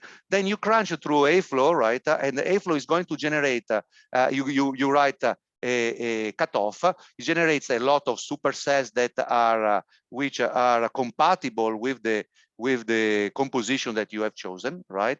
It generates all the supercells with the Hermite normal form enumeration. Will generate all the little examples, snapshots. Will get from the factor group, the degeneration, will calculate how many you have, because you don't need to calculate them all, right? You have repetitions, okay? For instance, you might have 100 of those, but only 10 are unique. So you really need to be careful picking the unique ones. And AFLO does everything: enumeration, normal form, and the calculations, right? And then once you have all this snapshot, you actually calculate them, and they all go with some protocol They all go on our websites where you can download them, and you could even calculate cluster expansions as people have been doing, or potentials if you are interested in generating potentials for carbides in this case, right? But once you have all of them, okay, you calculate the ground state, which is going to be done with the convex hull, and all this H, which are the thermodynamic excited states. Okay, so now you have this P, which is kind of a probability, and it's multidimensional probability, right? So because for every I, you have G, and then you have P. So you have a multidimensional probability, which is like a probability in the space of probabilities, right? A vector, and then you normalize, so everything becomes one, right? But that's okay. Don't worry about the denominator. Okay, what do we do with this? All right. Okay. First, why as we prefer POC instead of SQS? Look actually carefully SQS, how SQS is generated. SQS, a special quasi-random structure that was made in the 90s by Zunger et al., okay, is they scan all the possible configurations that are generated, okay, the configurations, and then they calculate the interactions through the cluster expansions configurations, right? Okay, so you have the 2-body, the 3-body, etc., etc. And then since within you can calculate analytically this configurations for correlations, they're called correlations, for the ideal disorder. If you have a 2-body and you are half and half, you have 50-50, then you're going to have 1/2 times 1/2, so 1/4. If you have a ternary, okay, you're going to have 1/3 times 1/3 times 1/3, right? So you can always algebraically calculate this coefficients for the ideal disorder. And then of all the possible SQS that are generated combinatorially, okay, later, for instance, Axel van der Walle tried to generate them stochastically because the space becomes gigantic. Okay, anyway, all the possible configuration, you pick the one that resemble the most the ideal disorder configurations through these correlations. Say, okay, so if these SQS, okay, so the special ones are the ones that are as close as possible to the ideal disorder, and the ideal disorder is the one that you have an infinite temperature. So SQS does not represent the low temperature disorder, near phase transition, but can only represent infinite temperature disorder, far, far away from the order disorder, and therefore represents perfect disorder, where you have already you reach thermodynamic equilibrium, therefore the Dulong-Petit formula, where all the degrees of freedom have been excited. There are no precursors, there is no latent heat, there is no phase transition. SQS is the perfect method to study isomorphous disorder, silicon germanium, where everything is really pretty much the same. But if you reduce the temperature, cannot give you the precursors of that you start seeing when you hit the miscibility gap. And therefore, these things does not have a spectrum, because all the enthalpies should be pretty much the same enthalpies of the disorder, and therefore has no entropy. The only entropy you can get from SQS is from the Dulong-Petit formula. So that's why we chose POC, because even if the cells are small and we might lose some long-range precursors type, we get the phase transitions, because we get all the spectrums, because all these H are different. So for SQS, all these H are the same. For us, all these H are different. So we get the P. Okay, that's why we like POC. So now, oh, by the way, there are also some advantages with respect to amount of electricity. So since the number of time, which is equal electricity, which means euro or dollar, it goes like with the number cube of the electrons, free electrons per unit cell. Then you see that if you look for order disorder in this direction, is cheaper than if you look in this direction and you need to reach this side. Okay, but that's okay. So this is from a monetary point of view. Okay, so now that we have all these cells, right, all this H, all this P, what is the entropy? Well, we need to make some guesses, because we really do not have all the calculations. You have only a finite number of them. So these red dots are the one that you get from this from from these excited states, right? And this blue is what you get from the convex Hall analysis. Okay, all this data available online. There are thousands and thousands of them. Okay, so now what do you do with these things? Remember that Boltzmann said that the entropy is the degeneration of the states. Okay, but that's not really. It's not really. This is only if the states have the same energy. But if the states have a more or less a similar energy, then that is not a good definition, and you need to go to the Gibbs definition of entropy, which says that SEDE is a K, of course, log of omega E DE. So you have this DE, which is the bin, which is the energy between energy and energy plus delta energy. So once you have the number of states between energy and energy plus delta energy, which is this omega, you make all this big log, and then you get S times DE. So you remove DE from both sides, and then you get this S. Okay, so the idea here holds the same, but since we don't have we have not spent infinite number of the configuration, but only finite, we pretty much take the number of configurations that you have between E plus delta E, and this is what we call this thermodynamic density of states. If the thermodynamic density of states is as a peak is very thin, then you have a high entropy. If it is very broad, then you have low entropy. That's simpler than that. Okay. Since we don't have we don't have infinite red ones, so we don't dare call it entropy. So we call it entropy forming ability. So we measure this degeneration with the variance of the spectrum, okay, and we call it entropy forming ability, okay. So if we had infinite computers, this would really be entropy with all the properties of extensivity, etc., etc. But since we don't dare call it entropy, so we just call it entropy forming ability, and should behave like entropy. All right. Remember, there is a lot of technicalities. You need to calculate all these things. You need to calculate all the G's. So it's harder to do than to say. But the idea is actually simple, right? And you can get all these tools online. And we also have a NAFLO school that teaches how to use it. Okay. Eventually, you're gonna get this entropy forming ability for every compound. Okay. So now let's discover new compound with big data. So every one of these refractory carbides, okay, so you have eight refractory metals plus carbon, is split in a group of 5 metals plus carbon, right? For each of that, we actually calculated roughly, okay, there are 50 of them, we calculated roughly 100 snapshots, all right? Then from the snapshot, you get the entropy forming ability, and we order them through the entropy forming ability. Then we also plot the formation enthalpy, which is really this distance, the distance between this and the center of the peak. Okay, so consider this as the enthalpy loss and this as the entropy gain.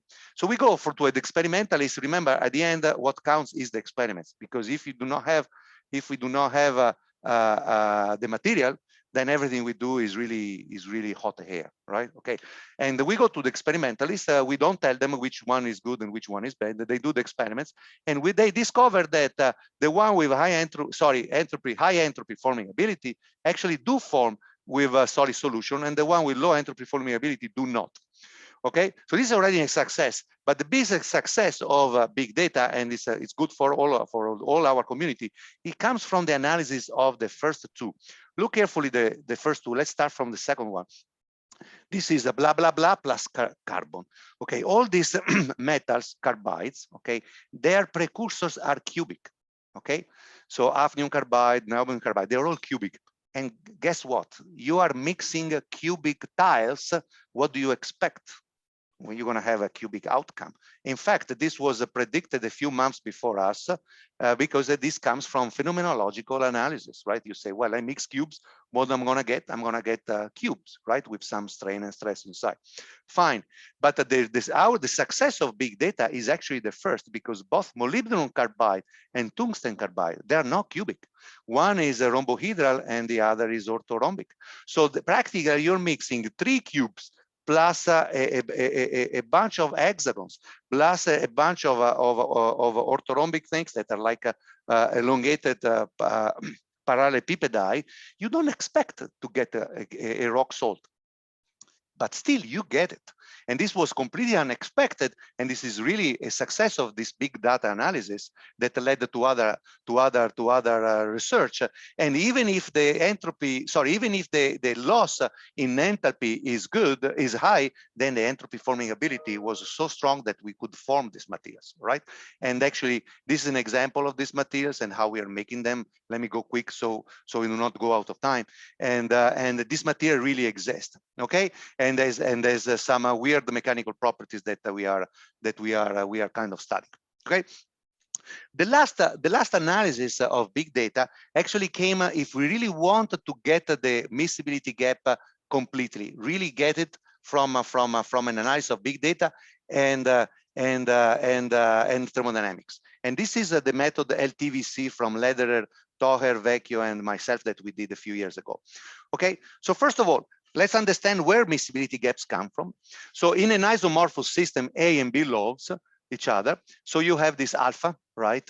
But if A starts hating B, is like Duke versus UNC, right? A likes more A, B likes more B. So at low temperature, there is this kind of segregation. So you need to increase the temperature to start mixing them. Okay, you see where you have solid solution.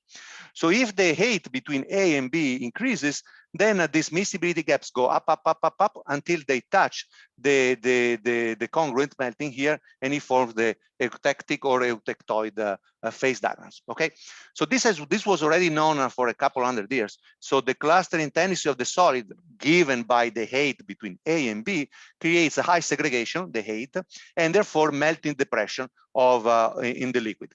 Okay, so what about if we are looking for super high temperature materials? And that's why we were sponsored.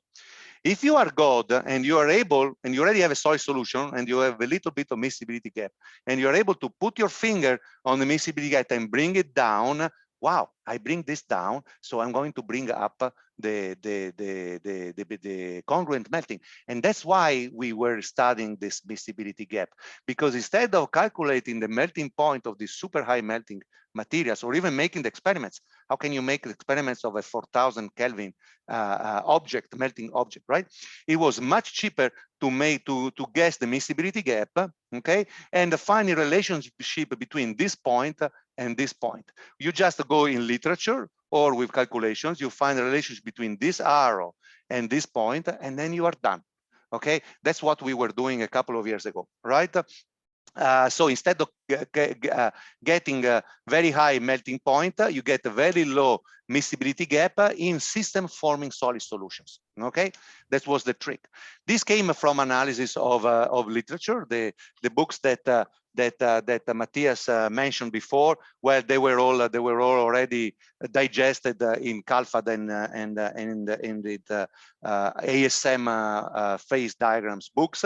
Okay, so then plus we did some extra CALFAD, and you see that if you increase the number of species, actually you increase the melting point. So you want to increase entropy and make the materials more refractory, right? So more species and more refractory, but at the same time more mixing. In fact, if you look at the materials with the highest known melting point, which is this one, right, tantrum hafnium carbide, you see the melting point is half higher than its precursors, tantalum carbide and hafnium carbide. So this is you just get roughly 60, 100 K, depends on the experiments. And guys, well, audience, making the experiments to really measure the things is highly non-trivial, because you cannot put this on a crucible. It melts. So you need to have this material, you need to suspend in argon, like argon, and then shoot a laser and then look for a reflection. You see if you have a melting or not. This is a highly non-trivial. Okay, so you can do better machine learning than us. This is really an interpolation. If you use CSOP, okay, you can put more features, okay, and you're gonna get a better estimation of the machine of the melting point. And if you want to understand more what people are doing for machine learning for alloys, you can read this recent review that came out a couple of months ago, right? It pretty much contains all these things. Okay, so now let's go back to the big data. What do we do with this P? All right, okay. and why we chose P. First of all, okay, we want to get the disorder transitions, okay, and you have these grand potentials, right, with our probabilities. You don't know what they are, and we will find what they are later. This is you guess some entropy, which has the the macroscopic concentration plus a change, and a change that you don't really know what it is, but we will discover what it is. Okay, and then you make this the calculations, right, because you need to get the generation. Every tile has the microscopic compositions, and the microscopic composition sum needs to be the macroscopic. So this is pretty much the generation of every tiles, right? Okay, so you can read this article, it's kind of obvious. Once you do this and you minimize this grand potential, and you have all this J calculation, there are millions of them, right? And you can get them online, right? You do with the Lagrange multipliers, and then you find that you pretty much have what is called the A-flow population vector. This is exactly the P of before. Okay, remember the P of before, sorry, it has this part, well, with the normalization, but before it was a probability based on enthalpy. Now we have a probability based on Gibbs free energy, sorry, because we are removing the chemical potential. So it's exactly the same things. So you see how the power of POC and these energies. By the way, if you can put our energies, POC energies, but if you want to clusterize them, as we did in this article, you have more of them. And if you want to add the machine learning, you just, the more the better, right? You're gonna have a gigantic population vector, okay? And you just do all the normalization, and you see how this vector changes with respect to temperature. And this will give you your order disorder. So machine learning, cluster expansion, A-flow, NOMA, everything goes here on this epsilon. You do all this operation, and then you're gonna have this gigantic vector, and you see how it moves in the space of probabilities and find your phase transitions. Here it is. At infinite temperature, okay, well, let's go to the simple one, zero temperature. Zero temperature, you have only 1, 2, or 3 phases appearing. So the vector is well defined, right? At infinite temperature, and you look at my arm here, you have everything is equiprobable, right? Okay, so the vector is going to be in different directions. So if you reduce the temperature here, the vector changes. You see, reduce the temperature, the vector changes slowly, but actually moves slowly, bam, until it has a big jump. Okay, and you can calculate how much this vector moves with respect to a reference. We took the infinite temperature because it was much easier, right? So we don't need to do the phase diagrams, right? And then you see, and if you plot the gradient of the angle with respect to the temperature change, right? You see that actually these things moves. It really moves very, very, very slowly. Bam, it jumps. Okay, so when it jumps, you have the phase transition. You define the phase transition in the position where you have this big data calculated population vector jump, and that's it. You really have the phase transitions. So the phase transition is going to go, you're going to go down, you get this point, okay, and this point you're going to get the change of entropy, the entropy that is above, the entropy that is below, okay? This is going to be the second part of your S, which is called the Kullback-Leibler divergence. And then you say that the amount of relative entropy that you have lost, not the amount of absolute entropy, but the amount of relative entropy. You say, I lost 30%, I lost 50%, whatever it is, okay? It's the locus of the relative entropy loss is equal, right? Is going to be your miscibility gap. Guess what? It works amazing. This is for tantalum zirconium, for niobium zirconium, for copper gold. Look, our calculations, which takes weeks, okay, are those, and this miscibility gap can take years. Think about the miscibility gap of copper gold after hundreds of years has not really been found well, because at low temperature these quantities are very hard to be found. Anyway, once you have the miscibility gap and you have the machinery to get to the melting point, then you are done. You really have the low part of the phase diagrams and the high part of the phase diagrams, and you're already exploring phase diagrams with big data. It's very simple. This is a statistical analysis, how well it works. Okay, this is for all the phase diagrams, but excuse me, if you only look for the low part of the phase diagrams where we want to reduce the miscibility gap, actually works very well, right? Then the question is, and then leave the interested people to the literature. Now the question is, people keep asking, what about vibration? What about vibration? And high vibration important or not?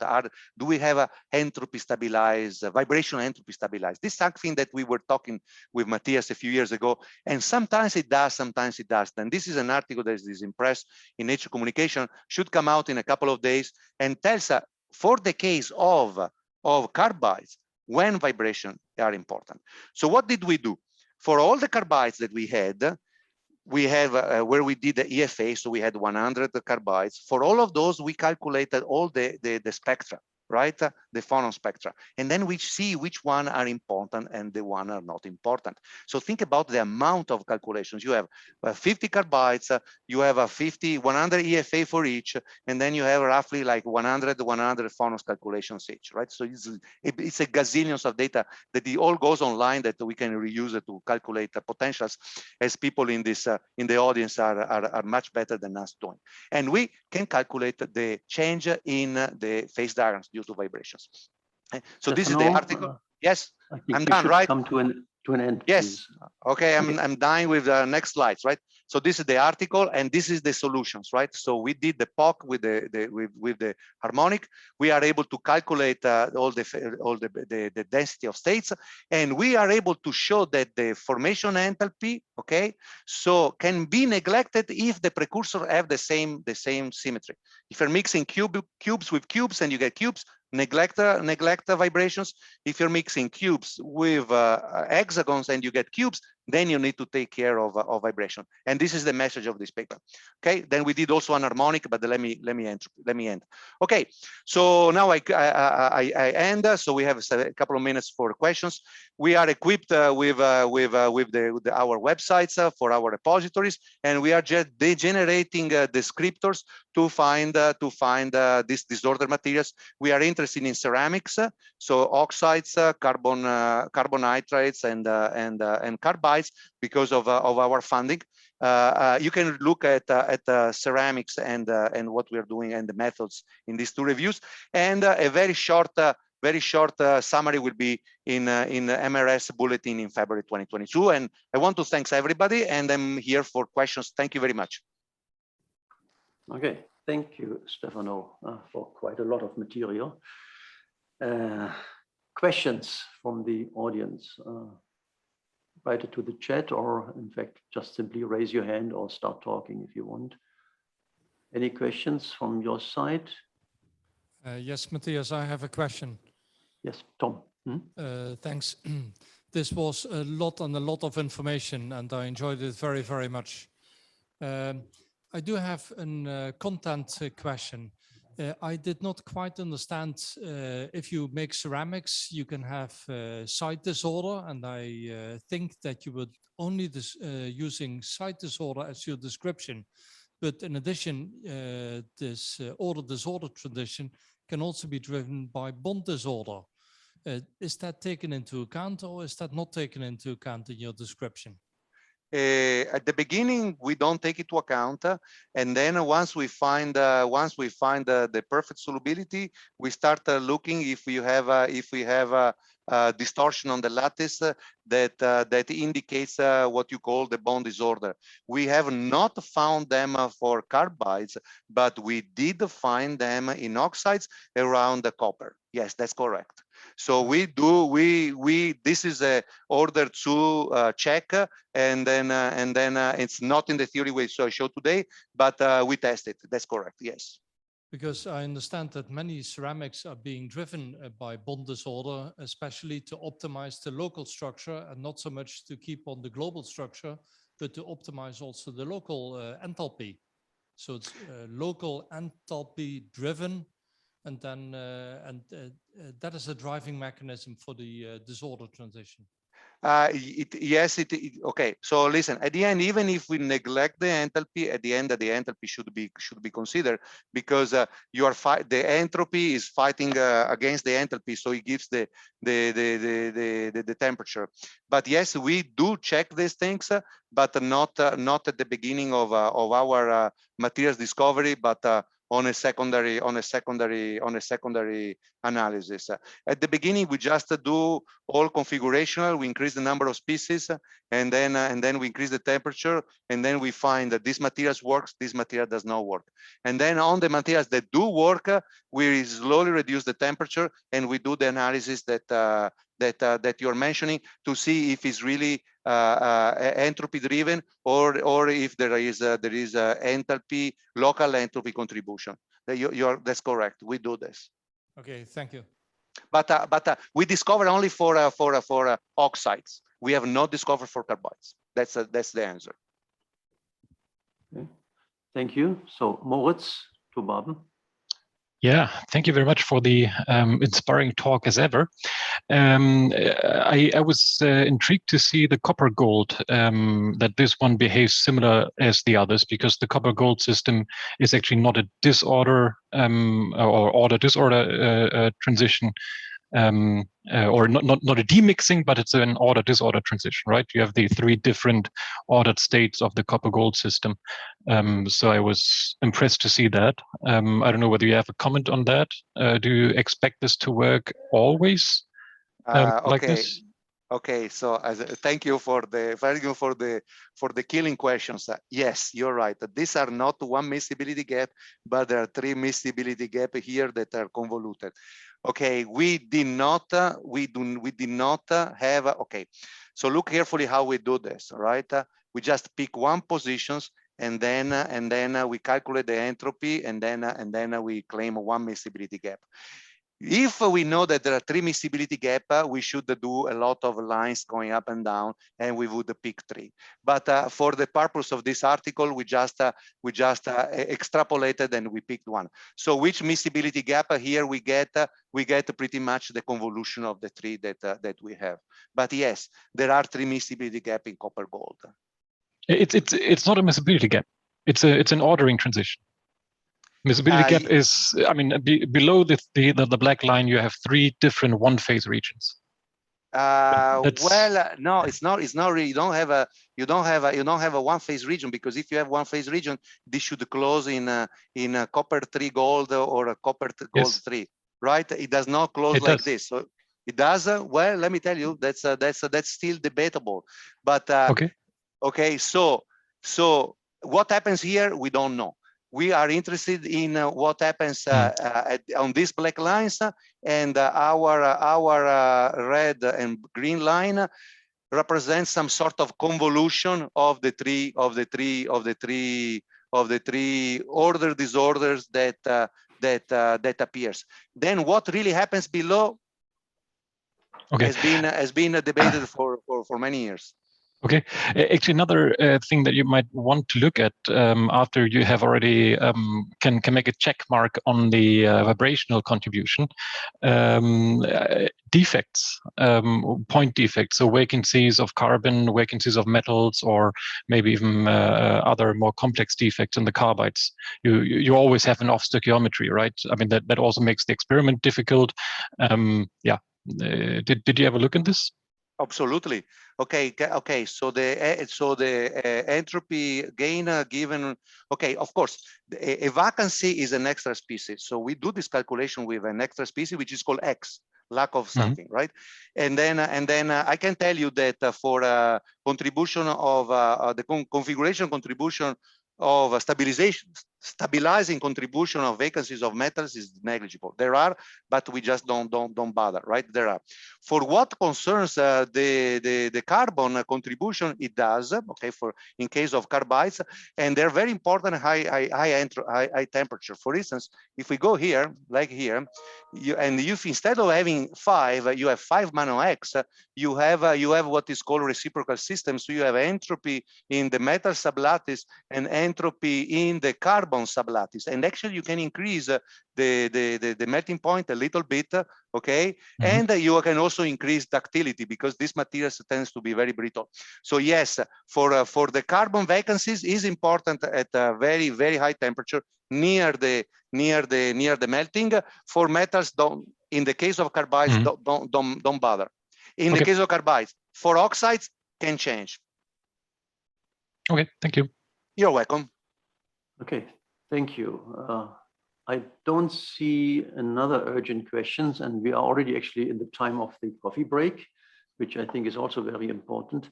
So super important. I think we will meet again for discussions at the very end of the session, but actually now you have a 25-minute coffee break. I don't say the time because the time is different for anyone, for many people on this Zoom meeting. So we reconvene in 25 minutes with the next talk by Chris Wolferton. See you soon. Thank you very much. Thank you very much, and sorry for the extra 5 minutes. And Matthias, I have your mug. Okay, very good. Okay, no, thank you very much thank you really for this firework of results. It was really very impressive. Thank you. See you soon.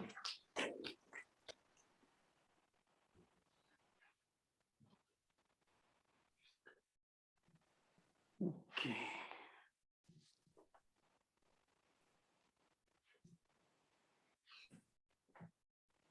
Yeah, I think it's time. So we're coming to the final speaker of this session. Very important, I think, is that you also start thinking, of course, for Chris Wolferton, but also really for the general discussion to all the three speakers, which follows after his talk. So make your notes so that we have a lively and maybe a little bit controversial discussion, if possible. Now, just 2 lines on Chris. He is Jerome B. Cohen Professor of Material Science and Engineering. He is professor at the Northwestern University. And I added that he is the initiator and the director of the OQMD database. And so we are very happy, Chris, that you are here, and we are looking forward to hear about the implementation of FAIR data principles in the OQMD. And I stop sharing, and the floor is yours, please.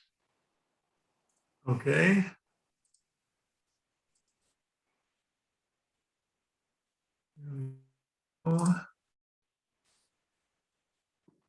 Whoops. Full screen, laser pointer, hopefully. Yeah, okay. Everybody can see my screen and you can hear me okay? Yes. Everything is fine, thank you. Great. All right, well, thank you very much. As you can see from the title of my talk, I'm gonna tell you a little bit about OQMD. I think many in the audience have probably heard me talk about OQMD many times. So I am gonna show you some kind of examples of things that we've done with the data in OQMD, but I don't intend to spend a lot of time belaboring that. I really want to spend some time talking about things that we've done in the past and things that we're doing currently, try and implement FAIR data principles within OQMD. I should start, of course, by acknowledging the people who did the work, both kind of current and former grad students in the group that are acknowledged here. In particular, I want to acknowledge Abhi Gopakumar, who really did a lot of work in the kind of FAIR data things that I'm going to be talking about. And I think some of you know him from his work in Optim as well. Okay, so sorry, let me just change the view here so I can get rid of some things that I want to get rid of.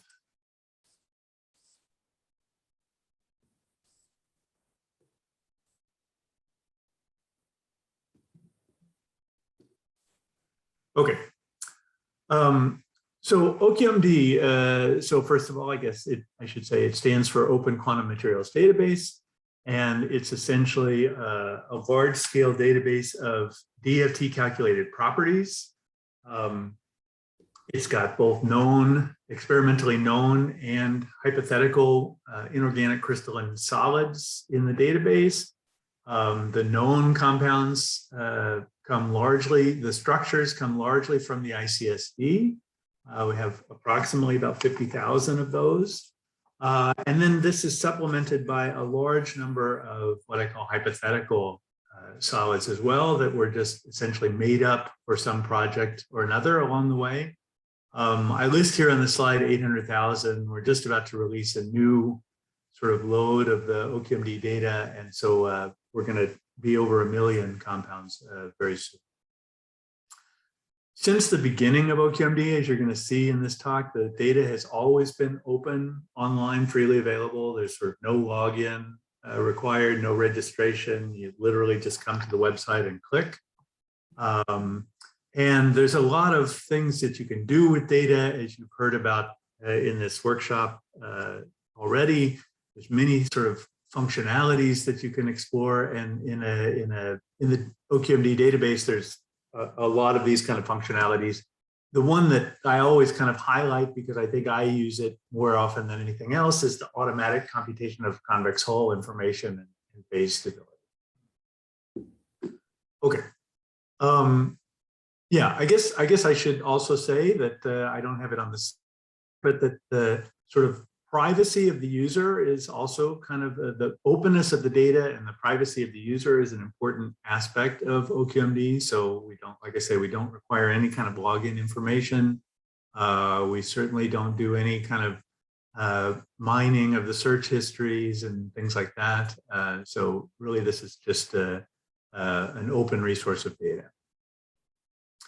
Okay, so one thing that probably doesn't surprise you is that all of these databases are growing as a function of time. And so whenever you sort of quote any kind of data from the database, you always have to kind of give a snapshot of what year or what time period this was done in.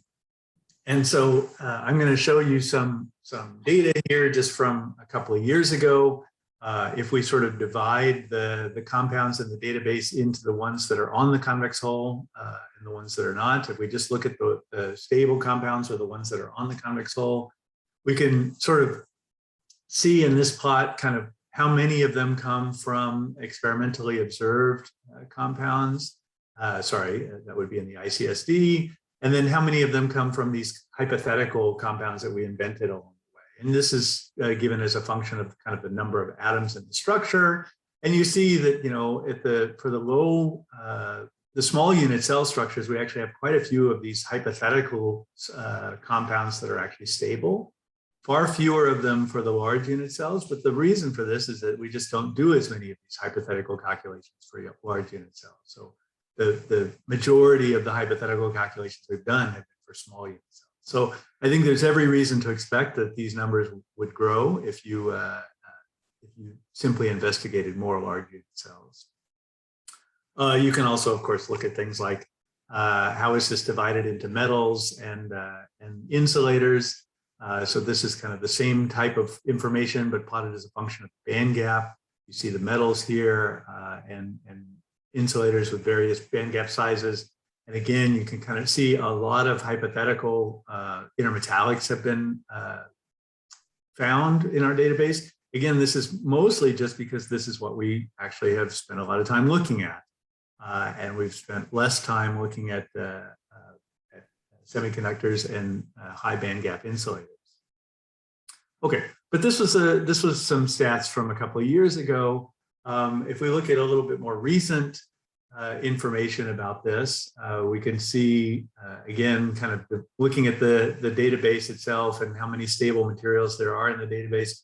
Right now we're up to about 40,000 compounds that are on the convex hull out of this roughly 1 million or so materials.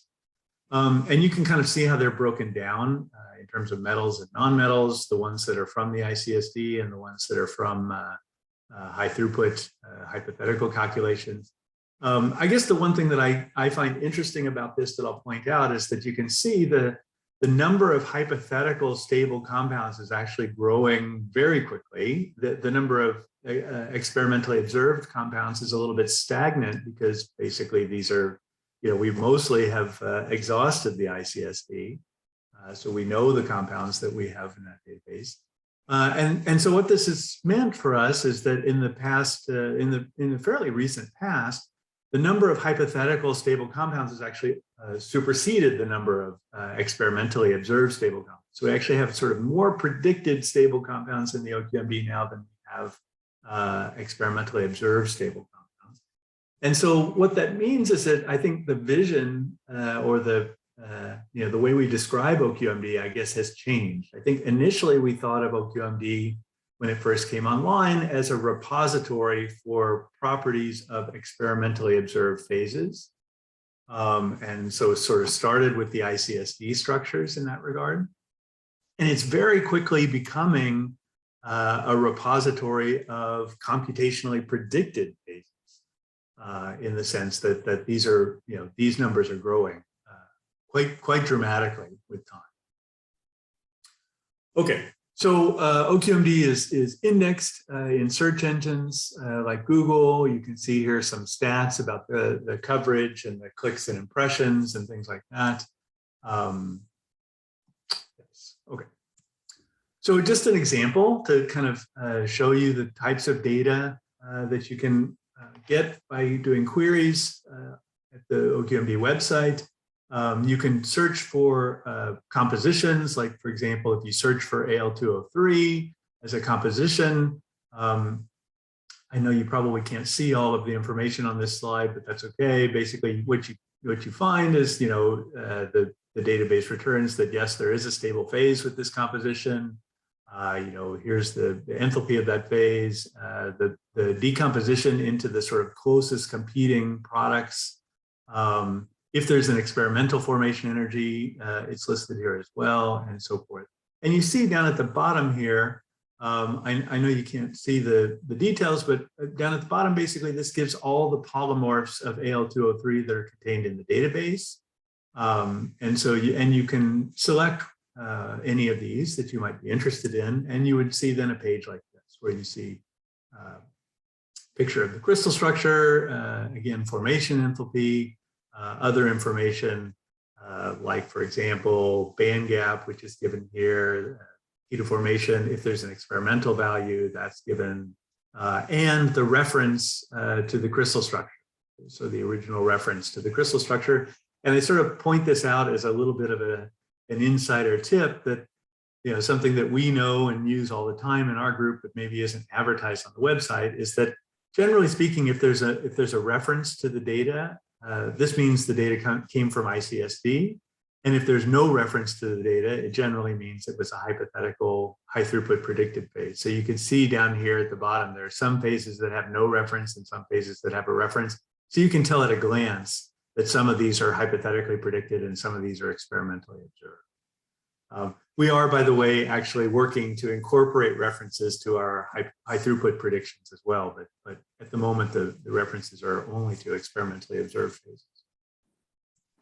Okay, so how do you use data like this? Well, again, there's many different ways. Many in the audience here know very well how to do these kind of things. I think one of the kind of earliest paradigms of doing these kind of using this kind of data was in what I call the direct approach to searching, where we basically do high throughput computational screening. The generic idea of this is quite simple. You start out with a very, very large number of candidates, candidate compounds, and then you devise a set of progressively restrictive screens that you can essentially use to knock candidates off the list. So if you start with a very large list and then you say for the application I'm interested in, the candidate has to have all of these attributes, and you screen for all of them, and the idea is that at the bottom of the screen you have a small number of candidates that fulfill all of these screening conditions. Okay, so just to show an example of this is admittedly kind of an old example, but I think it actually is a nice illustration and actually shows some FAIR data principles as well. I'll explain in just a minute. This is a very early study we did where we were looking for precipitate strengtheners in BCC metals, and we particularly were looking for Heusler phase crystal structures. So To search for these, we basically just took the Heusler phase ternary crystal structure. We decorated it with essentially all possible elements in the periodic table, not quite all, but most. And then did calculations of those. Turns out to be about 180,000 Heusler phases. Okay, so this plot here, sorry, the y-axis looks like it's a little bit cut off, but this plot essentially shows a plot of the stability of this phase. Basically below 0 on this plot means the compound is on the convex hull. Above 0 means it's not on the convex hull. And this is plotted as a function of lattice parameter. And so you can see that if you look at this cloud of points, that the vast majority of these phases are above the line, meaning if you do 180,000 calculations of these kind of at random, vast majority of the time you're going to find unstable phases. Maybe not too surprisingly, right? We're just throwing darts at the periodic table and we don't find stable compounds that often.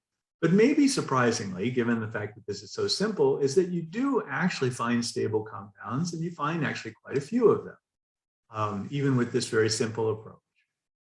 Okay, so the idea for the precipitate strengthener was simple. We basically said, okay, we want to find something that's kind of low on this plot so that it would be more stable, hopefully below 0, but maybe even a little bit above 0 would be okay, but somewhere low on the plot. We want the point to be dark red. I didn't tell you what the color meant. The color here is basically a very simplistic estimate of the cost based on just the elemental production of the elements that go into the compound. But this is not really important for today. Just basically red means cheap and blue means expensive. So you want red if you're looking for something that's going to strengthen iron, for example, that's relatively cheap. And then for sort of metallurgical reasons, you might want the precipitate to have a lattice parameter matched to the host matrix. Like in this case, we were looking for a strengthener for BCC iron. So you might take the BCC lattice parameter and look for something close to that. Okay, so this is a very simple kind of visual screen. And the basic idea is you would look in this region of the plot for something that's red. And that's kind of how you could use that to screen this large set of data to look for precipitate strengtheners. And I should say this approach was quite successful. We actually found essentially all of the known Heusler phase strengtheners for BCC iron, and in fact found some new ones as well with this approach. Okay, so like I say, kind of an old example, but I just wanted to illustrate that because I thought that this illustrated some of the reusable principles of FAIR, in the sense that at the same time, I had another postdoc in my group who was interested in thermoelectrics, and he said, look, I don't care at all about precipitate phases and these Heusler precipitates, but he used essentially exactly the same data set to try and find new thermoelectric materials. So he took exactly the same Heusler data set and looked for compounds in the data set that were semiconducting, that had a gap of a certain size. And in addition to kind of the, some of the well-known Heusler compounds, found some new ones that were previously unknown, okay, containing things like barium, gold, and antimony. And those were interesting then, because when we looked at the electronic structure of those compounds, they looked quite interesting from a thermoelectric point of view, and they motivated us to do phonon calculations. And those also looked interesting from a thermal conductivity point of view. They had these very sort of low-lying acoustic modes that suggested a kind of almost rattling type behavior of some of the atoms in the Heusler phase.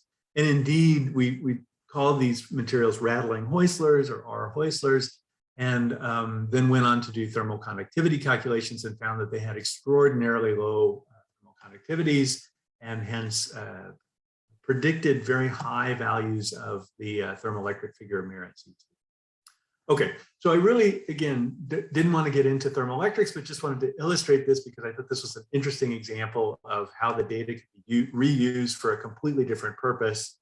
And of course, that can only be achieved through incorporating things like FAIR data principles. All right, one other example comes in the area of machine learning.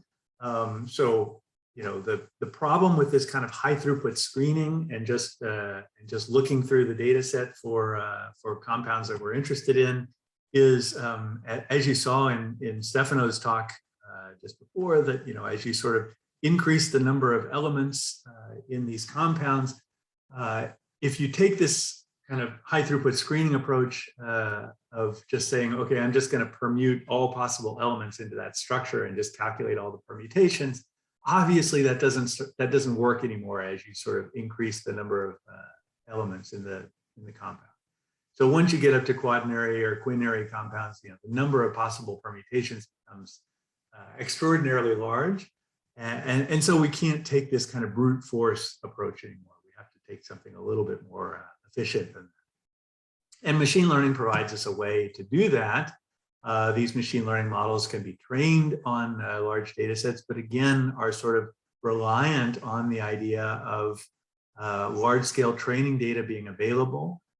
And again, I think the FAIR principles are kind of a good, provide us a good guidance for how to make this data accessible and useful in machine learning models.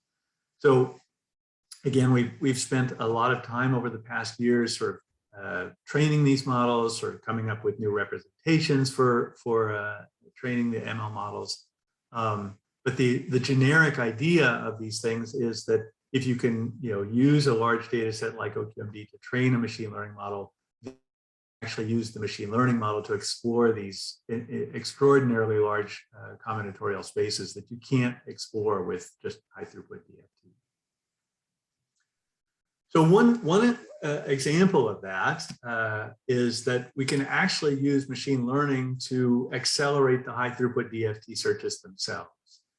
So this is just an example of showing a high throughput search for a quaternary compound, pacilite or double perovskite structure. It's again sort of one of these compounds that's compositionally complex enough that we just can't enumerate every possible combination and do a calculation from DFT. So instead, what we do is we basically train a machine learning formation energy model using the entries of OQMD. Then we use this machine learning model to actually generate a very large number of possible prototype compounds by decorating elements into the structure type. In this case, we construct about 1.5 million possible compounds. And then we use our machine learning model to predict the energy of all these compounds and basically look for cases where machine learning is predicting that the energy of the compound should be relatively low compared to the DFT convex hull that we have in OQMD. So we're looking for cases where machine learning is telling us there should be something low in energy there. And then we basically just sort this list and take, say, in this case, I think we took the top 5,000 in this list. And we just do DFT calculations of those top candidates predicted by machine learning. In this particular case, we discovered about 1,000 new stable compounds by doing only 5,000 DFT calculations. So roughly a hit rate of about 20%. A hit rate of 20% is sort of extraordinarily large. This is about 150 times more stable compounds than you would get by just doing this kind of undirected search where you just enumerate everything. And so you can kind of see how this can accelerate these searches. And I don't have it on this slide, but you can also see very clearly that once you have data from these 5,000 compounds, you can actually feed this back into the machine learning model and retrain a new generation and repeat the process. And you can kind of do this in an iterative way to find compounds much, much more efficient. Okay. I guess another thing that I maybe should mention about the machine learning aspect of this is that a lot of these hypothetical compounds that we've generated along the way, admittedly, are very high in energy because, again, we're just kind of throwing darts at the periodic table. So we have a lot of very kind of high energy, chemically unreasonable compounds. It turns out that these compounds are extraordinarily important for training machine learning models, right? We have to have good positive data and good negative data to train these machine learning models. We didn't realize that at first, I guess, and we started by training machine learning models, say, of stability, and we only trained it on stable compounds. Well, of course, if you do that, the machine learns very quickly that everything is stable because you only train me on stable compounds. So you obviously have to have negative examples too, and these kind of hypothetical high throughput DFT surveys actually have provided us with a lot of extra data. Okay, and then the final example is that we've recently been doing a lot of work in sort of applying ideas of network theory to these data sets. These convex holes kind of naturally lead themselves to a network construction. Convex hole is really just a series of points, the compounds that are on the hole, and lines connecting, the tie lines connecting phases in the convex hole. And that sort of naturally leads itself to the idea of constructing a network. If you think about constructing the entire network of the entirety of the OQMD then, or the convex hole of the entirety of OQMD, this would be like a convex hole of an n component system where n is the number of elements in the periodic table. Right? If I imagine, not just constructing a binary or a ternary or a quaternary convex hole, but a 100 component convex hole, then the interesting thing about that is that there's only one of these convex holes. There's this convex hole of everything. There's only one. And every sort of binary and ternary and quaternary is just a slice through this very high dimensional object, right? If we have a 100 component convex hole, basically this is a 100 dimensional object. So it's very difficult to visualize, but possible to calculate. So we have calculated that, that sort of one convex hole to rule them all in some respects.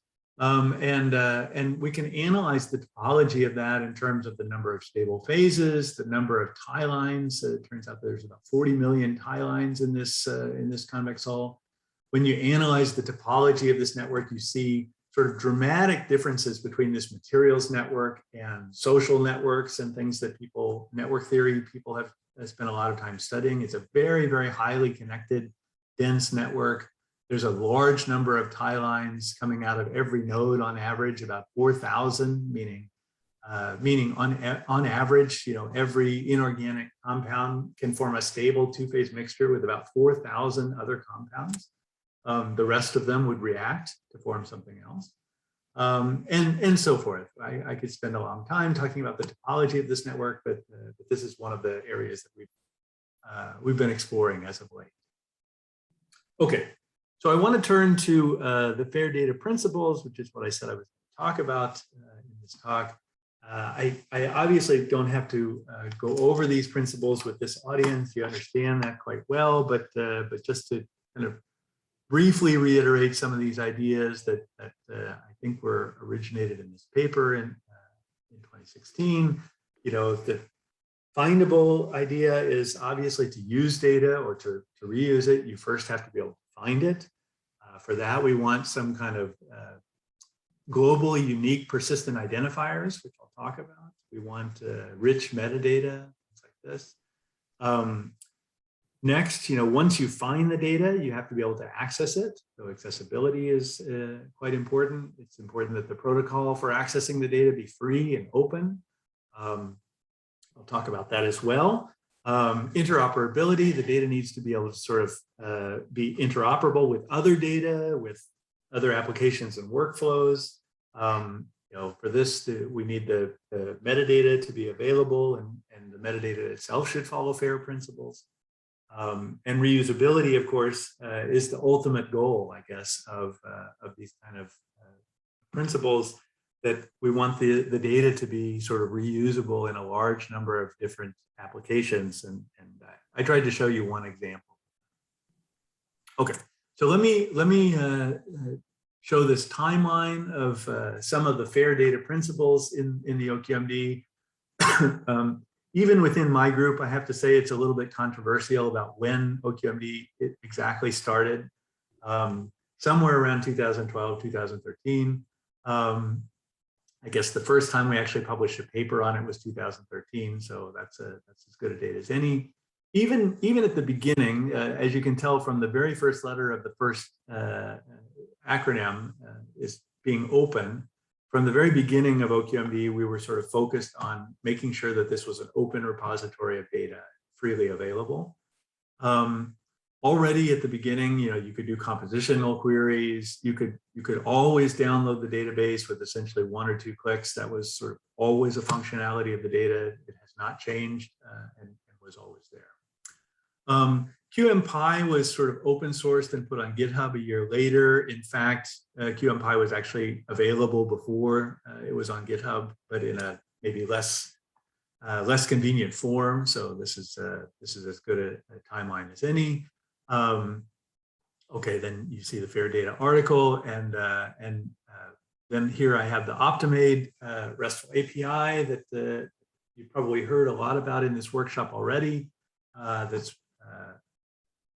That's come out recently. The paper has come out recently. The API was available a couple of years ago, and OQMD is participating in that, I think, very important endeavor as well. And then I'll show you some examples of how we're more recently we've tried to incorporate properties of structured data within OQMD using schema.org. And then again, more recently, incorporated persistent identifiers into the OQMD data through Handle. Okay, so some of the kind of, again, what students in my group now call old school OQMD, the pre-2016, again, that initially the QMPy API and framework was always available, and there was a full database download available, from the very beginning. This kind of incorporated all of the aspects of FAIR. You could query the data by either entry or compositions that I tried to show you screenshots of earlier through various URLs. And this made the data sort of more findable and accessible. And this was accessed by an open CC by 4 license, again, kind of from the very beginning. Okay, so that's kind of the starting point of OQMD. Let me just go through each one of those a little bit very quickly on this own slide. That again, sort of initially downloading the full OQMD was always available. You could always kind of post your own copy of this locally if you wanted to. So you could download the entire database and the API via this kind of very simple download URL.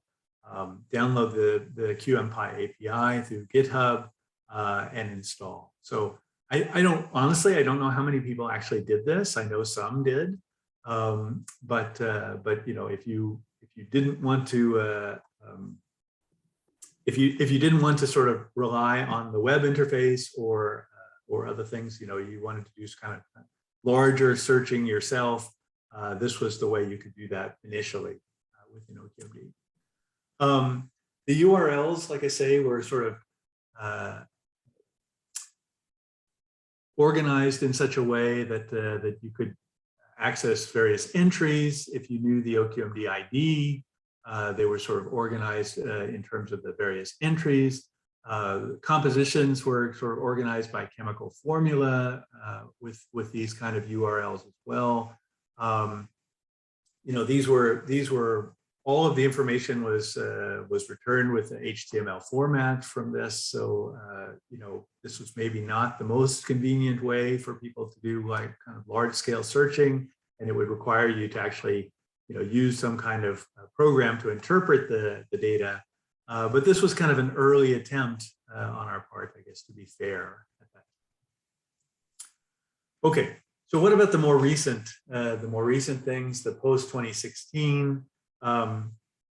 So again, like I said, there's sort of 3 main things I want to talk about. The Optimade RESTful API. Maybe I don't really need to talk about this so much because I have a feeling that others can probably talk about it much more eloquently than I can. But I'll tell you just briefly about that, about the OQMD incorporation of that, and as well as persistent identifiers and structured data. Okay. So again, the RESTful queries now that you can do with Optimade, again, this audience probably understands quite well the difference between these APIs and RESTful APIs. So we want the we want the query to be stateless, to be sort of all the queries to be independent and not depend on the cache state of the system and so forth. And Optimate, I think, has done really a very nice job of doing that and making a lot of the data in the various repositories interoperable. And I just wanted to sort of point out that there's a few OQMD authors on this original Optimate paper. So we're definitely very much in support of this idea and moving this forward in the future as well. Again, I think people have talked probably about queries from Optimate. You can do these kind of very simple queries very directly. You get sort of a JSON structured list of the data that's returned. So in a very convenient format. You know, just to say, I think that this is really something that's quite helpful, and we're already kind of starting to use it and in our group as well. In addition to JSON, we support the XML and YAML formats as well. The user interface can be anything essentially with HTTP, like a web browser or other things. And there's, you know, sort of powerful metadata that goes into these. And here's some links of the Optimate endpoints that are included in the OQMD website. Okay. Oh, one other thing that I guess this was not sort of required, but just to say that we actually include the Django query that's executed on the MySQL database in the metadata as well, just in case that some find that useful.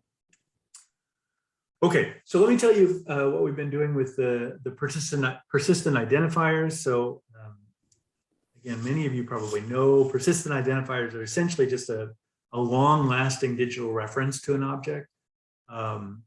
For example, a web URL can be a digital reference. The long-lasting part of this is key because the web URLs can change, of course, and so you wind up with this problem of link rot, where if you sort of change URLs in a database, but the system is not updated, then lots of links can be broken and don't work anymore after some period of time. Okay, I mean, basically the bottom line is that it takes time and money to actually keep the legs active, and so having these in some long-lasting format is quite useful. And so you know about many examples of these persistent identifiers already. DOIs and ORCID ID and ISBN, these are all examples of persistent identifiers. And the problem, of course, you can imagine is, for a URL like this from OQMD that points to a particular entry, you might imagine, at some point in the future, maybe we make a new version of OQMD, and so we want to have version 1 in the URL, or maybe OQMD expands beyond materials to other things, and so we want to have a materials qualifier in the URL, or outside of Northwestern, so we want to incorporate that, or other things like that. So any of these things would sort of cause us problems in terms of this URL, and so if we had a persistent identifier that could point to the original entry, this would be quite useful. Okay, so we've been doing this with through handle.net, which is part of CNRI, which I have to admit, I forget what the acronym stands for exactly right now, but it's okay. But basically this provides us with a unique persistent identifier associated with each entry into the OQMD, and you can see kind of the format of that. It's given a unique number here, which is generated by handle, and then the format here is OQMD is the first part of this string, version 1 corresponding to the version of OQMD. EN means entry. This is an entry page. And then the OQMD ID, and then version 1 just again sort of pointing to the version of this entry that could change. Okay, so we have now these persistent identifiers for each entry on the OQMD website. And the way queries are handled is illustrated here. That so when a query comes in from a user's local browser, the handle.net central server sort of passes this to a dedicated handle server we have, which then passes this on to OQMD.org. So it's a little bit complicated in terms of this process, but then the OQMD.org is able to directly give the HTML response to the user's local browser. It doesn't have to go back up this chain back to the user. And I guess I have on my first slide here, that these persistent identifiers, I think, are quite important, but they're not magic, right? They don't sort of magically remain persistent. It's still the responsibility of the database maintainers to keep them active and to redirect the correct pages. So right now, we're still managing these at Northwestern and are making sure that these IDs point to the correct pages each time we update the database. Okay, and then finally, the issue of structured data. Structured data is just basically a structured summary of page content. It's widely used by search engines. You probably use structured data all the time when you do Google searches. Schema.org is a collaborative effort that's sort of made a lot of inroads in this area. It's a collaborative effort of some of the biggest search engines in the world, and it's really developed by an open community process. So Abi, my student, made this illustration of cheesecake recipes. He said, if you search Google for cheesecake recipes, today you might find a response that looks like this. In the old days of Google, if you did this search, you would just find a list of links of different websites that you might go to for cheesecake recipes. But now you get this much more useful, formatted and kind of beautiful, clean illustration of different websites. And you can see, each of them has a nice picture and shows the rating that people have given to that, and maybe even the time it takes to make a cheesecake. Wow, does it really take 10 hours to make a cheesecake? I had no idea. Anyway, but the idea is that because the data on these web pages is structured in the right way, then the search engine can actually do this, pull out this information and show it to you in a kind of much more clean and useful format. So the question is, how can we use this kind of structured data or incorporate this into materials database repositories? Oh, sorry, one other thing is that, if you following through with this example, if you went to any one of these websites, you might find a whole bunch of text with the author of the website talking about the cheesecake. But then somewhere below the text, you might actually see a nice little box like this, which kind of summarizes things for you and is even maybe in a printable form. So again, this is kind of a nice way that structured data can be used to kind of streamline the websites and make put the data in a much more useful format. Chris, so, can you wrap up because we are running out of time? Okay. Yep. I think this is my last slide. So basically, just to say that we've sort of been trying to incorporate some of these concepts, and just to show you from the data set search from Google, if you search for something like AL203, you actually do see some structured data hits from the various repositories here. Maybe not quite as beautiful yet as the cheesecake recipes, but I think we're sort of moving in the right direction here. And this is just a list of some of the different types of structured data that we have supported currently in OQMD. Okay, and I think, ideally, maybe at some point in the future, if we really get this structured data right, you can imagine talking to your Google Home or Alexa and asking them queries about materials data like this. Okay, so I will stop there and take any questions. Thanks a lot. Okay, thank you very much, Chris. So questions to the audience in Louvain or to other people? Maybe I start with one. in terms of this FAIR, and in terms of what we discussed this morning when you were still actually in bed, hopefully. So that was reproducibility and or accuracy and precision. So in particular, if you use a database for something where the data were not produced for, but you want to do something else, right? The reusable, or what we call repurposable, you also want to know the accuracy for this other application. So how much information about accuracy, and that means about basis sets, exchange correlation functional, and other details, is really available? Yeah, that's a good question. I mean, I guess in some level, the answer is not too much.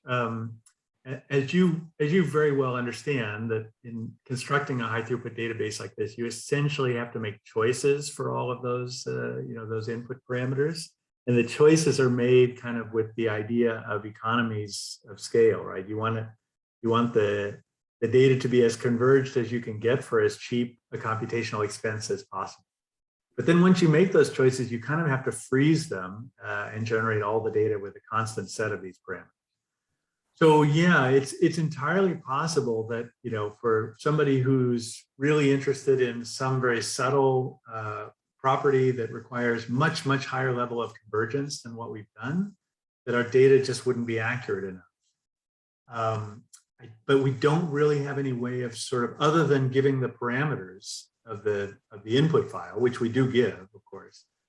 Other than giving that, we don't sort of give any instructions to the user about, yeah, you're really trying to use this for a purpose for which it was not designed. Yeah, I mean, that's why I really say the input data would be really important, right? If you really use it for something very different, to make sure that you're not running into something wrong, people probably have to estimate the accuracy or precision themselves. I suppose, yeah. I mean, yeah. Well, for sure, like you say, the best thing you can do is to provide all the information, right? And that we provide.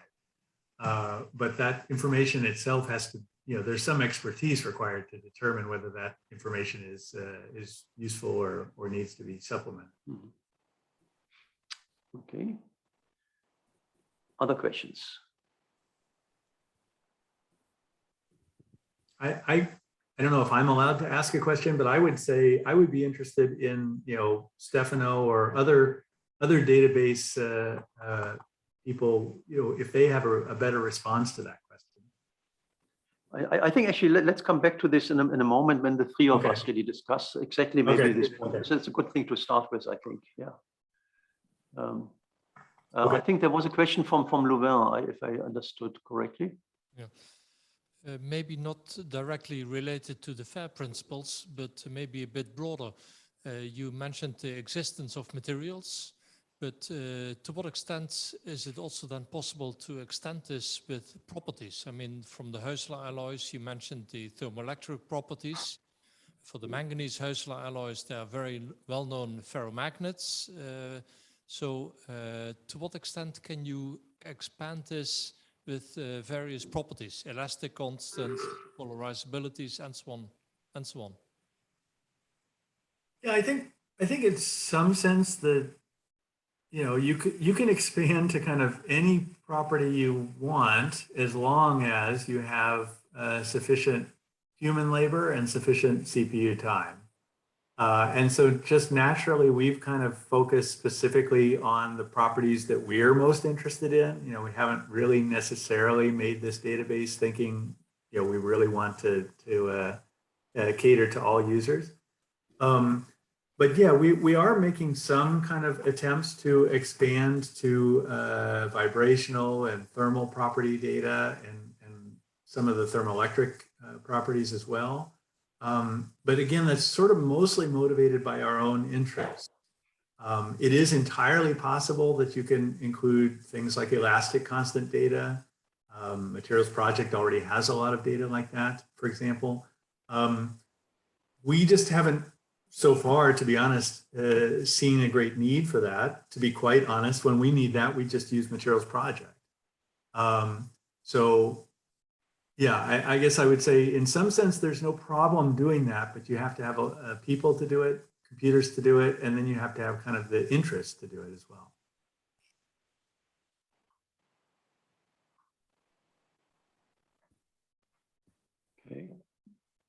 more questions?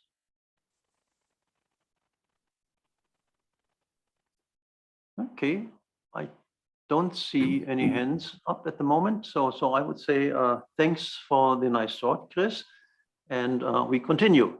Where really the three speakers, Stefano, James, and Chris, are basically on the panel. And we should basically ask some general question. I mean, I was writing some down in the coffee break, but we could start really with a question which just Chris had, and saying, how can we really, the idea which we have in NORMAT is that we don't really say actually there are data, calculated data, which are good or bad. The question is only for what are they good? And I mean, there may be, say, things which you do with a not so good basis set, but they still will give a good geometry, but they will not give really a good, say, electronic response or something like this. So there should be really an identification in getting from the basis set and from the functional some idea for what are the data good, which then also means for what are they probably not so good. So this is actually what we are working on, but that is not really trivial. But any suggestions really more from Stefano or maybe James or Chris again would be good on that. So how should we qualify or quantify the accuracy or precision of these calculations? Exactly. So what I would add there is that the challenge is mapping the uncertainty in input parameters through to the uncertainty in output observables, and often that's a very complex, non-linear process, and that's where I think a lot more effort needs to be invested on formalizing this uncertainty quantification task. So if we have a good idea of probability distributions of errors and input parameters, then it should be possible to propagate them through a solver and come up with probability distributions of outputs rather than point estimates. I think that's something that we should all try to do a bit more of. Gianmarco has his hand up. Yes. I don't know if we really need to quantify the error, because there's these, if we want to do machine learning, for instance, there are those multifidelity methods where all you want to know is that a bunch of data have the same quality. And so, for instance, Chris was mentioning that all the input parameters are known for OQMD, and so you can say that all OQMD has the same kind of quality, whatever it is. Then you have another bunch of data which has another quality, and then you have the experimental data, which are supposed to be the ones that are perfect. And then if you use these multifidelity methods, you add a tag to the data in such a way that you know that this is coming from there, this is coming from there. And so the model is then predicting the data associated to a given tag. And so you know that you exploit everything to have the experimental one, which is supposed to be the correct one. So this might be a way to avoid, quantifying the error in all the cases. I think if I could chime in too, I think one thing that I've observed a number of times that maybe just came up is I've seen this happen many times where experimentalists ask DFT people about the uncertainty or the accuracy of DFT, and the DFT person responds by talking about K-points and basis sets. And so I think it's important that we sort of clarify, and whereas I think the original question had to do with the physical accuracy of DFT as a method. In other words, they wanted to know about exchange correlation. The response was about numerical precision of the calculation. And so I think we have to be kind of clear that these are two completely different things. The numerical precision is just what you would get if you converged everything as well as you could. But that doesn't mean that the answer would be physically accurate. Right? That's a function of the approximations of the method itself. So somehow I think we actually need to address both of those issues, I guess. No, I fully agree. I think really, I think we need some quality mark which says actually this calculation, if it's an LDA calculation with a bad basis set, you don't say actually what it is, but you say actually this is still good for geometry, right? Of if you want an accuracy of whatever. But there is the accuracy, which means actually what exchange correlation functional you are using. And then there is the precision, which is basically set OK points and other numerical approximations.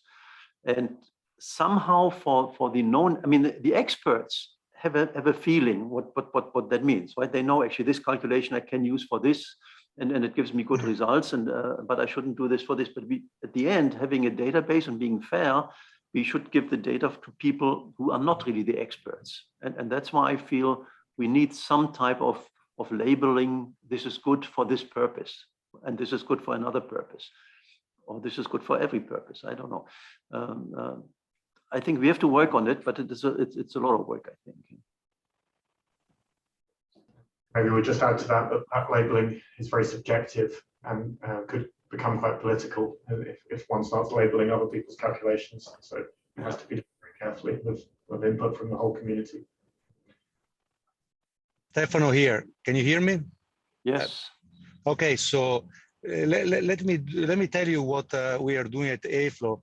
For a lot of same geometries have actually different directories in which we optimize for instance, for electronic structures, and then we use LDA plus U or similar, or for geometrical structures and results. And all this data and how to navigate is the part of the input file, which is included in JSON or aflolib.out, the post process. For what concerns, okay, second, we do not calculations as with respect to the actually now, Stefano, now you are very badly. Gets a identifier. Oh, can you hear me? Actually, you were pretty distorted the last sentence. Okay, I said that we order the calculation not with respect to the material, but with respect to the output, because a single structure like sodium chloride could have many calculations. So we do not have a material 1, 2, 3, but we have a calculation 1, 2, 3, or calculation 4, 5, 6, and this is given by the unique identifier that we have introduced many years ago. Then for what concerns precisions, okay, precisions, it's part of the input, okay, numerical parameters. They are in the input file, and we can analyze them and see a posteriori which how many K points, what is the cutoff, etc., etc. But this still does not talk to the experimentalist. To talk to the experimentalist, we have created a method which is CCE, coordination corrected enthalpy, which corrects the enthalpies, if available, to the one that are experimentally available. And we are slowly populating the whole database of these corrected enthalpies. So if the corrected enthalpy is a part of the output, then these things can really be used for calculating enthalpies, reaction enthalpies, or estimating transition temperatures. So this is what we are slowly doing. And this is work that has been Corey Osis and Rico Friedrich are doing mostly. And so we are progressing based on what is available. So yes, I agree with you that to talk to the experimentalist, it's a lot of work and it's going to take years, but I believe we are moving in that directions. Okay, let me go a little bit further with the same philosophy, I would say. And let me actually just, I wanted to share. Well, Matthias, if I could chime in one more thing. Yeah. And since you said we're supposed to say provocative things, so I'm about to. Mm-hmm. And that is that, you know, I think we should also remember that experimental data is not perfect and has, you know, inherent errors associated with it. And oftentimes these errors can be actually quite large. So that's one thing to keep in mind. And a related comment is that sometimes when we want to determine the accuracy of our methods, kind of from a statistical sense, you know, we want to know kind of statistically how accurate is a certain property. In many cases, we don't have enough good experimental data to even answer that question. And so that can be a very limiting thing as well. No, I fully agree. And we can learn actually from the quantum chemistry, which says actually, if I want to check the accuracy, I probably actually better check against theory, because either actually the experimental data are, say, different because of defects or hydrogen, or in fact, they are different because they have electron-hole interaction, they have phonons and whatever, things which we don't have, right? So we want an accuracy within really the model, but then we want also the comparison with the experiment. So these are two issues, I think, which are very important. Right, right. And I think quantum chemistry has shown really what they have done, and I think we can learn a lot still from them. Right, and I think in terms of the formation energies, we do kind of adopt a similar idea, right? That most of the databases, I'm pretty sure AFLOW and OQMD and Materials Project all have these kind of elemental corrections associated with the chemical potentials of the elements that are essentially fit to experimental data. And if there's not enough experimental data or good experimental data, then we can't do that correction, and so that actually becomes limiting quite quickly. Chris, Chris, can I answer your questions? Okay, yeah. We do not have elemental, we have correction, but they're not elemental, because we believe that tilting the phase diagrams is actually thermodynamically incorrect.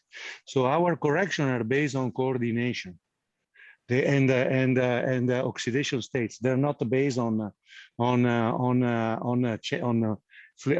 tilting the phase diagrams like FAIR methods or the oxygen correction method does. But that's okay. So we do have the correction, but they're not elemental tilting of the Gibbs free energy. Okay.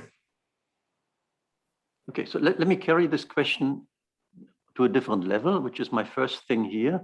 And that is actually because we all talked about, I mean, James started much, but everyone else also mentioned machine learning. And if we want to really deal with all this enormous amount of materials, we have to do that. So the question is similar to what we just did with DFT in the discussion. What is the reliability of machine learned potentials or the machine learned models? Now, we all know that machine learning interpolates. In that sense, machine learning is very different to what density function theory is actually aiming at. There we think we can describe whatever we want to describe if we have the right functional. But machine learning only interpolates. And so how do we know when a machine learning description becomes an unreliable extrapolation? Extrapolation, or it's really interpolation, extrapolation, not very well defined. So at some point, machine learning is running out of the fitting regime. And in physics, you usually call this domain of applicability. We know when Newton's law breaks down and so on. So what do we know? And that goes maybe to James and also to the other two. When do we know that really the models which we have, the potentials which we have created, are no longer reliable? Yeah, I can start on that maybe. Thank you. That's a very good question. And maybe before turning specifically to potentials, I'll just add one more point at the DFT level. So in the same spirit, if you want to quantify the uncertainty in a calculation performed with DFT as a function of the unknown exchange correlation energy, then one way to do that would be to sample over possible choices for the exchange correlation energy. That's something we did a couple of years ago at the meta GGA level. So sampling over possible expansions of the exchange energy. In that case, I think we fixed correlation, so we didn't tackle the whole problem. And that gives you not just prediction, but an ensemble of predictions, and gives you a statistical idea of how important the part that you're changing is for determining the quantity of interest. And I think that's exactly the spirit in which to approach the same question with machine learning potentials. So not to view a potential as a single model, but to view the collection of all the potentials that are compatible with the training data. And then you can get a much better idea of where all of those different models agree, and that's where you're interpolating, and where they start to disagree significantly. And that's where you're extrapolating. That's oversimplified, of course, but both neural network and kernel approaches have ways of generating these ensembles. And I think that's a straightforward way to start to quantify uncertainty. But maybe a broader point is that as a community, I think we need to move more to assessing these models on the quality of their predictions on physical properties, not just on test and training splits, etc. So we're really focusing on predicting real quantities that in principle could be compared with experiments. And then I think you have a much more valid basis for assessing when you're within the domain of applicability of the model and when you're at risk of straying outside it. Yeah, thank you. Gianmarco? So I think for your first question, right, it's just a matter of doing the machine learning correct, right? If you use Gaussian process regression, then the result of the machine learning will tell you how correct or how plausible the result is at that point, no? Well, you're right. I mean, Gaussian process has it, but neural networks typically does not have it, right? Yeah, indeed. I mean, that's a problem with neural networks, I guess, right? Can I maybe just add that both methods are capable of giving uncertainty estimates if they're used correctly, but they're often not. And even Gaussian processes, the error estimates are only reliable if you either optimize the hyperparameters or sample over different posterior draws that are compatible with the data. And nobody's really doing that yet in our community. They're just taking the central estimate and maybe the variance estimates, but they're often not calibrated at all. So I think that risks being an oversimplification. Luca? Yeah, James has essentially said one part of what I wanted to say. The other part is that the neural network have also the uncertainty estimation. This is called Bayesian neural networks. So it's a more recent technology, but it is one can demonstrate it is essentially doing the same as a Gaussian process kind of estimate. So on that side, they are equivalent, but they are equivalent in being limited by the fact that you have to assume that you have a distribution of data that is represented in your training data. Otherwise, it's I mean, it's not magic. It's not cannot give uncertainty on things that are completely different from what you've used for training. That's the bottom line. Yeah. Yeah. So if there would be I mean, that's basically what I'm saying. So what is the range of applicability also means if there would be a phase transition, which in fact the training data didn't have in, right? I mean, the neural network can also not really find that, I guess. So related to that is the second question, which I put here is we're collecting data. Of course, in theory, we're collecting a lot of data. But if you would do the same machine learning things with experimental data, we would not have very many data in material science. And that is what is called the Bergson paradox, because what you find in machine learning is correlations. And the Bergson paradox says that if you basically have your selection of data and the selection of data has some bias, what you will learn is not the physics of the data or the science of the data, but you will learn the bias which you put in. A little bit, I felt I heard that can happen, right? I mean, also with the data which we have, that if your data are not complete, you will more or less really find something which does not necessarily make sense. Is there any experience with this subjective? I mean, we are always subjective in data production, right, or selection. Is there any experience with dangers of that?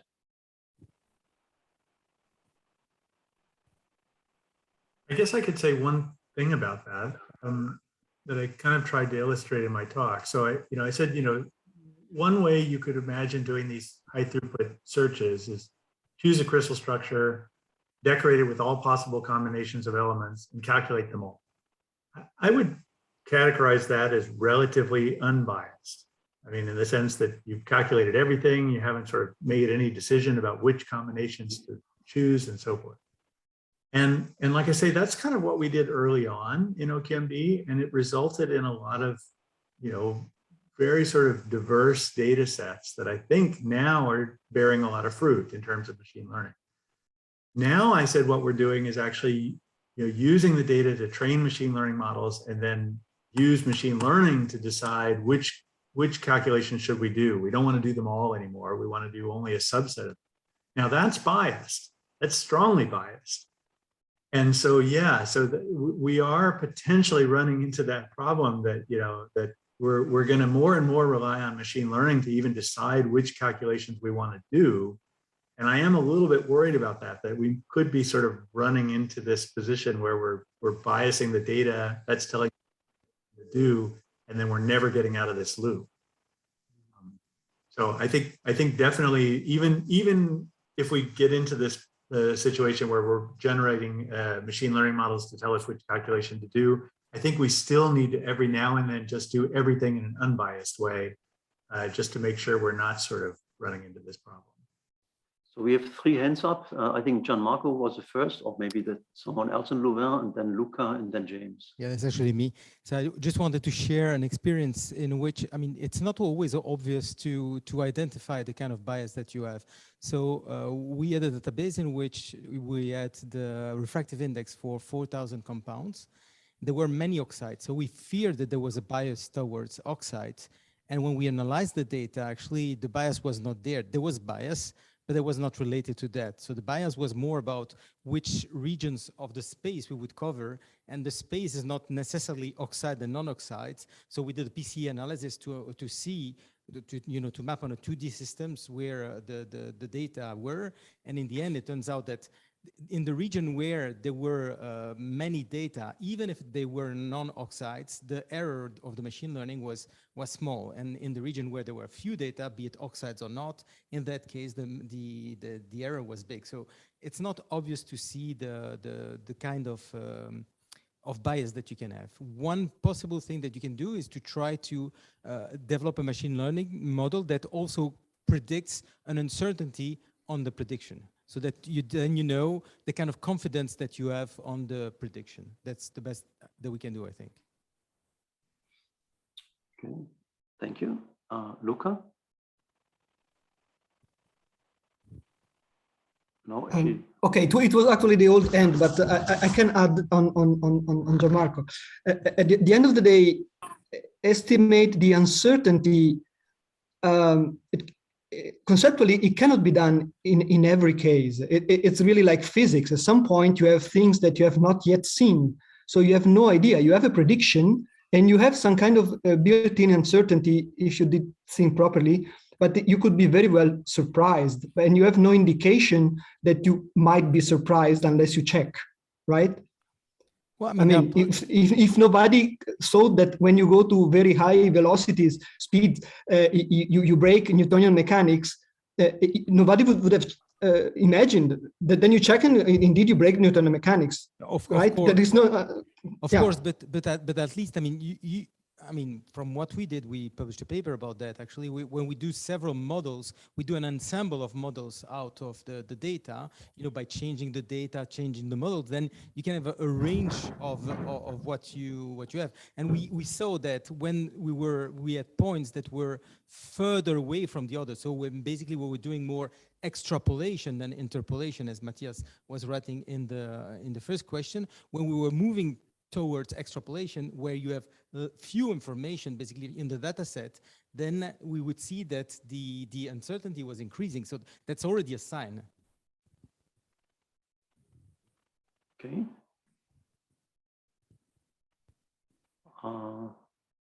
Good, I think. Just to reiterate a somewhat trivial point, but in all of this, I think it's important to keep in mind that I think what we're talking about here is the uncertainty associated with the machine learning training. Yes. So if we establish this would tell us sort of how much uncertainty we're inducing by training a machine learning model. It would not tell us anything about physical accuracy. I fully agree. And I just wanted to kind of raise that point because I see these things confused all the time. Okay. I have to say, in a similar spirit to what Chris said, but let me see if I can put a slightly more optimistic spin on it. So once one's trained a model on a collection of data, you can then use that model to go and do something new. If it's a potential, you can go off and run some dynamics with it. And then you can take samples from those new dynamics and check how consistent they are with the method that generated the original data. And if you go around that feedback loop sufficient times, you should be able to iterate closer towards self-consistency. And then you can be confident that for any situation which you encounter during routine use of your model, you should have a good description of the underlying physics. But it's hard to get complete confidence in that, of course. Yeah. New things can always happen.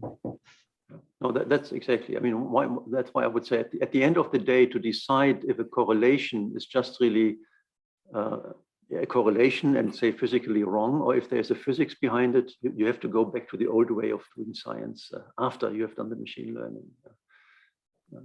Now, actually, I have several more questions, but I see actually we are running out of time. As you see, actually, the page is only actually 1/3 full, but I will not really put the other questions in. I will probably place them at some other point in the conference.